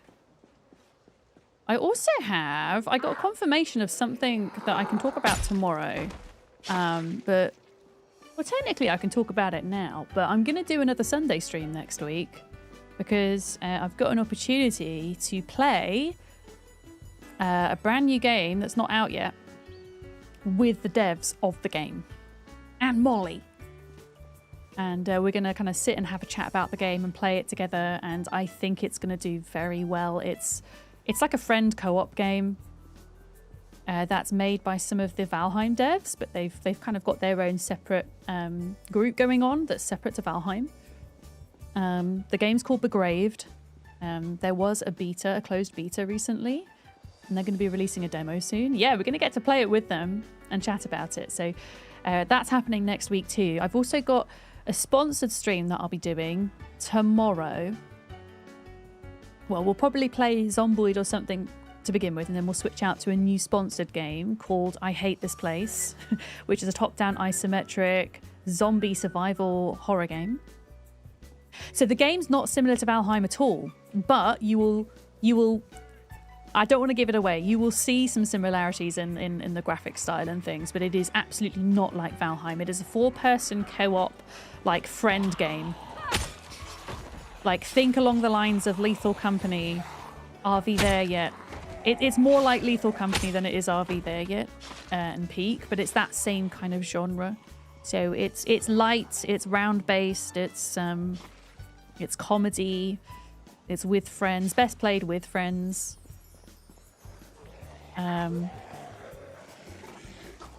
Yeah, it's going to be good. So we're going to be doing that next week as well. Yeah. 6% of German pupils have learned Latin and 22% of people at the highest school type. Oh wow, yeah, it's quite high. It's definitely not that high in the UK, I would say. Like, I would say one of my friends learnt Latin before the age of 18. And when I say learn, I don't mean learn fluently. I mean just study the language in some capacity. Yeah. But there we go. Okay, I can see Molly and Sarah coming in.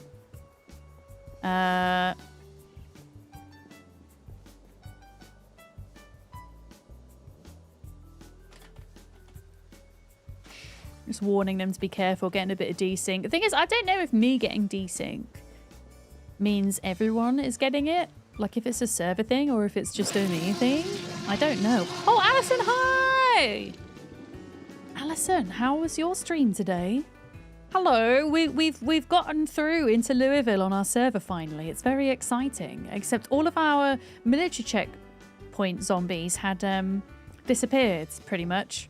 The game decided, nope, we're not rendering them in, so we're going to dump them somewhere else. Who knows where they are, which is the scary thing. they're somewhere. I was kind of sad because I was hoping that we might have gotten some more military backpacks for other folks on the server, but there we go. How was your stream, Alison? Alison was playing Project Zomboid today. She's doing a times 16 solo playthrough at the moment. And Alison had a very narrow escape the other day, which I still need to go back and watch, actually, Alison. I need to go back and watch that. But yeah, there was a moment, wasn't there? Folks, please go give Alison a follow. Go fill in that heart. If it's empty for you, you absolutely won't regret it. Alison knows so much about Project Zomboid. I've learned an incredible amount about this game through Alison. And she's also very kind. And she's super chill vibes. Yeah, if you want to watch chill zombie biffing, go hang out with Alison. Oh, the highlight was 3 minutes. Yeah, will you send me a link? I want to watch it. Thank you. And Raiders, welcome. And if you don't know me, my name's Vic or Miss Verdams. My pronouns are she, her. I'm a variety gamer on Twitch and YouTube, but I do tend to gravitate more towards survival, crafting, building, management type games. Those are my jam. Project Zomboid is one of my favourite, if not my favourite game of all time, I think, at this point. I'm playing on a multiplayer server with some friends. We got Molly is on today. Andy's here. Scrappy is here. I think Con's here. Sarah's here. And we've made the push into Louisville. We're only on ×2 population, which would still usually make this area really busy. But for some reason, we don't have an awful lot of zombies here. So they've got to be somewhere. They've got to be somewhere. Yeah. Alison, you've got D&D today, haven't you? We're also getting quite a scary bug happen. I don't know if you've seen this, Alison. I'm pretty sure it's a multiplayer issue rather than a single player issue. I've actually turned my aim outline on for a bit. I don't know if it's desync or something else. I'm calling it desync for now. But sometimes you go to hit a zombie and they're not actually like where you think they are. And there's a scary moment where it looks like you're going to get bit and you've missed. And I found that if you have the aim outline on, then you can see if that bug's taking place because the zombie right in front of you won't have the outline. So I've been kind of using it to help. But yeah, there's been a couple of scary moments where I've thought, shit, this is it. And yeah, I got 2 chicken hats from the chicken restaurant.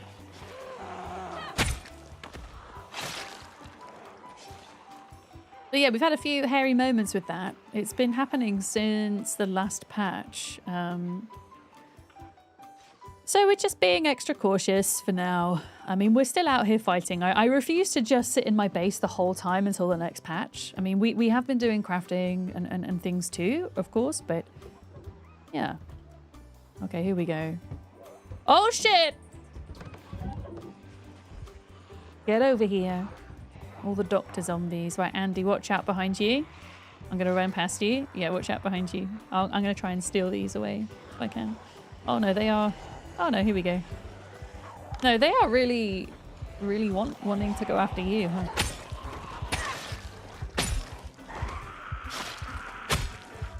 There we go. I really love the sword as well. I've never used this weapon before, and just the sound of the swishing and the clanking is so satisfying.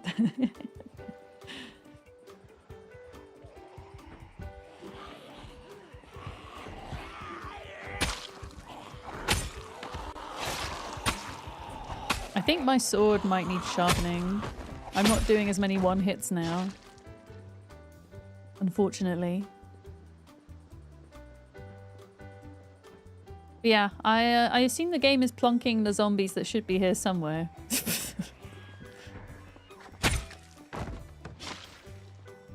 It is eerily empty. Another theory that I had is when we first launched this server, it was the start of when 42.13.1 came onto the unstable branch.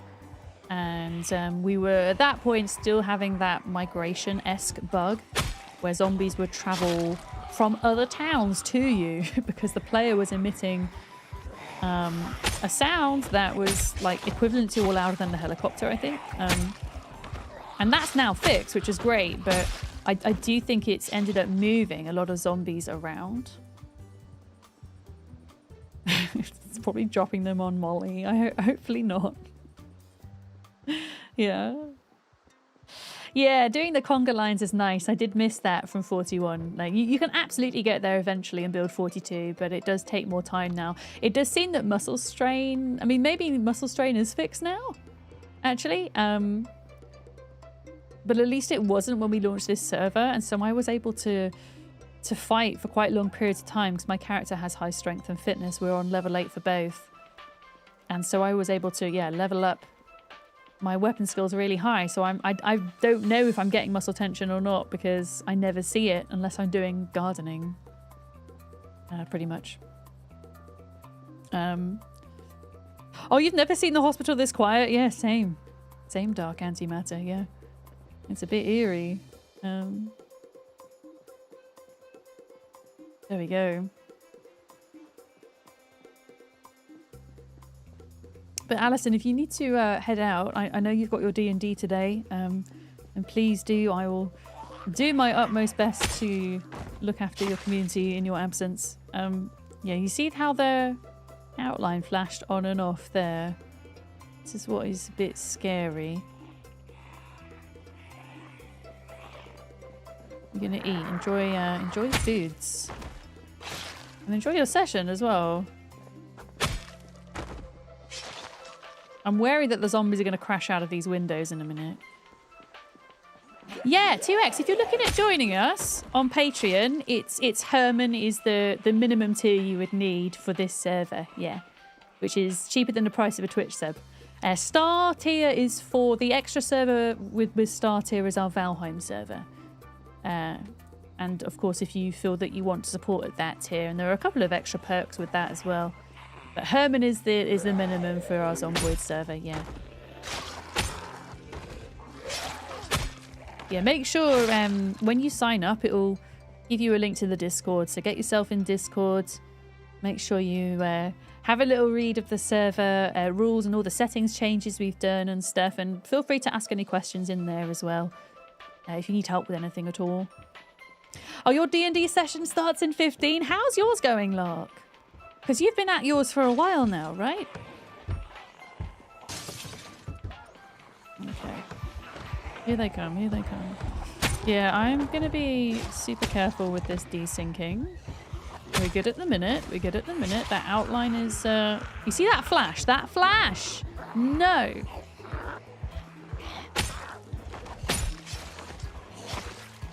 If I see the flash, we're backing up. Okay, that happened then, but I got the hit in. Oh, it's scary, man. I don't like it. I don't like it.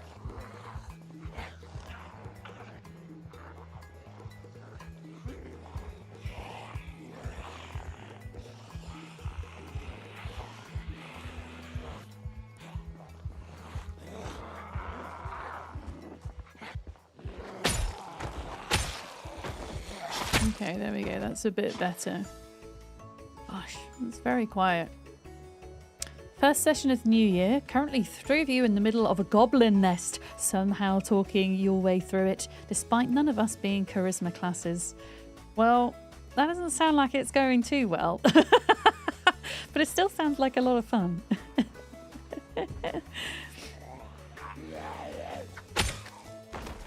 Oh, what is that zombie doing there? Hello? Wait, what is that zombie doing? In that window, look at it there. Look, see? What are you doing? Why are they going in and out, in and out? Zombies! Zombies! Hey! Get your bums over here. Please. Damn, this is scary. Oh, I think Sarah might be getting some desync too, maybe. It could also be like the more people that are on or in an area, the worse it gets. Rats in high, they're training agility. They're training nimble. It's something I've noticed them doing even before this latest patch. Like they would jump over fences repeatedly as well.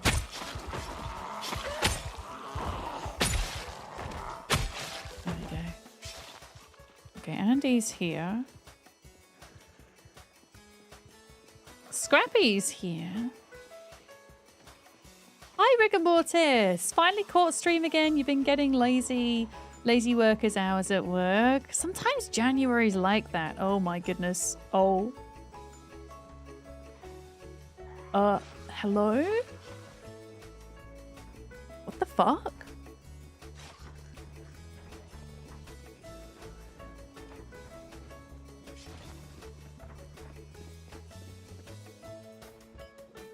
Did you see them falling to the ground and then either dying or just disappearing? They were like falling into an invisible zombie hole.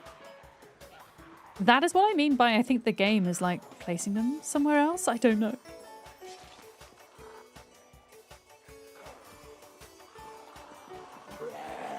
A little bit scary, if you ask me.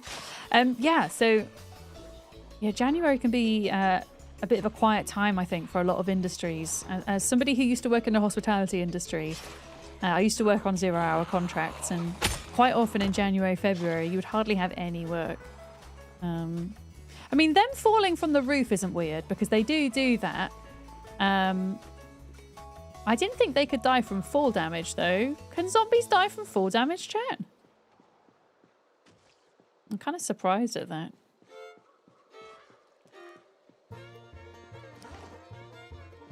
I mean, even like being a creator, streaming in January, February, March, they tend to be my quieter months. December being the busiest.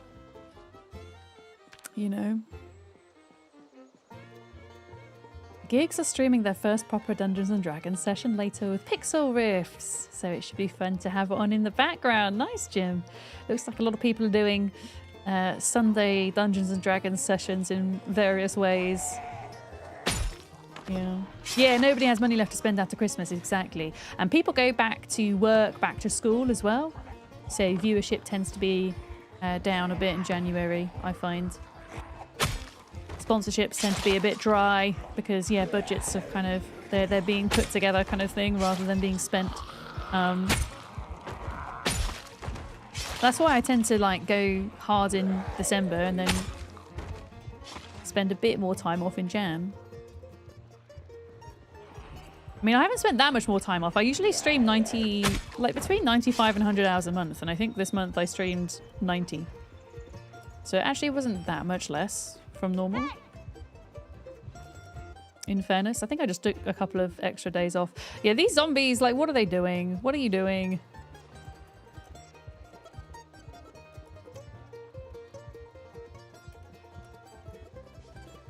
Guys! Like, they're really moving around slowly. New Year's resolutions? Yeah, true.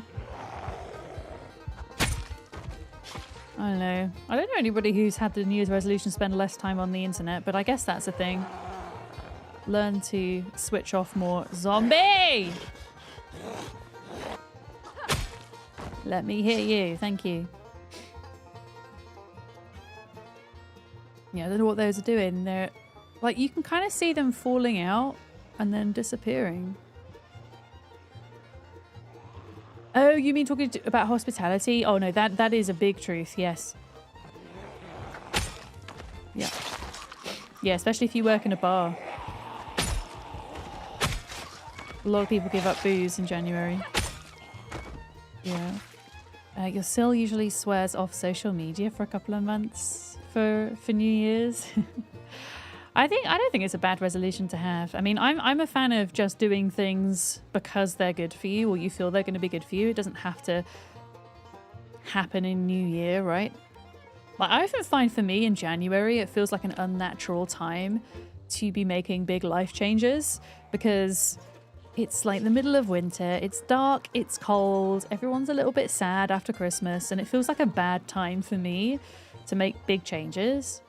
So I tend to try to make them around now, like in February, or ideally going into spring in March. I might set something for myself, and I find that for me helps because I'm more energized, days are longer, flowers are blooming and all the rest of it, and that just overall makes me feel better and makes me more likely to stick to goals I'm setting. But that's me living in the Northern Hemisphere. It might be different if you're in a different climate kind of thing, or in the south, you know. Yeah. Yeah, it's best to make them when it fits. Yeah. And also I found that going smaller rather than bigger is easier.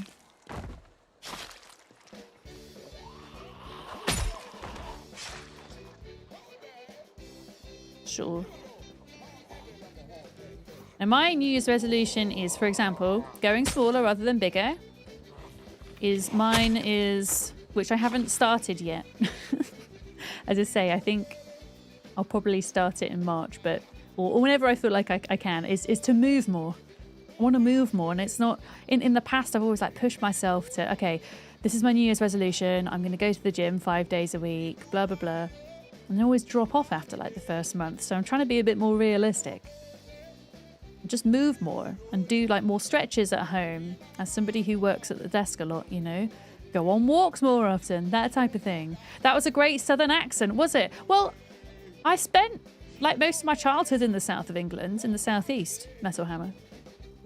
So there is a southerner in me. Yeah, too much too soon, exactly, Canadian, welcome in. And yeah, just taking it slow. Taking it slow. I can build up to going to the gym maybe, but I'm not gonna like jump in this time.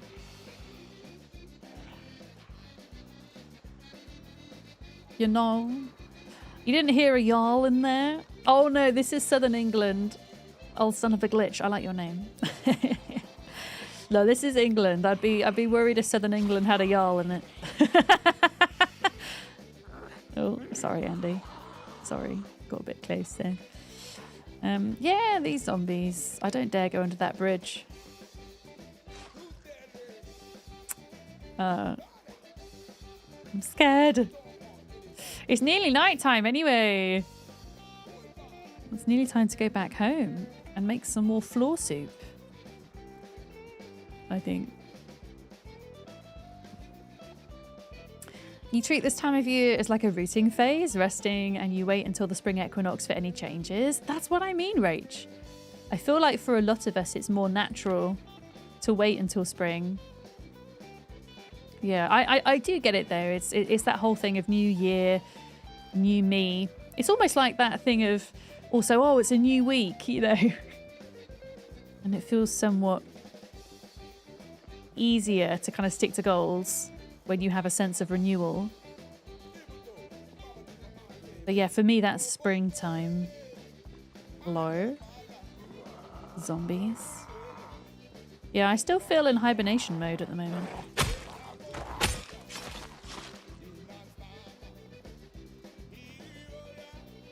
Yeah, I'm going to work my way back to the van, I think.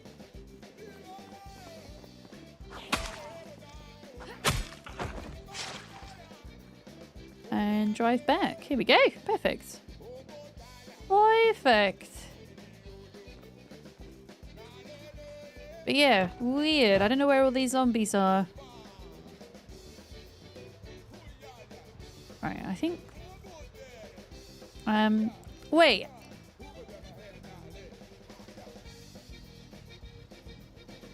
Did somebody crash into my car?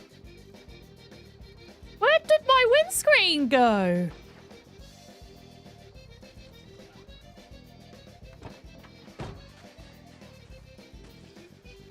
Hello?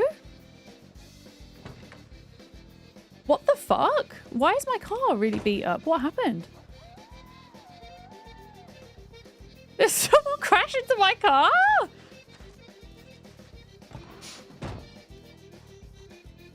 Oh, it's Scrappy's van!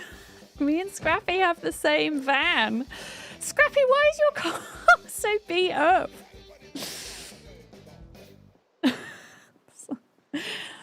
I'm sorry! I'm sorry! I'm not an intentional car thief. Sorry, Scrappy. I was gonna say, did somebody crash into it? Scrappy, we've got to get you a new bonnet and a new windscreen. Yeah, here we go. Wee woo wee woo! Yeah, I can fix it for you. Absolutely. We need to find a car to take from first, and we're probably best doing that in the morning. Oh, sheets. I can do the sheets, and then in the morning. Oh, there's a sheet metal factory here. A turtle made it. One of these buildings is a sheet metal factory. I kid you not. One of these black buildings. Thank you so much for the follow. Welcome in. We do anonymous follows. They're all super appreciated. Thank you. Oh shit. Sorry, Molly. Uh-oh. Molly's going to be so mad at me for like nearly crashing into her.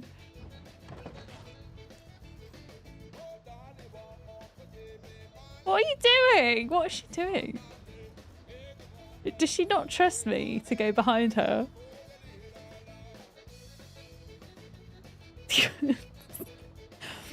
I don't know. Oh. Trash talking how bad the car is. I know. I'm sorry, Scrappy. We'll fix it up for you. Don't worry. We'll fix it up.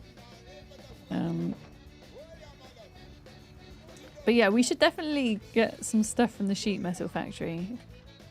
And we need, Andy, we need to get your Plonkies van set up to take home. So that we've got more space for loot. Okay, there's a couple of zombies here. I'm just going to drive past them unless they're like blocking the way down here. Because it's just a bit dark now. And like, I'm in the front of the line. So if I stop, someone's going to crash into the back of me. Oh shit. Oh.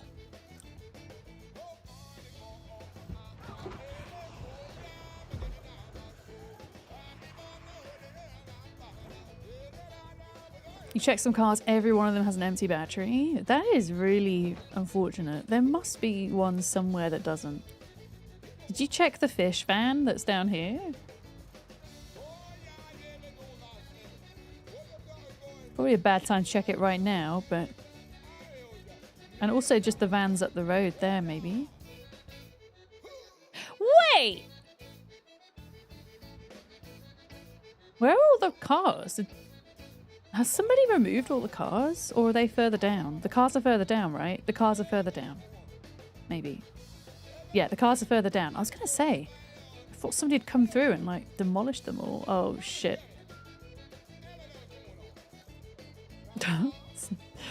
Good luck, Con. We're going back to the gas station.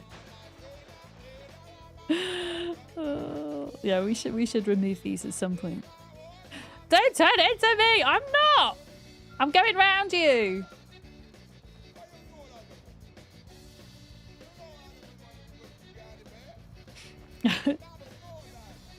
Okay. Okay, we're a little group there. We're on the road now. Back to crazy drivers. Back to the gas station.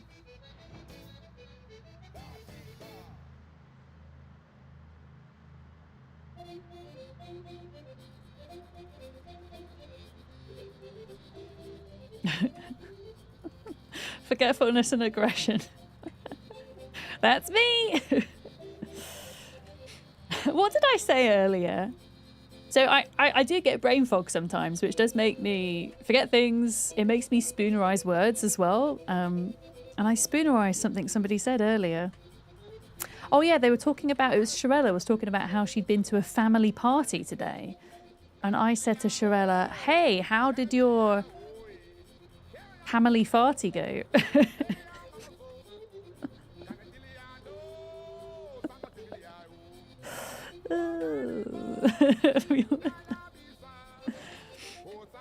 Okay, Andy, here we go. Home sweet home for the time being. We're gonna have to make some more floor soup.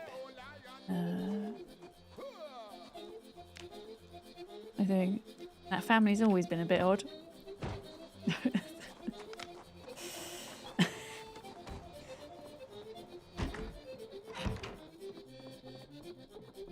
Yeah, I think I attribute mine to my ADHD.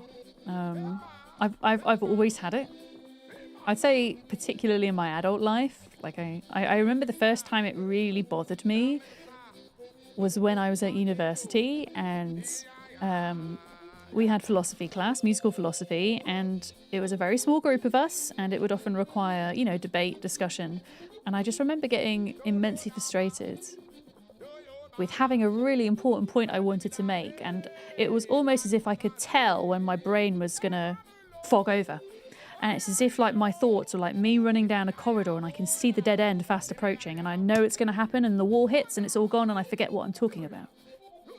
I remember getting really frustrated in there and not understanding why is this happening. And then now I'm like, okay, that's why. I shouldn't beat myself up so much about it. It's okay. And I feel like it happens quite a lot to me when I'm streaming as well. I'll be on a trail of thought talking about something and then I'll suddenly forget exactly what I'm talking about. But then I have you lot here that remind me, which is nice. Yeah, it's an interesting thing. Penny, hello. You come to say hi? Rolling around on the floor next to me. Oh, you're so cute. I'll come and pet you in a minute. I'm going to go for a break. I'm just letting my character eat lollipops for a minute. to stay happy. Lollipops for happiness. There should also be, yeah, some emergency soup and things that I'm going to grab. Oh wow, you got your brain fog when your psoriasis started to flare up. Now you've got arthritis from it, and it turns out it will cause brain fog. Yeah, it's really... So, I mean, it isn't surprising really how interlinked the brain and the body are, right? But it is kind of wild to think that these types of issues do have such an effect on your brain as well. Yeah, absolutely. Yeah, I hope that, like, when you're not, you know, getting those types of symptoms, that that the brain fog eases up for you, Canadian. Because I know, as somebody who experiences chronic pain, you know, these things don't really ever go away, but you kind of have good days and bad days, right? So it's never really a case of, oh, it's going to go away completely, but some days it's just not as bad as others. Hey, thank you for the follow. Welcome in.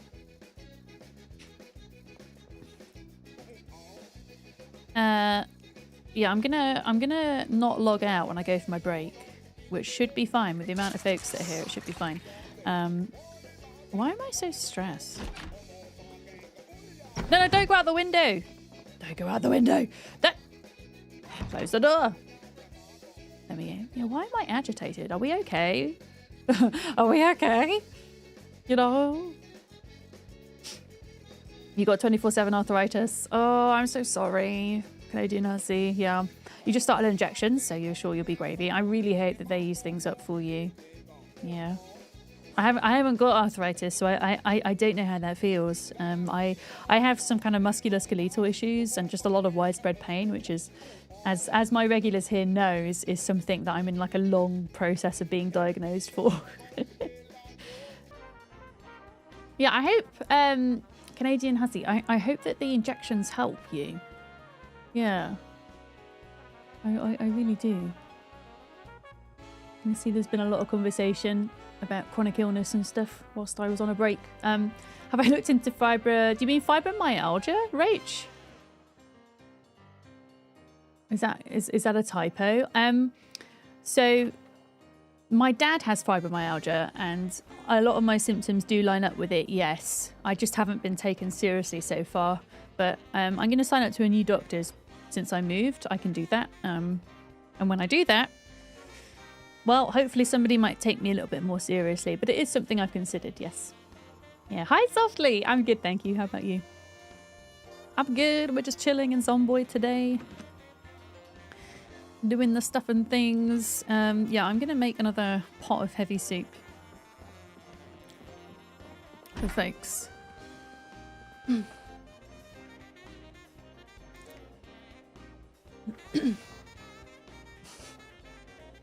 Penny is you probably can't hear it, but she is very loudly playing with her ball toy next to me right now. Yeah, that is a wild amount of money to pay for medicine. I am still, despite having lots of gripes with the British health system, the National Health Service as we call it, the NHS, I am still immensely grateful that it is free at point of access. Because, oh boy. Yeah.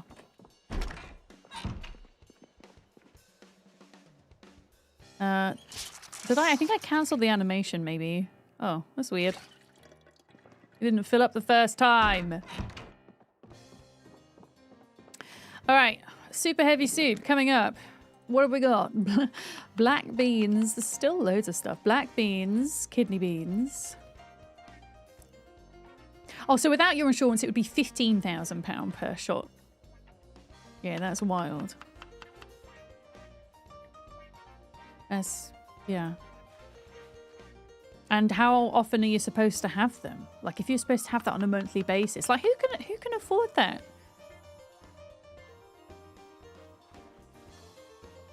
Hi, Aaron. How are you? You've got to pay £1,200 a month for health insurance. Yeah.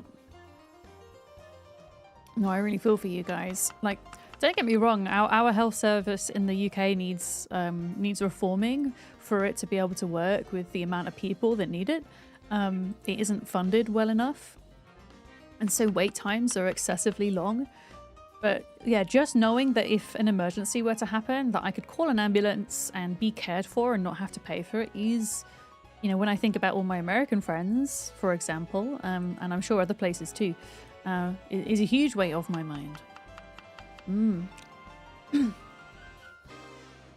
Yeah. Yeah, it needs both. It needs both, absolutely. It needs both.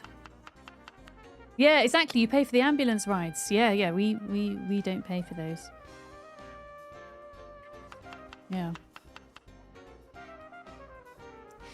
number of x-rays you've had over the last 5 months would be scary money in the US. Yep. Yeah.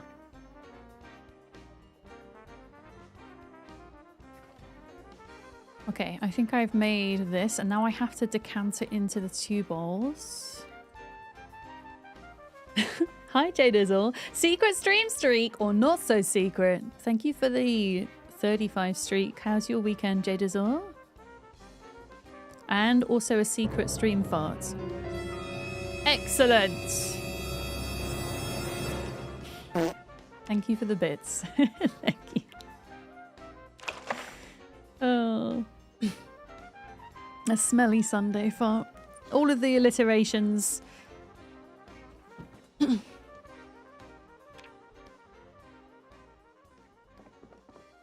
Okay, turn on. Okay, the soup weighs slightly less now. Because the bags of lentils weigh slightly less, which is so silly. I can only cook 1 bowl at a time because they're still too heavy.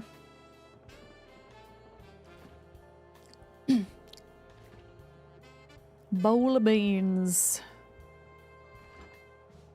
Okay. I thought that was a zombie. It's Sarah. It's okay. It's Sarah. A smelly Sunday secretion. Ew, Jade. No. Oh, you want to share a new emoji you commissioned for a really awesome artist? Yeah, of course you can, Erin.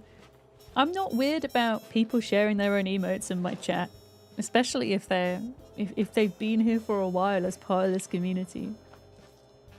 The only gripe I have is, like, if you'd come in and said, hey, check out this new emote I had commissioned, you should go and hire this person, I'd be a bit like, well, don't come in here to promote. But it's not. Like, I never want to, like, stop people from sharing their accomplishments and things that they're proud of, you know? But I appreciate you asking. Oh, is it? Wait a minute. Is it a... It's a zombie spiffo. I love that. Everybody who streams Project Zomboid needs to get a zombie emote at some point, I think. I have one as well. I have a tortoise zombie. There we go. There's my zombie turtle. My zombie turtle. Thanks, Jade. Right, I'm gonna put floor soup on the floor. There's fish in the freezer. Oh, hell yeah. Scrappy has come over with food. Nice. To be fair, we probably could have brought more food over from our many freezers that we have. Okay, eat this soup. And then put this one away for later. Zombified animals would be a fun mod. I honestly wasn't sure whether or not they were going to add that into the base game when Build 42 came out. I would have been down with zombified animals. It would have made things a bit spicy.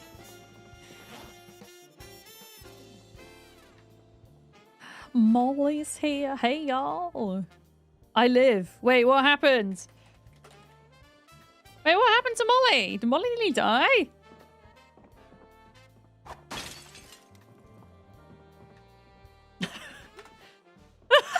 I just broke the window over here.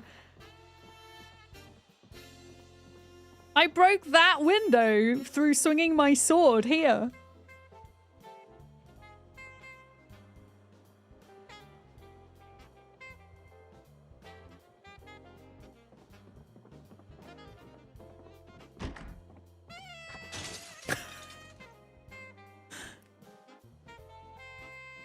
That's wild. Okay. Wait, how far can I stand away?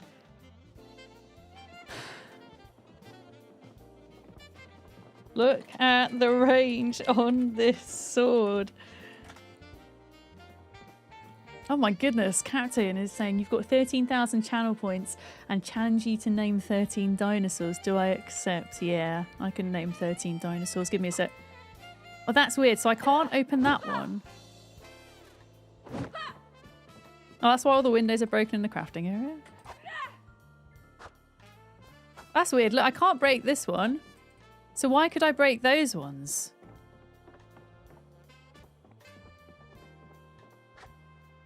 That's so weird. Is that your zombie emote roll? That's so cute. That's so cute. Zombie birds is believable. They will eat everything. Zombie birds would be terrifying.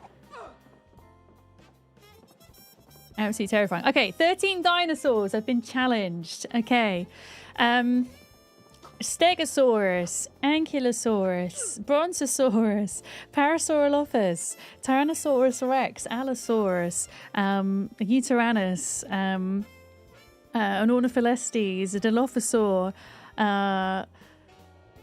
a Triceratops, Wait, why are you saying 1? It's 10. Add a 0 to that. Oh, you can only redeem that once. You don't need to spend 13,000 channel points. I'll happily do it. I'm drawing a brain blank now. A Carnotaurus, a Giganautosaurus, a Margosaurus, a Cerat. I've gone above it now. So there we go. Yes, 13 dinosaurs. 13 dinosaurs! Oh, it's time to leave. It's time to go out. It's a little gelatinous cube, a classic Dungeons and Dragons monster. That's really cool. Yeah, there's been a few people doing their Sunday Dungeons and Dragons today in the chat. Oh, Citaran, hi! Okay, Citaran, speaking of channel point redeems, Citaran is asking for a wine pairing for an oven-baked pork ribs. Okay, what kind of spices or seasoning have you got in with the pork, Citaran? Because that will maybe influence what I recommend. Or 8-year-old girl, Captain, as well. Dinosaurs aren't just for boys. Let's remember that. No, I can't even say that one, Canadian. No Arrowcantosaurus. Arrowcantosaurus. I actually don't know that dinosaur, I'll be honest. Yeah. Right, I'm taking my very heavy soup. I'm getting ready to leave for the day. Yeah, I think it's because of Ark that I pronounce it that way, Jim. I'm pretty sure it's not pronounced that way either. Yeah. Yeah.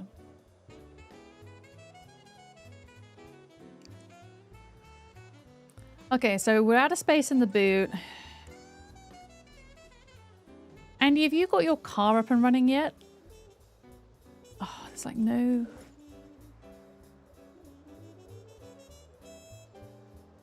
Okay, I can put my firefighter axe in here.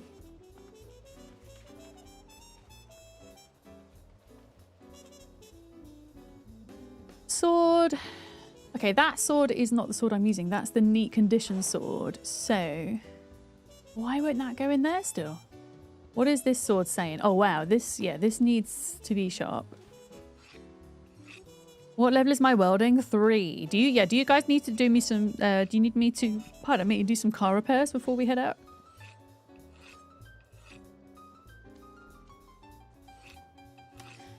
Car repairs I can help with.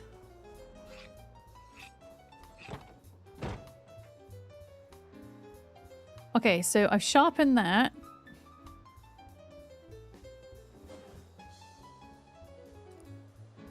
Oh yeah, I'm just trying to move some bits around so that I've got enough space for my stupid soup. Oh, it's 15. It's saying it's 15.4 grams now. Okay, well I'm just gonna eat it all. Grams, kilograms. Yeah. Okay, Scrappy wants me to fix their car. You want the hood fixed? Yes. that noise?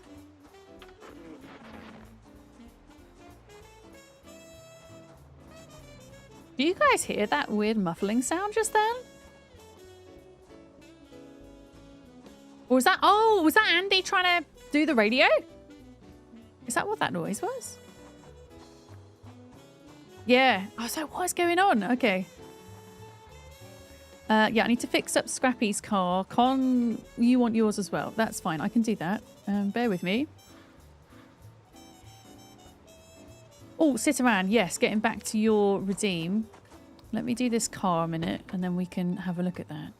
So your pork is in a barbecue sauce for dipping, but the rub has ingredients like sugar, paprika, salt, garlic, onion, lemon zest, hickory and smoky flavour. Okay, barbecue is... Barbecue's a really interesting one because it's a very strong flavour. Steel sheet. Oh, I need a welding torch. I don't have a welding torch. Or screws. I need screws. Wait, screws? Screws. Thank you for the follow. Welcome in. Okay, you have the screws. Gotcha. Did you want me to repair part of your engine too? Whilst I'm here? And then you will just need the windscreen replacing at some point.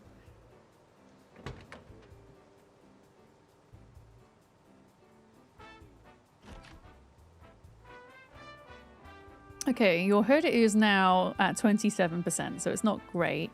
I need a wrench, and then I can repair your engine. I do have a wrench, if you bear with me. Yeah, so for your wine recommendations, Citaran, I would go one of two ways.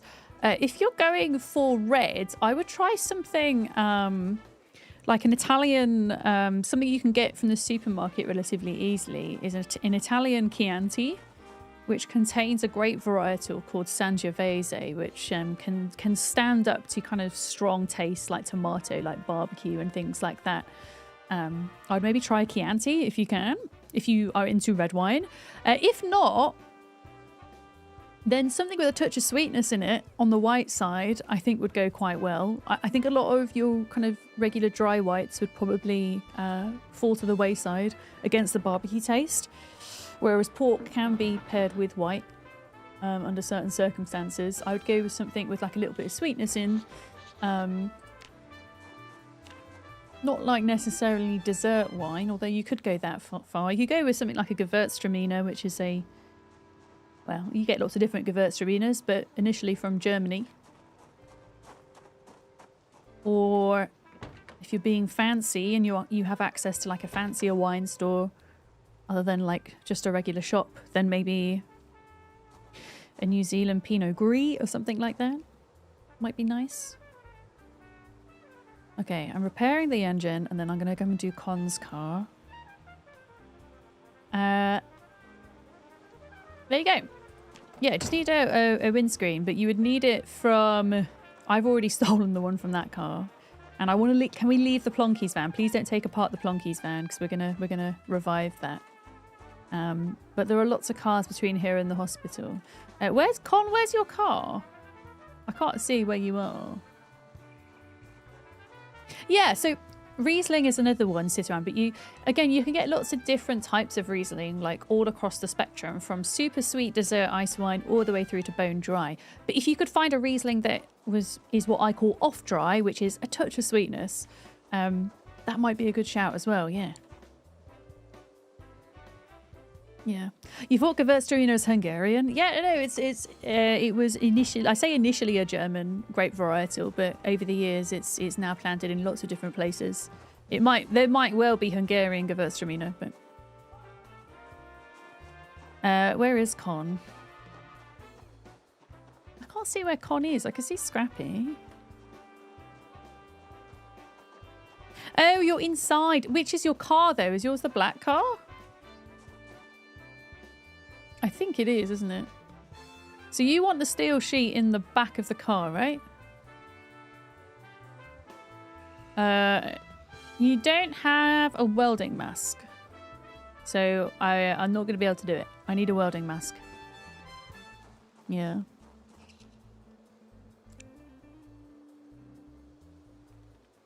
I mean, saying get Eastern European wines is just so vague.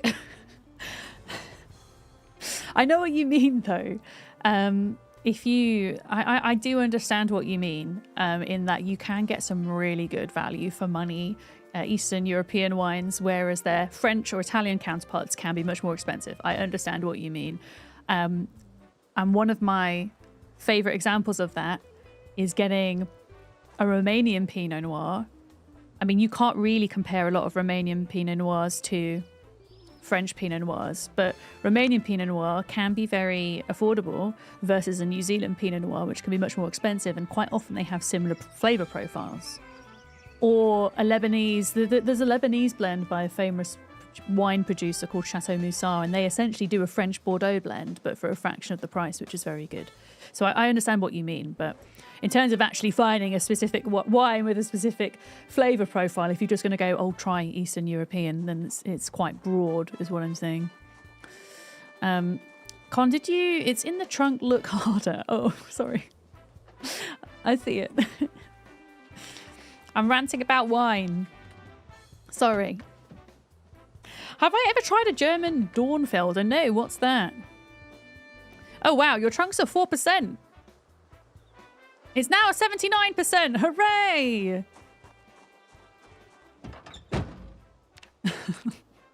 That is significantly better than it was. Okay, there we go. I'm going to go fill up my water bottle. I'll see you guys there. I'm faffing. Sorry, Andy. I will get there, I promise. Yeah.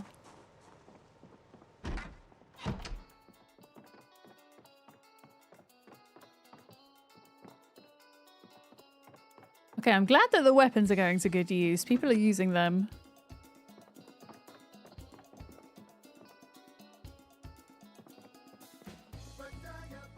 No, you didn't need a welding torch for your hood. I found a way in the end. But I used your metal, Scrappy, but it only brought it up to like 27%, unfortunately.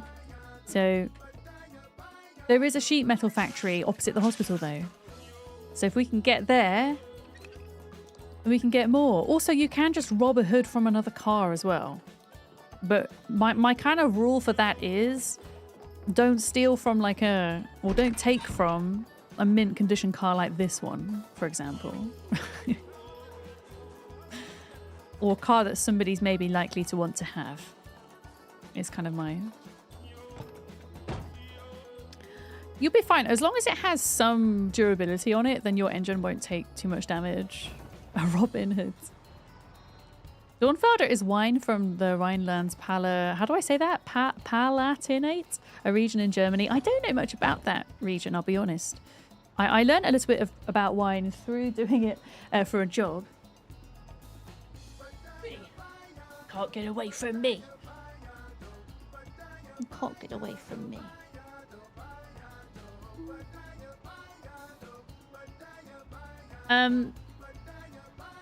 I did a qualification. I got my level 2 WSET, and then I lost my sense of taste and smell through having COVID. So that career went down the pan. Yep. And then I started streaming. So we'll see how long this lasts. Yeah, Penny's here. She's having cuddles. She having cuddles. She usually gets fed at 7, but she's still got biscuits to eat before I feed her, and I might stream a little bit later than usual today. Since as I say, we don't often get this many people getting to play together, so it's nice to sit and chill with everyone. Yeah.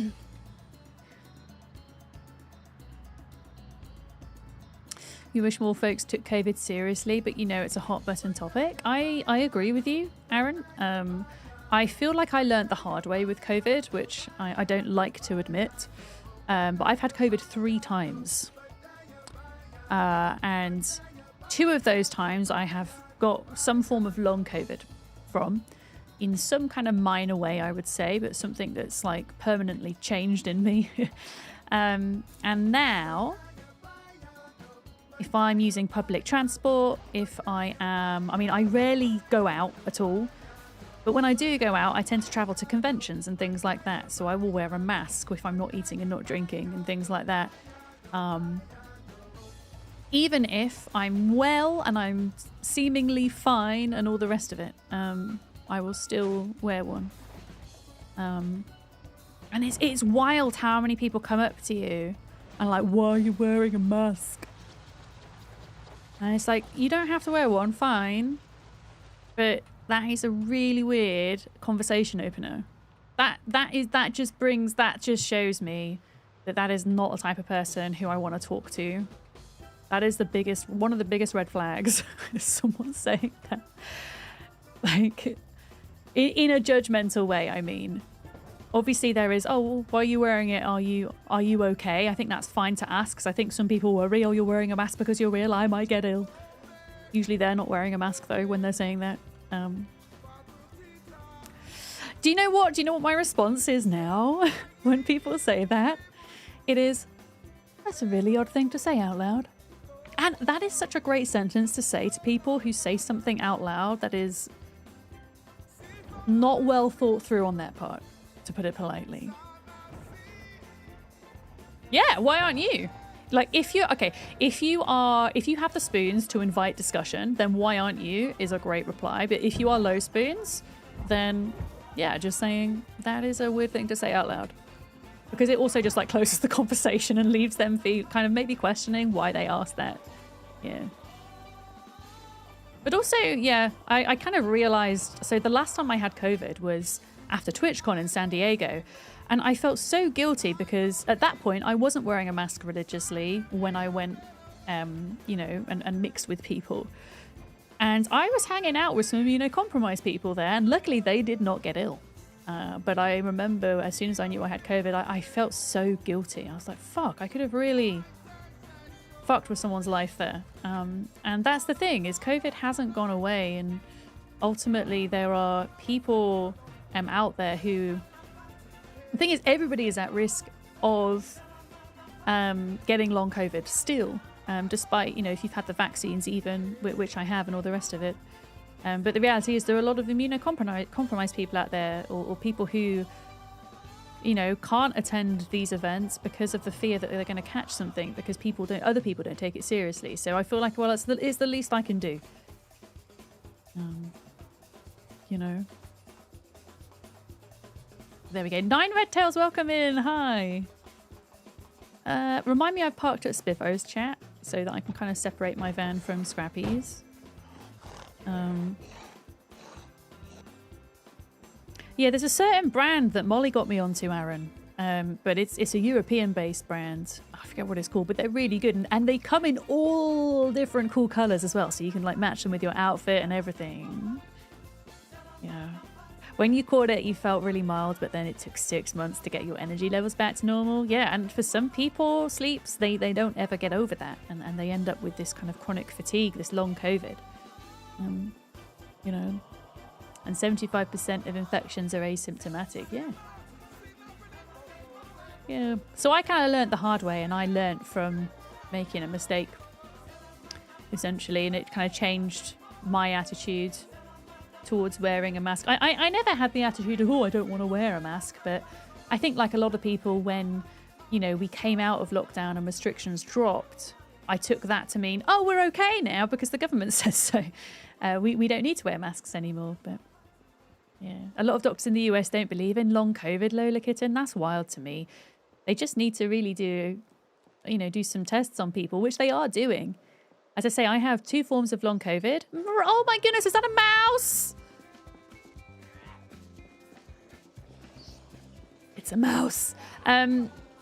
So I have lost, I would say, a tiny bit of it came back, but I would say I've lost about 70% of my sense of taste and smell. And that was the first time I had COVID. And then the second time, I have a chronic fatigue now that I didn't used to have. After the second time I had COVID. Like, if I expend myself in a certain way, it's not that I can't do certain things anymore, but collectively, if I expend so much energy in a day, the next day I will pay for it by feeling as if my body has the flu. Not to the severity where I need to spend all my time in bed, because I don't, but I as I say, I do not leave the house much anymore. And that's, yeah, that's a big thing, really. You got a log? Okay, Scrappy. You can't get out your vehicle? Yeah, that is a good point. Anybody who's like just joining the server, there's a lot of weird desyncy things happening, and they seem to get worse the more people are on. So be careful, especially when in combat. I've got my aim outline on just to try and help warn me when things are flickering.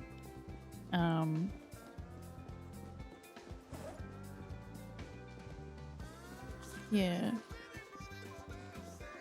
USA doesn't even see CPTSD as a real disorder. I'm sure that's not the case for the whole of the States, though, Lola, right? Is it just like certain doctors you feel don't recognise it? Not just in the US. In Austria, it's almost impossible to get an ME/CFS diagnosis. In the UK, it's also hard to get diagnosed with anything chronic, because, you know, when you go... It's a bit kind of like I was talking about earlier. Yes, the National Health Service is free at point of access, which is amazing, but because it's underfunded and overprescribed, wait times are ridiculously long. GPs are overstretched, general practitioners, who are usually the first point of call that you go to when you've got a problem. And desync. See? Desync. Yeah, unless a doctor, unless their specialism is in, I don't know, ME, MCAS, Ehlers-Danlos, fibromyalgia, any of those kind of chronic conditions, the list goes on, then a lot of the time there seems to be not only a lack of understanding in my experience, which is fine. I think it's okay to go, hey, that's not my specialism. I'm going to refer you to a specialist because we've ruled out all these other things that could be wrong. But just the general attitude, which is it's anxiety, it's depression, lose some weight, all of these things. I was literally told through part of my... some of my diagnosis that I'm kind of ongoing with at the moment, I was told by a doctor about my chronic pain, I'm not referring you, this is what they said, I'm not referring you to a rheumatoid arthritis specialist, which is, I believe, the person I need to see that could help with diagnosing my fibromyalgia. I'm not referring you until you can't get out of bed every day. I was like, okay, so not being able to get out of bed, usually like my symptoms worsen around like the time of my period, so not being able to get out of bed for two days of the month is not enough. You know, it's really demoralizing, and that attitude in the UK, I can speak for the UK, is not helped by our current government. No. But yeah, you've got CFS, Dharmachi, is that how I say your name? Since you were a child and now you feel like you're getting a bit better. That's amazing. Yeah, it's like if you do too much, you get punished. Yeah. I mean, in some circumstances, you do hear about people recovering from chronic conditions, although I do believe it's not the norm, in the sense of most people that have a chronic condition do have it for life and they simply manage their symptoms rather than recover. But you do hear about stories like that happening. Yeah. So when you say CFS, is that separate, as somebody who's trying to educate themselves, is that separate from ME/CFS? Is that a different type? I can't say the word out loud because it's so long and I don't know if I could pronounce it. Encephalomyelitis. What's the M stand for? I don't know. It's a very long word, isn't it? A long couple of words. Yeah. Your kidney doctor is the one that's finally taking your problems seriously. Honestly, hold on to them like gold dust. Having a bit of empathy goes a long way. Oh, did I say it right? Hell yeah. So I feel like through my long COVID, I do have chronic fatigue in a minor way, which is different from somebody... Oh, shit. It's happening again, Andy. It's happening again. It's oh, my God. Which is different from suffering with ME. It's not the same. So what I experience is different from what somebody with ME experiences. But people with ME can still, my understanding is they can still experience chronic fatigue, but it's part of like a larger condition with lots of other things going on. Whereas chronic fatigue as a symptom can also be present in folks with fibromyalgia and a bunch of other stuff. Yeah. Yeah, I think that's a good way to put it, Cucumber. Yeah. Your doc just put you on Iron Rage? Stating that it's low and it's been the same way for the last few years. I wonder why they didn't put you on it before. There might have been a reason. You can always ask them, I guess, Rach, can't you? Yeah. Yeah, these zombies are kind of terrifying, not gonna lie. The ones that are like forever falling. Like, what the hell? Yeah, we often talk about this kind of stuff here. There's a lot of us in this community who have some kind of chronic condition, chronic pain, who are neurodivergent, and often the two things overlap one another, it turns out. So we talk about that quite a lot here, whilst we're gaming and biffing zombies. You got fibro, Damashi? There are definitely overlapping symptoms. Yeah, my understanding is that one of the overlapping symptoms of fibro and ME is the post-exertional malaise, which is that kind of delayed onset of tiredness as a result of energy expenditure. But fibromyalgia is a neurological condition, right? I'm not actually sure about ME. The reason I know so much about fibromyalgia is because my dad has it. He was diagnosed quite a while back now with that. FND, wait. What is FND, Jade? You got to jump off, Con? All right, thank you for hanging out. I hope you have a good day, Con. I don't want to cross under that bridge. I'm genuinely terrified of those falling zombies. I'm just going to catch them coming out the window. Thank you. Functional neurological disorder. Yes, I've only found out about that condition recently. Yeah. But yeah, I kind of have done a lot of research on these various conditions because, you know, in the process of trying to get diagnosed for my own pain, and that process taking years, you know, you end up looking into it and ruling certain things out for yourself, you know, and all the rest of it.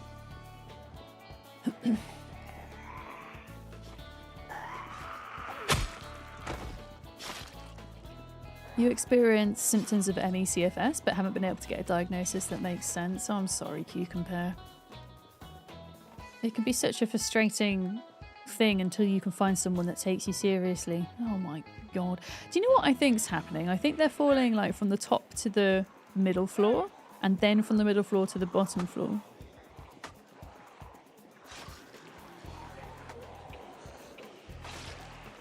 Having to be your own advocate for medical stuff is almost a requirement these days. Yeah. And I have such imposter syndrome over it. I think coupled with the whole attitude that's being pushed by our government of people with mental health conditions are lazy and they should go back to work, which is essentially what's being pushed in our country at the moment. It makes me have imposter syndrome over what's going on with me a lot of the time. And I kind of have to check in with myself and say, well, hang on a minute. How do I behave in terms of what my pain limits me from doing? How do I behave when no one else is around? Do I act normal? Or am I still in bed a lot of the time and having to rest a lot of the time? And yeah, with no one here, I'm still in bed and I'm still resting a lot of the time. Like, who would want that for themselves? Nobody wants that for themselves. I miss my life from 5 years ago. Like, don't get me wrong, I've done some really fucking cool things in the last 5 years before things started going downhill. One of those things is streaming. Like, I freaking love this job so much. It's so cool. But in terms of like my activity levels and not being able to go out and do the things I used to do, that's something that I kind of mourn in a way. Yeah. Yeah, you have to keep reminding yourself, no, I'm not just a lazy bum. Yeah. And it's a real thing that I think a lot of us think about, and I have to check in on myself and say, well, what would I say to my friend who was telling me, well, I must just be lazy? What would I tell my friends? And I kind of look at it that way. Yeah. Yeah.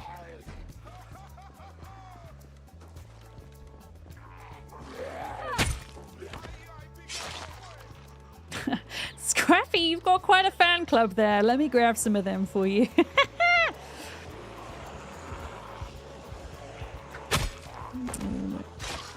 Alright, there we go. We got a few of them.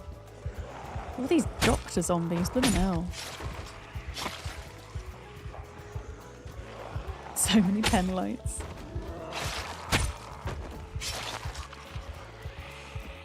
Yeah, I'm not killing that many zombies at the moment because I'm trying to not get hit by a zombie. Yeah. Your brother got diagnosed with complex ADHD and his mental health is in the toilet, so to speak. He's struggling so much, but hopefully the meds he get will help him. I mean, as somebody who is unmedicated with ADHD and is still awaiting their paperwork and formal diagnosis after their assessment, I hear that trying to find the right ADHD meds, the right dosage, and all the rest of it can take quite a bit of time, can't it? Because quite often it's trial and error and going back to your nurse and saying what works, what doesn't work, and all the rest of it. Yeah. Yeah. Wait, I don't understand your message, Captain. I don't understand. Yeah, it's like weighing up the side effects versus what it's helping, right? Yeah, I'm still... So, I had my ADHD assessment in September. And because I did it through the NHS, they said, okay, we now have to take... There was one person that assessed me over 2 hours. And they said, okay, we now have to take your assessment and take it to the Board of Assessors to decide whether you have ADHD. I'm like, what? There's this extra step. Apparently everyone who goes through that local health service has to do it that way. And I'm still waiting on those results, yeah. I mean, I'll be gobsmacked if I don't have it. I'll be gobsmacked, but it is a possibility, and I've had to like talk through my therapist what I will do if, you know, it's something else or whatever. Yeah. I have to go to a panel. But yeah, my autism assessment that was done through a different company was immediate. Like at the end of my assessment, he was like, yep, 100% you got autism, here's the paper with my report. You know, it was and it was just a case of different companies. One being directly the NHS and the other one being Psychiatry UK for us. Yeah. Yeah, so, I mean, my understanding is complex versus not complex is two things. I think one, when your symptoms severely affect your ability to carry out day-to-day tasks, but also if it's mixed with other mental health conditions in the context of CPTSD or OCD or autism or ADHD or other forms of neurodivergence or acquired neurodivergence. Yeah, I should point out I'm not a doctor, by the way. I just speak from my own personal experiences with regards to this, and as somebody who has a special interest in psychology and brains and does a lot of reading on these things, but absolutely not a doctor. Absolutely not. How are we doing, Scrappy? We're doing good. Look at this! I'm not paying attention and my character's like really hungry.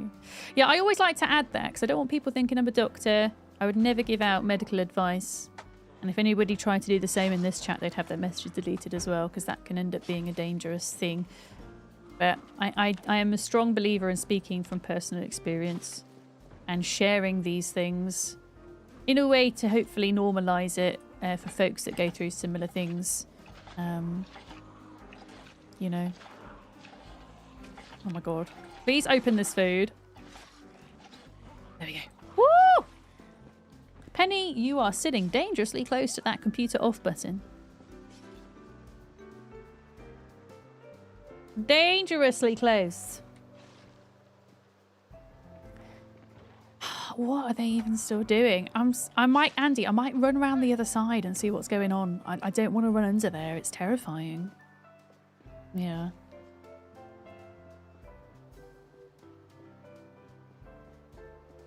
Your psychiatrist didn't officially diagnose you. You did last year, though.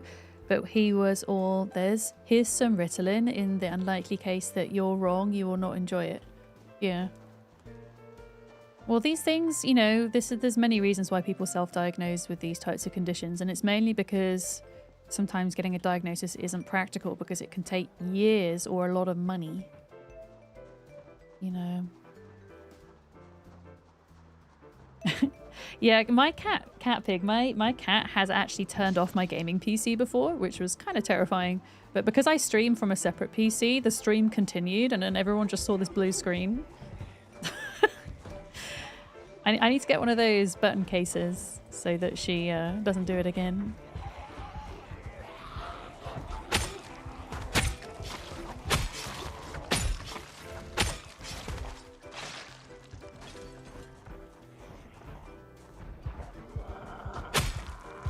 Okay, I am trying to work my way around to that bridge, but there are too many zombies in the meantime.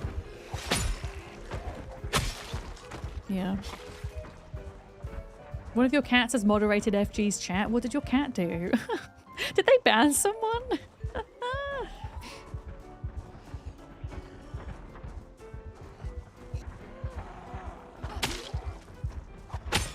Start with 1 hour, go to a bakery, pick your favourite cake, sit down at home, put everything else away, look out the window and concentrate on your cake. Altogether 1 hour is gone fast. Wait, what is that? What do you call that, Captain? Is this like a thing you're doing for yourself to like help with mental things? I mean, if anything involves cake, I'll try it. If a cat bans someone, you feel like you'd believe them. I mean, in real life, maybe. I don't know about on stream.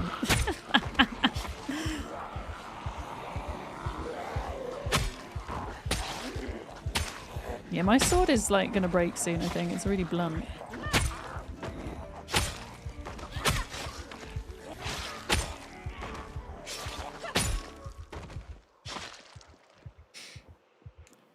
Yeah, it's kind of like meditation, right? With cake, yeah. Yeah, I found historically mindfulness hasn't really worked for me, but if you were to throw cake in there, I'm gonna try it. Yeah, it's your personal depression therapy. Yeah, well, good for you. Like, it is about finding what works, you know? And the thing is, what works for you isn't gonna work for everyone, right? What works for me isn't gonna work for you. As somebody who also has depression. I say has depression, I'm not depressed at the moment. But I have a tendency to be.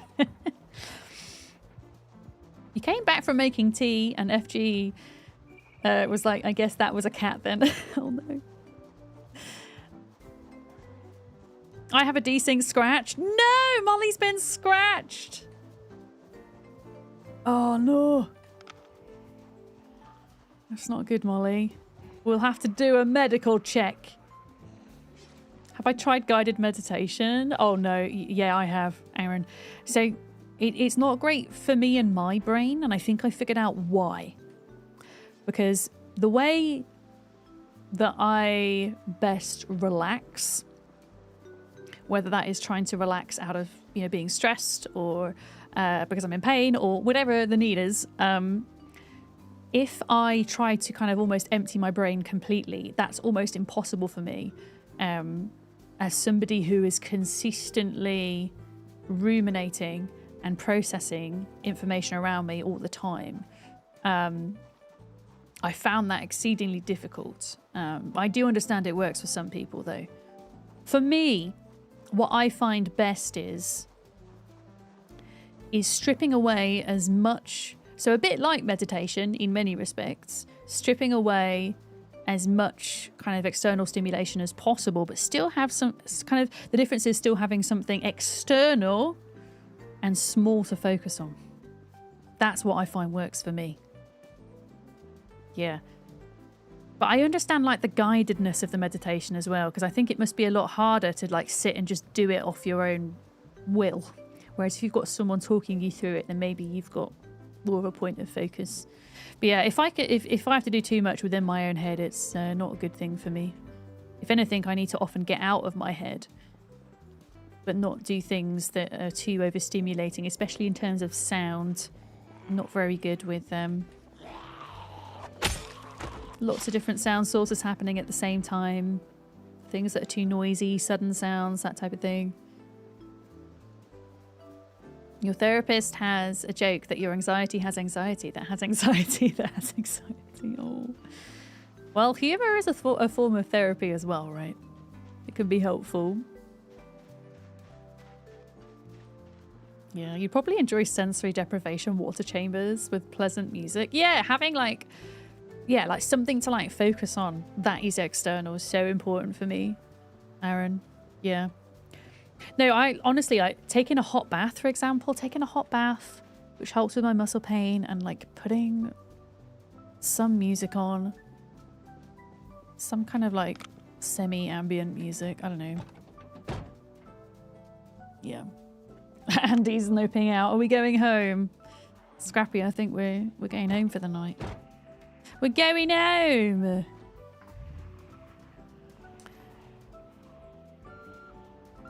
But yeah, I think it's good to chat about this stuff. So I appreciate you all for kind of weighing in with your own experiences and thoughts on things.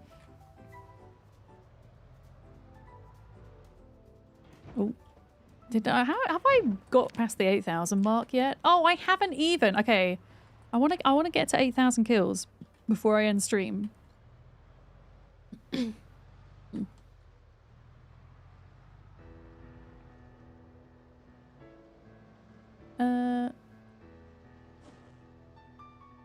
Okay, I'm just gonna eat some cold mushroom soup, Andy. Bear with me. Bear with me. Cold mushroom soup, delicious.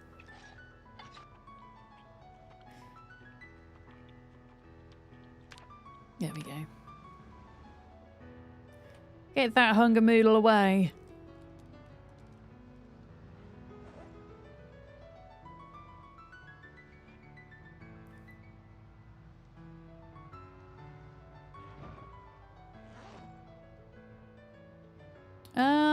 Okay. Yeah, I haven't. Wait, how many zombies? 81. Can I kill 81 before I end stream? I was going to end stream relatively soon. Relatively. I really want to get to 8,000, so we're going to do that first. Right, Andy, if we see zombies on the way, I'm going to stop, okay? We're going to get them. Please just say Saf like that again.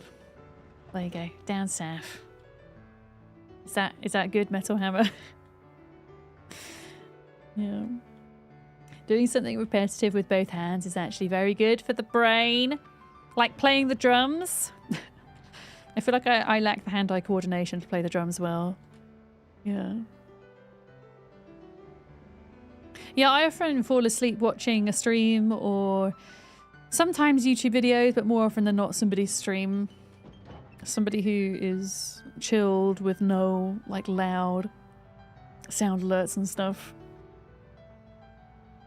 Yeah, I have to have that noise going on. I find it really hard otherwise. And it will take me several hours from getting into bed to be able to fall asleep. Unless I've done something silly like play Minecraft till 3 in the morning. Then I'll probably fall asleep pretty much straight away. You can fall asleep to true crime podcasts. I mean, I suppose, especially if they're spoken by somebody who's, you know, super relaxing. Yeah.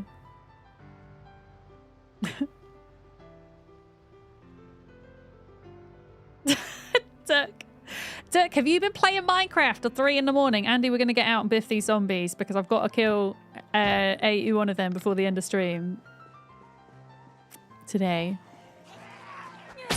I've got to kill him. Wait, child labor? Wait, what? I missed something. I missed something important. I'm confused. This is what happens when you're trying to like have a deep conversation and are also trying not to get bit on the face. Oh my god, why? Why is that zombie running over there? Okay, that's 79 zombies now. Is it? Or 77? Yeah.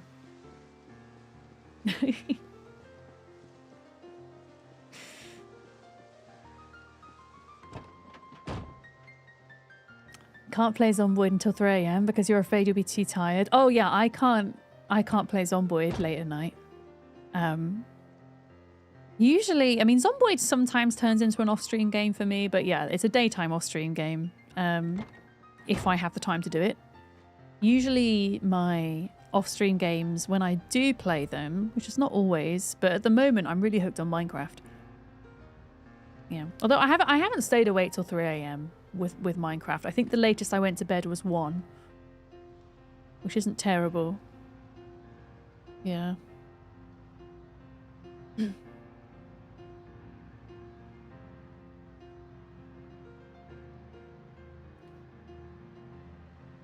Well, we need to go and check Molly. Molly's been scratched. Oh, Scrappy, you played till 2 a.m. the other night? Oh my goodness. Oh, I've got nails for Molly as well in my van. Yeah, Civ is one of those games. Just one more turn, right? Or strategy games, like colony management games, those types of games, those are the ones that I'll stay awake till sunrise playing if I'm hooked on them. I usually go through like 2-week periods with games like that. And then there'll just be this sudden drop of interest and I'll actually get some sleep. Alright. We're back. Trash Goblin was getting you. Yeah, it does look very chill, sleepy. Does Molly need nails? There's some in my van. If she does, I need to deal with this Moodle situation right now. Yeah. If it wasn't for the 1 a.m. Ark server restarts, you'd be up playing Ark all night. The restart is a reminder to go to bed. That's super cool, actually. The reason why I put the restarts on at that time, Valorocker, is because that was usually like the time I was waking up in the morning. So it would affect me the least. But if it's working for you as well, then that's good. In a different way. Of course. Yeah. You'd like to share the response that the chimney sweeper gave you when you apologise for the state of your home. Hey, it's your home. Yeah. Yeah, I think those of us that have either if you have a chronic condition or you have a mental health condition, you know, things can go a bit by the wayside at home in terms of cleanliness, tidiness, even personal hygiene. And I think there's such a stigma about those things, isn't there? I know I feel that a lot of the time.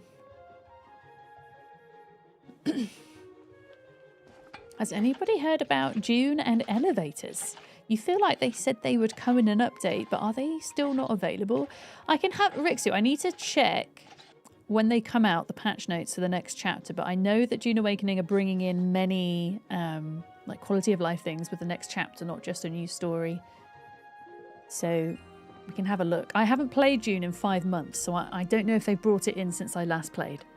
But they might well be for Chapter 3. We are going to be playing a bit of June Awakening next week, folks.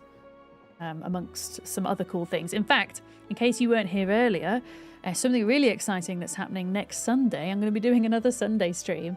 We'll probably play a bit of Zomboid, but also I'm going to be playing a brand new game that hasn't come out yet called Begraved. That is made by some of the devs that are deving Valheim. And Begraved is a 4-person co-op kind of comedic friend dungeon crawling game that's kind of, it shares similarity in kind of genre to things like Repo and stuff like that. And we're going to get to be on stream. Me and Molly are going to get to play with 2 of the devs. So that's a really fun thing that's happening next week as well. I will have time for Zomboid next week for sure, but probably not as much as this week. This should be good. Yeah. Going back to the chronic illness discussion. You grew up with a mum who has OCD. You married a man with worse OCD. Oh my goodness. Yeah, that's wild. That sounds like it would be a quite a difficult household to grow up in. Yeah. Yeah, and do you know what? Something that's worth talking about is I find a lot in online spaces, and especially within gaming spaces, gamers are very quick to say, oh, I have OCD when I play this game. Or, oh yeah, that thing in that game, that gave me PTSD. And anytime someone mentions that, I always pull them up on it. Because OCD and PTSD are really, you know, they're serious mental health conditions that really affect people. And I'm sure like a small percentage of those people that throw out those comments probably do have OCD or PTSD, but I think people throw it around and it doesn't mean what they think it means. You know? And I'm not saying that you're saying that, Lola. At all. I'm just saying that often, you know, when people do come in, it's good to pull them up on it and check. Because, yeah, it could be really rough.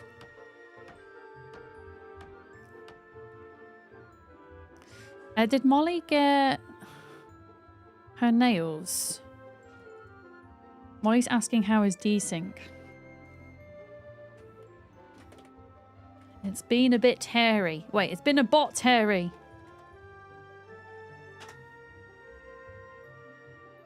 Yeah, I haven't needed to relog yet. Yeah. It does frustrate you. You get accused of being OCD because you like keeping things ordered and tidy, but it's not OCD at all. Oh no, yeah. I think a lot of people think that that's what it is, right? It's like, nope, that's not what it is. Yeah. You haven't lived at home in 15 years and you still chug drinks because if you set your drink down, they would throw it away. Yeah. Yeah, and I think that's something else that isn't talked about a lot as well, is what it's like to kind of be brought up in a household where people have, you know, mental health difficulties as well. Yeah.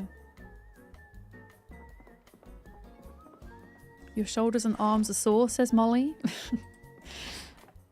Hopefully not in real life. We might need to, we've been spending a lot of time here. We might need to think about setting up a water supply, actually, at some point.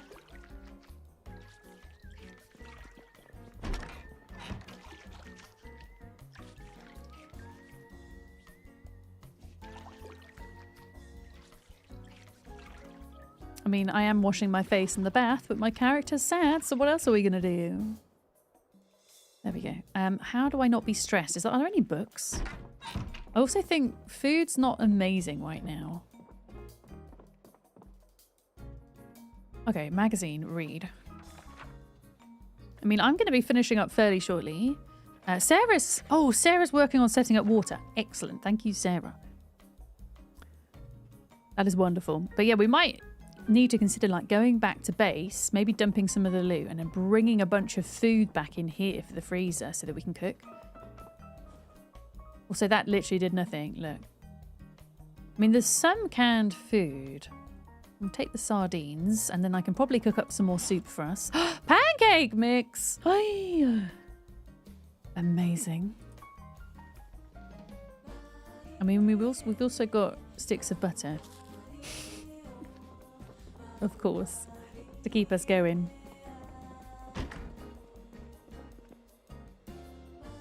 Yeah, I'm going to make some of my heavy soup.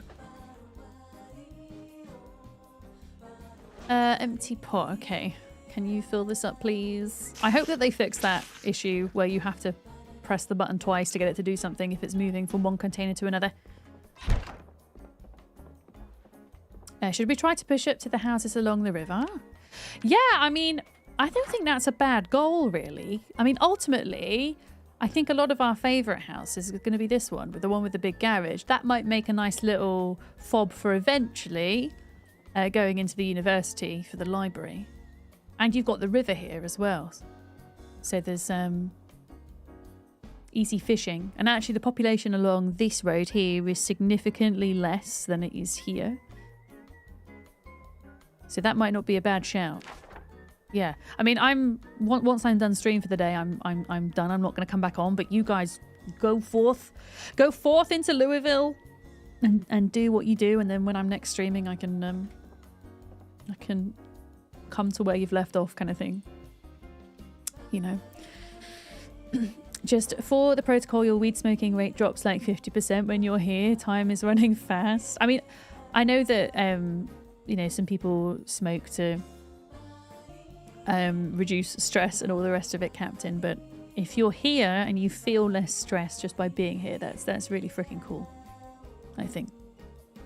Your brain went on a little bit wibble on seeing the guy bounce the remote control cars around the skate park, but then you caught up with it's a device being broken but a person. I'm confused. I'm a little bit confused there, Sleepy Dragon.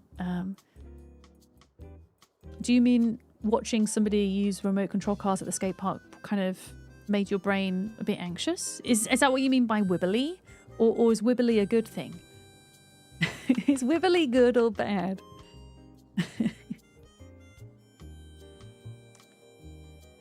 Oh, okay. So for context, Sleepy Dragon had an accident while skateboarding back in, was it September now?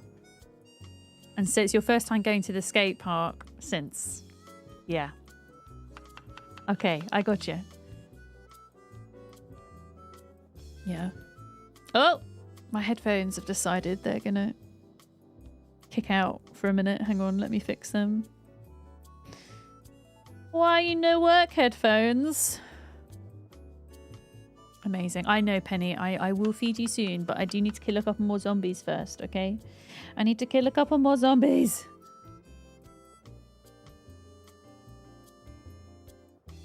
Okay, soup. Let's add macaroni to the soup.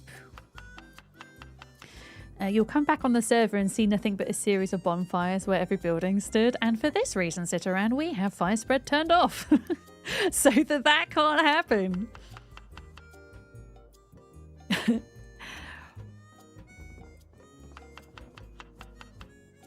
Okay. I am making the soup. It is happening. You got told that you have OCD too, but you don't have cleaning OCD. I think it's a common misconception that OCD is being finicky about cleaning or lining things up in a certain order. It's to do with intrusive thought, right? And intrusive thoughts can manifest in lots of different ways, can't they? Is my understanding. Luna Lily is waving and saying hello. Hi, Luna Lily. Hi, Jade. Right, I now need to decant this into bowls. There we go. Into bowls. Excellent.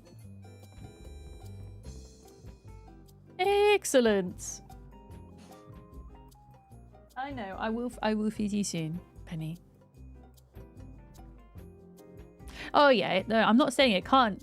It like manifest itself within like cleaning habits and things.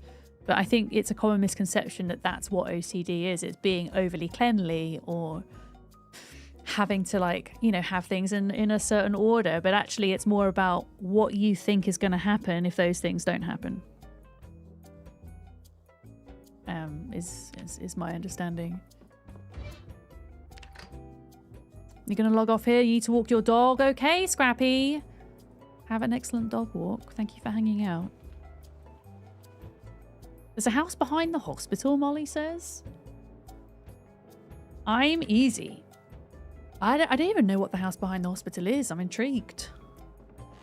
I'm intrigued.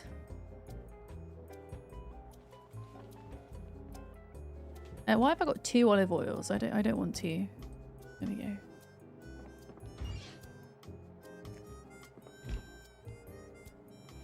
All right, that is looking a little bit better.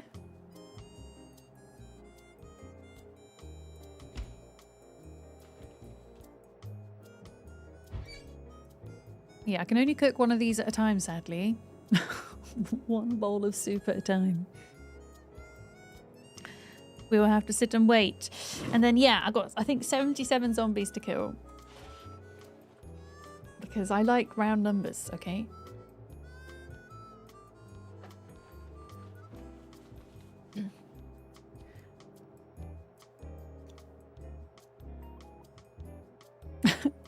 Molly is singing at me in the chat.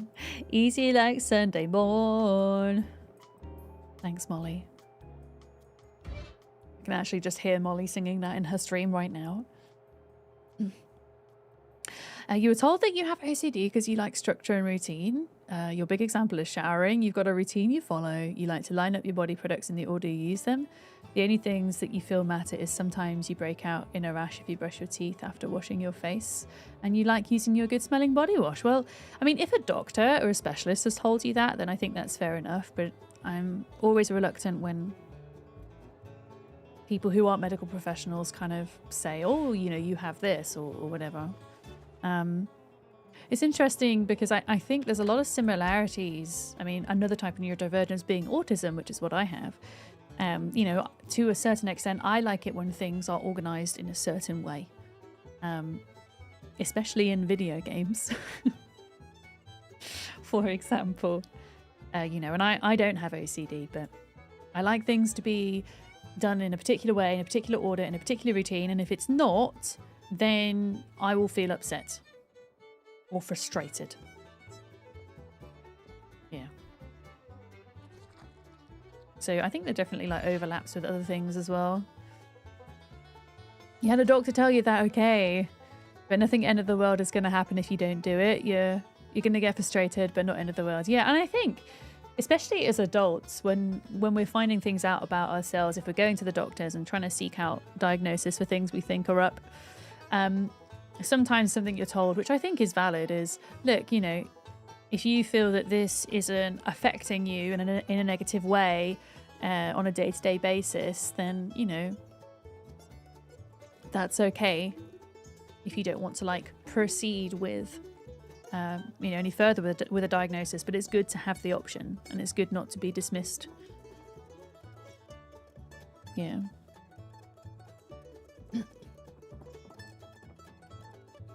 Bowl. Why is it so heavy? It's 15.4 kilograms. Yeah, exactly, Sleepy Dragon. And that's the thing, is a lot of gamers are really quick to say, oh, I've organized this in this certain way and it's I'm OCD, ha ha ha kind of thing. And it's like, no, you just like things in a certain order. It's all about kind of, I think, how you feel if that doesn't happen, you know, and what, like, you know, physically happens as well, and like actions you take afterwards if that order isn't adhered to. You're out. Okay, Captain. Thank you for hanging out today. Hope you have a good one. Yeah, I'm gonna head out and biff 77 zombies.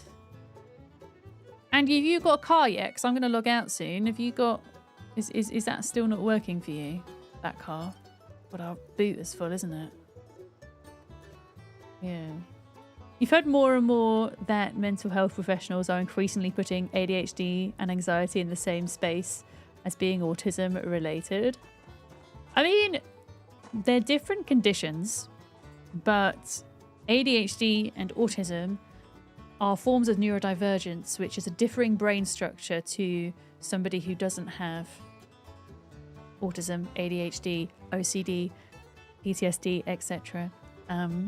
Anxiety isn't classed as... I mean, there are anxiety disorders that can be diagnosed. Anxiety can also be a trait of or a symptom of autism or ADHD, but it's not classed on its own as a form of neurodivergence. But I'd be interested, Aaron, to see the research around that, because I know that there's more and more research being done into neurodivergence. So if there is a link, that'd be really interesting. But I know as it stands that that's the case. But these things are under research in general, so who knows? The more we know, the better, I think, with these things. Yeah. Now that's really interesting, Lola. You went in for your autism assessment and they told you you had OCD and BPD. So when I was waiting for my autism diagnosis, I sat with a psychiatric nurse and we went through the BPD diagnostic criteria. And she said to me, if you'd come to me 20 years ago with the research we had then, I would have said that you had BPD. But knowing what we know now, I'm confident it's autism. And it's really interesting because there's a lot of overlap. There's also a lot of overlap between borderline personality disorder and ADHD, especially with the rejection sensitivity dysphoria. Yeah, lots of overlaps. For sure. I'm just going to have to eat this soup because it's just too heavy to hold. Yeah, Andy, my plan is to biff a couple of zombies and then log out. You need 51. Okay, so you got to get 51. I've got to get 77. We're going to do this. We're going to do this. I'm not stopping for just one, though. We'll go up. You're reticent to bring up the concept of some stomach and digestive issues being often comorbidities with neurodivergent stuff. Oh, no, you're fine. I don't shy away from that type of talk. At the end of the day, we have bodies, and sometimes they don't do what they're supposed to do, you know. We all have bodies that go wrong sometimes, and I think people are very quick to like get squeamish about things and stuff, you know, when they're talking about their guts and what have you. But yeah, the reality for a lot of us is they don't work as they should. No, I'm good. And also, I'm pretty confident after kind of streaming for 5 years. I'm pretty confident in saying when I'm not okay with something in chat too. But I really appreciate you've all been so what's the word? Begins with a C. Not condescending, the opposite. Comprehensive. There we go. Considerate and comprehensive. Yeah. Around today's conversation. Not condescending. The other C word. Yeah. You've all been kind of really considerate of one another and me, and compassionate and comprehensive. You know, you're looking at how other people might think and feel about stuff before speaking, and yeah, thank you for doing that. It's a skill there. Yeah.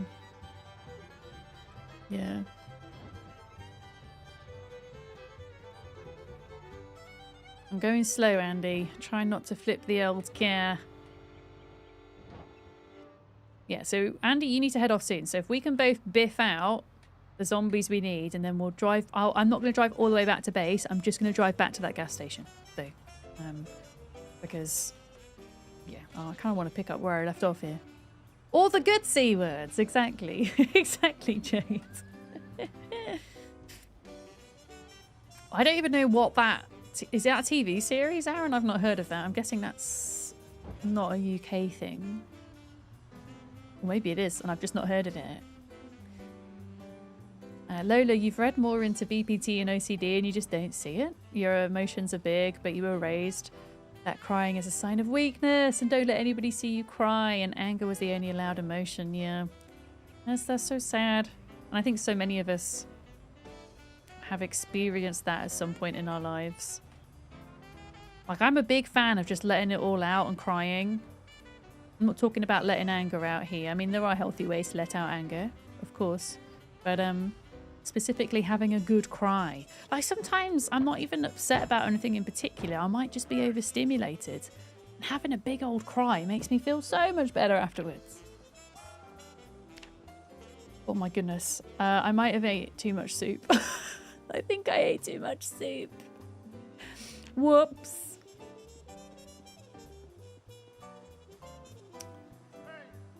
Hey! I can hear zombies. We might need to go and find bigger groups, because I think we're like almost done with this outside bit. Lots of women get misdiagnosed with BPD. Speaking as somebody who got a PD diagnosis for years before getting an autism one. Yeah. It's, yeah, a common thing my psychiatric nurse was saying. Because I felt for me with the BPD thing, I was like, the anger doesn't match. A lot of things were similar. It was like, for me, the anger part just doesn't fit. That's not me.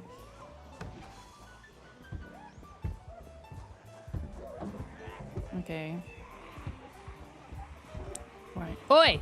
It's my zombies!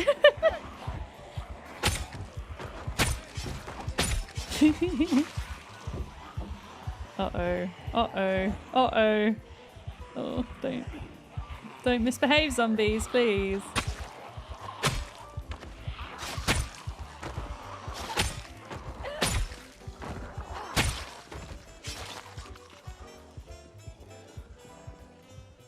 Oh, wow. Okay. That's a lot. Cool. Hey! It's a lot.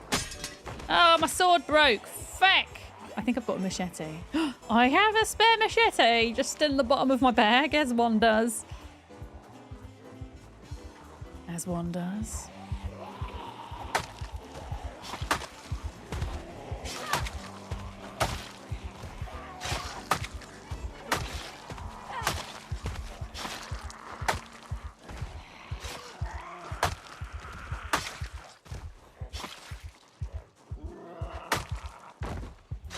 Sometimes you just gotta schedule a shower cry.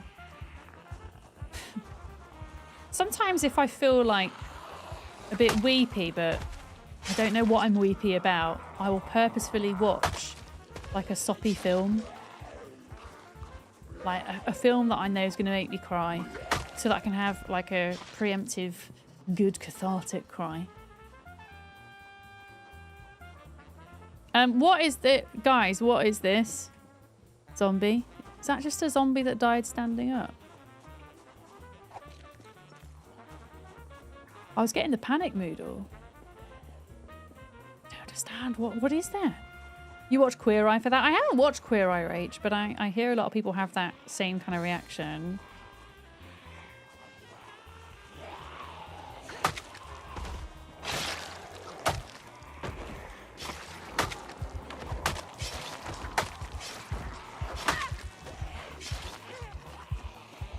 I knew fighting on that corner was a bad idea. I knew it!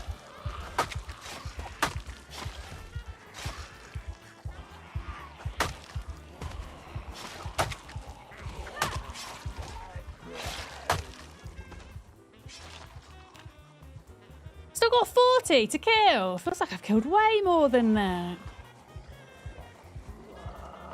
Okay, we're gonna do it. Well, I'll catch up with you, chat, when I'm done biffing. It's not really biffing, it's more slicing, I think. More slicing. Oh, they're falling down again. Oh, good lord. The zombies are falling from the sky!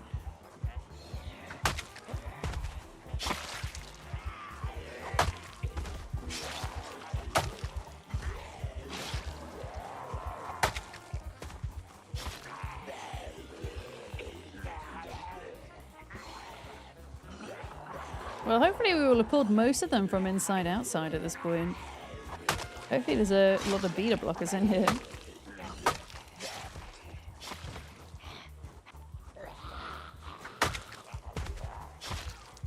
Oh, there was a bit of a kind of lag thing there.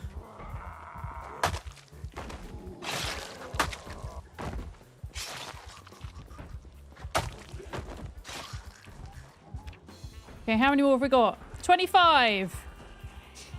25. I want to get it exactly. 24? 23.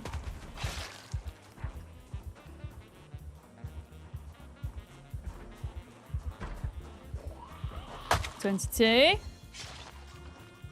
Let's get back over here where there was a lot more of them. 22. Okay. 22, 21, 20, 19, 18, 17, 16, 15,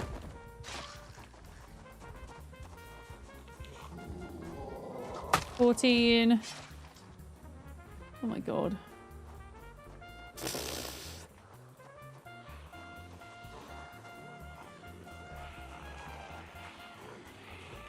40. Me and Molly are having a Legolas competition.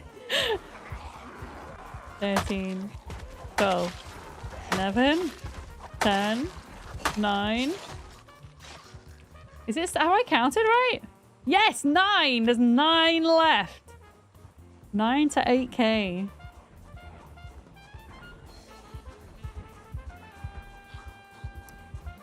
Nine. 8. 8! You fecker. 8. 7. Why are they going in and out the windows again? Wait, I've forgotten the number. 7. 7. It's over 9,000. It will be. Next time it will be. I still don't understand why that zombie's died standing up.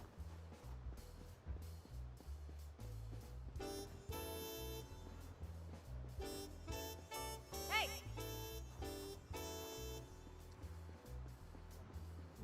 Yeah, things are a little bit laggy over here. A little bit scary. Oh my goodness, what are they doing? I need to kill 7 of you. Get your butts over here where it's a bit safer, please.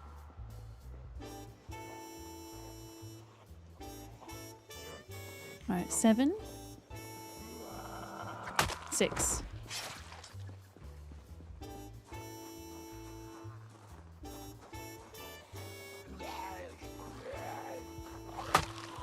5. 4.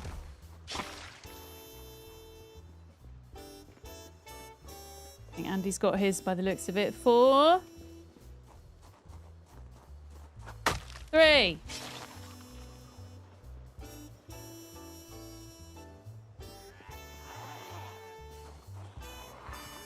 2. 1. 0. Go, go, go! Did I count right? Yeah! Oh no, Andy's game crashed. You're back again. Hopefully you didn't die.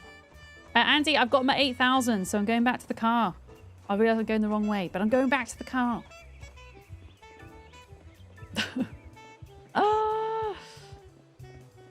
Oh yeah, going on from our conversation about having a good cry. Music is also great for that. Yes, not just watching films and things. My go-to crying song is Clair de Lune by Debussy, who is a French impressionistic composer.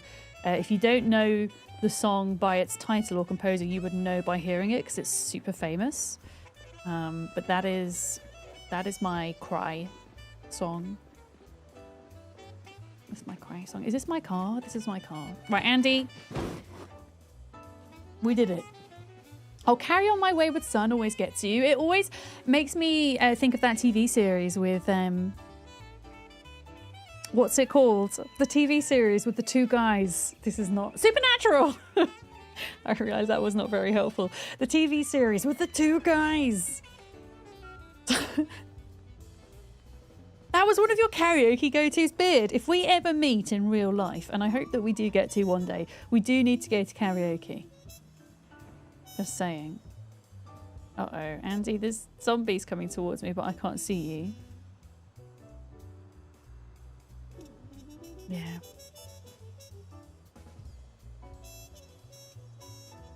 Oh, I think Andy's trying to get his... Oh, God. Andy, I'm going to have to, like, move forward a bit just because... I'm going to go to the main road because the zombies were like coming towards me. There we go.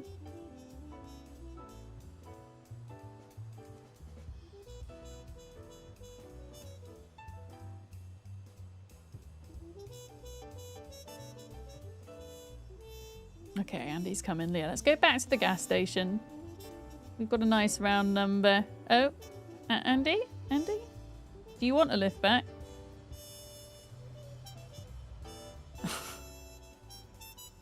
Pretty sure you shouldn't have used the other side. Other side exit to the car park? Wait, what do you mean? Wait, where's Andy going? Andy!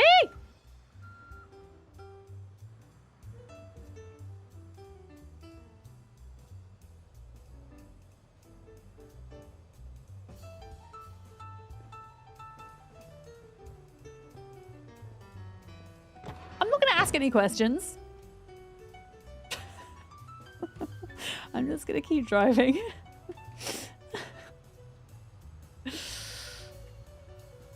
The zombie apocalypse doesn't care about no traffic violations.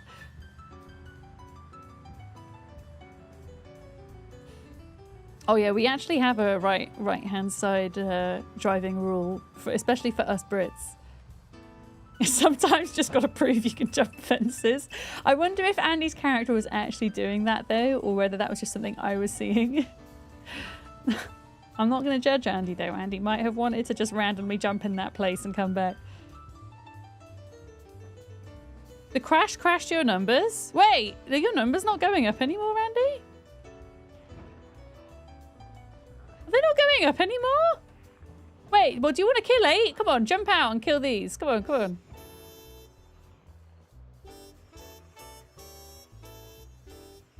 No? Okay. If you want to, you can. Apparently there's some zombies on our roads as well that you can deal with.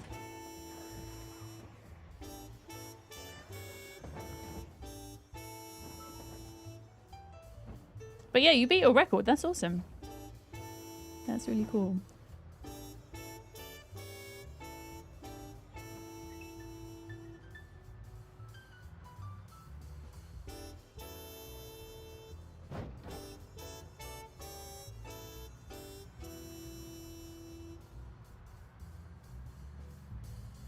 Do I have any food? I do. I have a can of sardines. Excellent.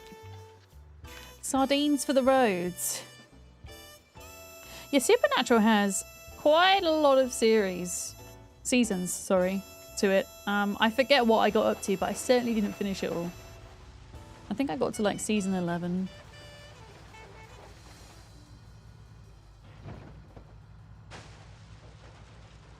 You are going to kill the last 8. Excellent. Okay, well, we'll just get a bit closer to base then so I can log out. But apparently there are enough around. You should be okay. It's got 15. Okay, so there wasn't that many more left. Yeah, it's definitely more fun doing Louisville together. It's definitely a lot quicker as well. Yeah, and it is a fun experience the first time you go, and you've only just scratched the surface of it. There's so much in Louisville, and there's so many unique places to visit. You've watched the whole series of Supernatural several times. That's a lot.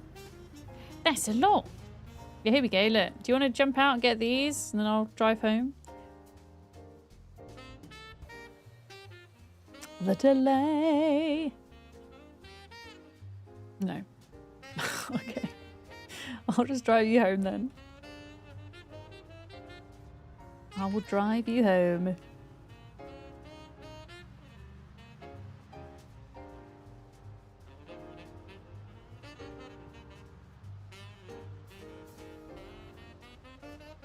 Here we go. Right, Penny is officially cross it with me because it's well past her dinner time. So, wait, did I definitely turn my engine off? Let me make sure I turned the engine off. I have. I've turned the engine off. I'm going to log out in the bathroom upstairs. I feel that's probably one of the safest places to log out. And then we will go and raid out. I don't know if Molly's planning on playing on my server for the entirety of her stream, but I should imagine if she's not, then she'll switch over to hers. So we'll go raid Molly. We'll go raid Molly. Hopefully she didn't get infected by her scratch. Folks, if you're watching on YouTube, I'm going to say goodbye to you guys first. I will be back tomorrow. Don't know what I'm playing yet. Haven't decided, but I'll be here regardless.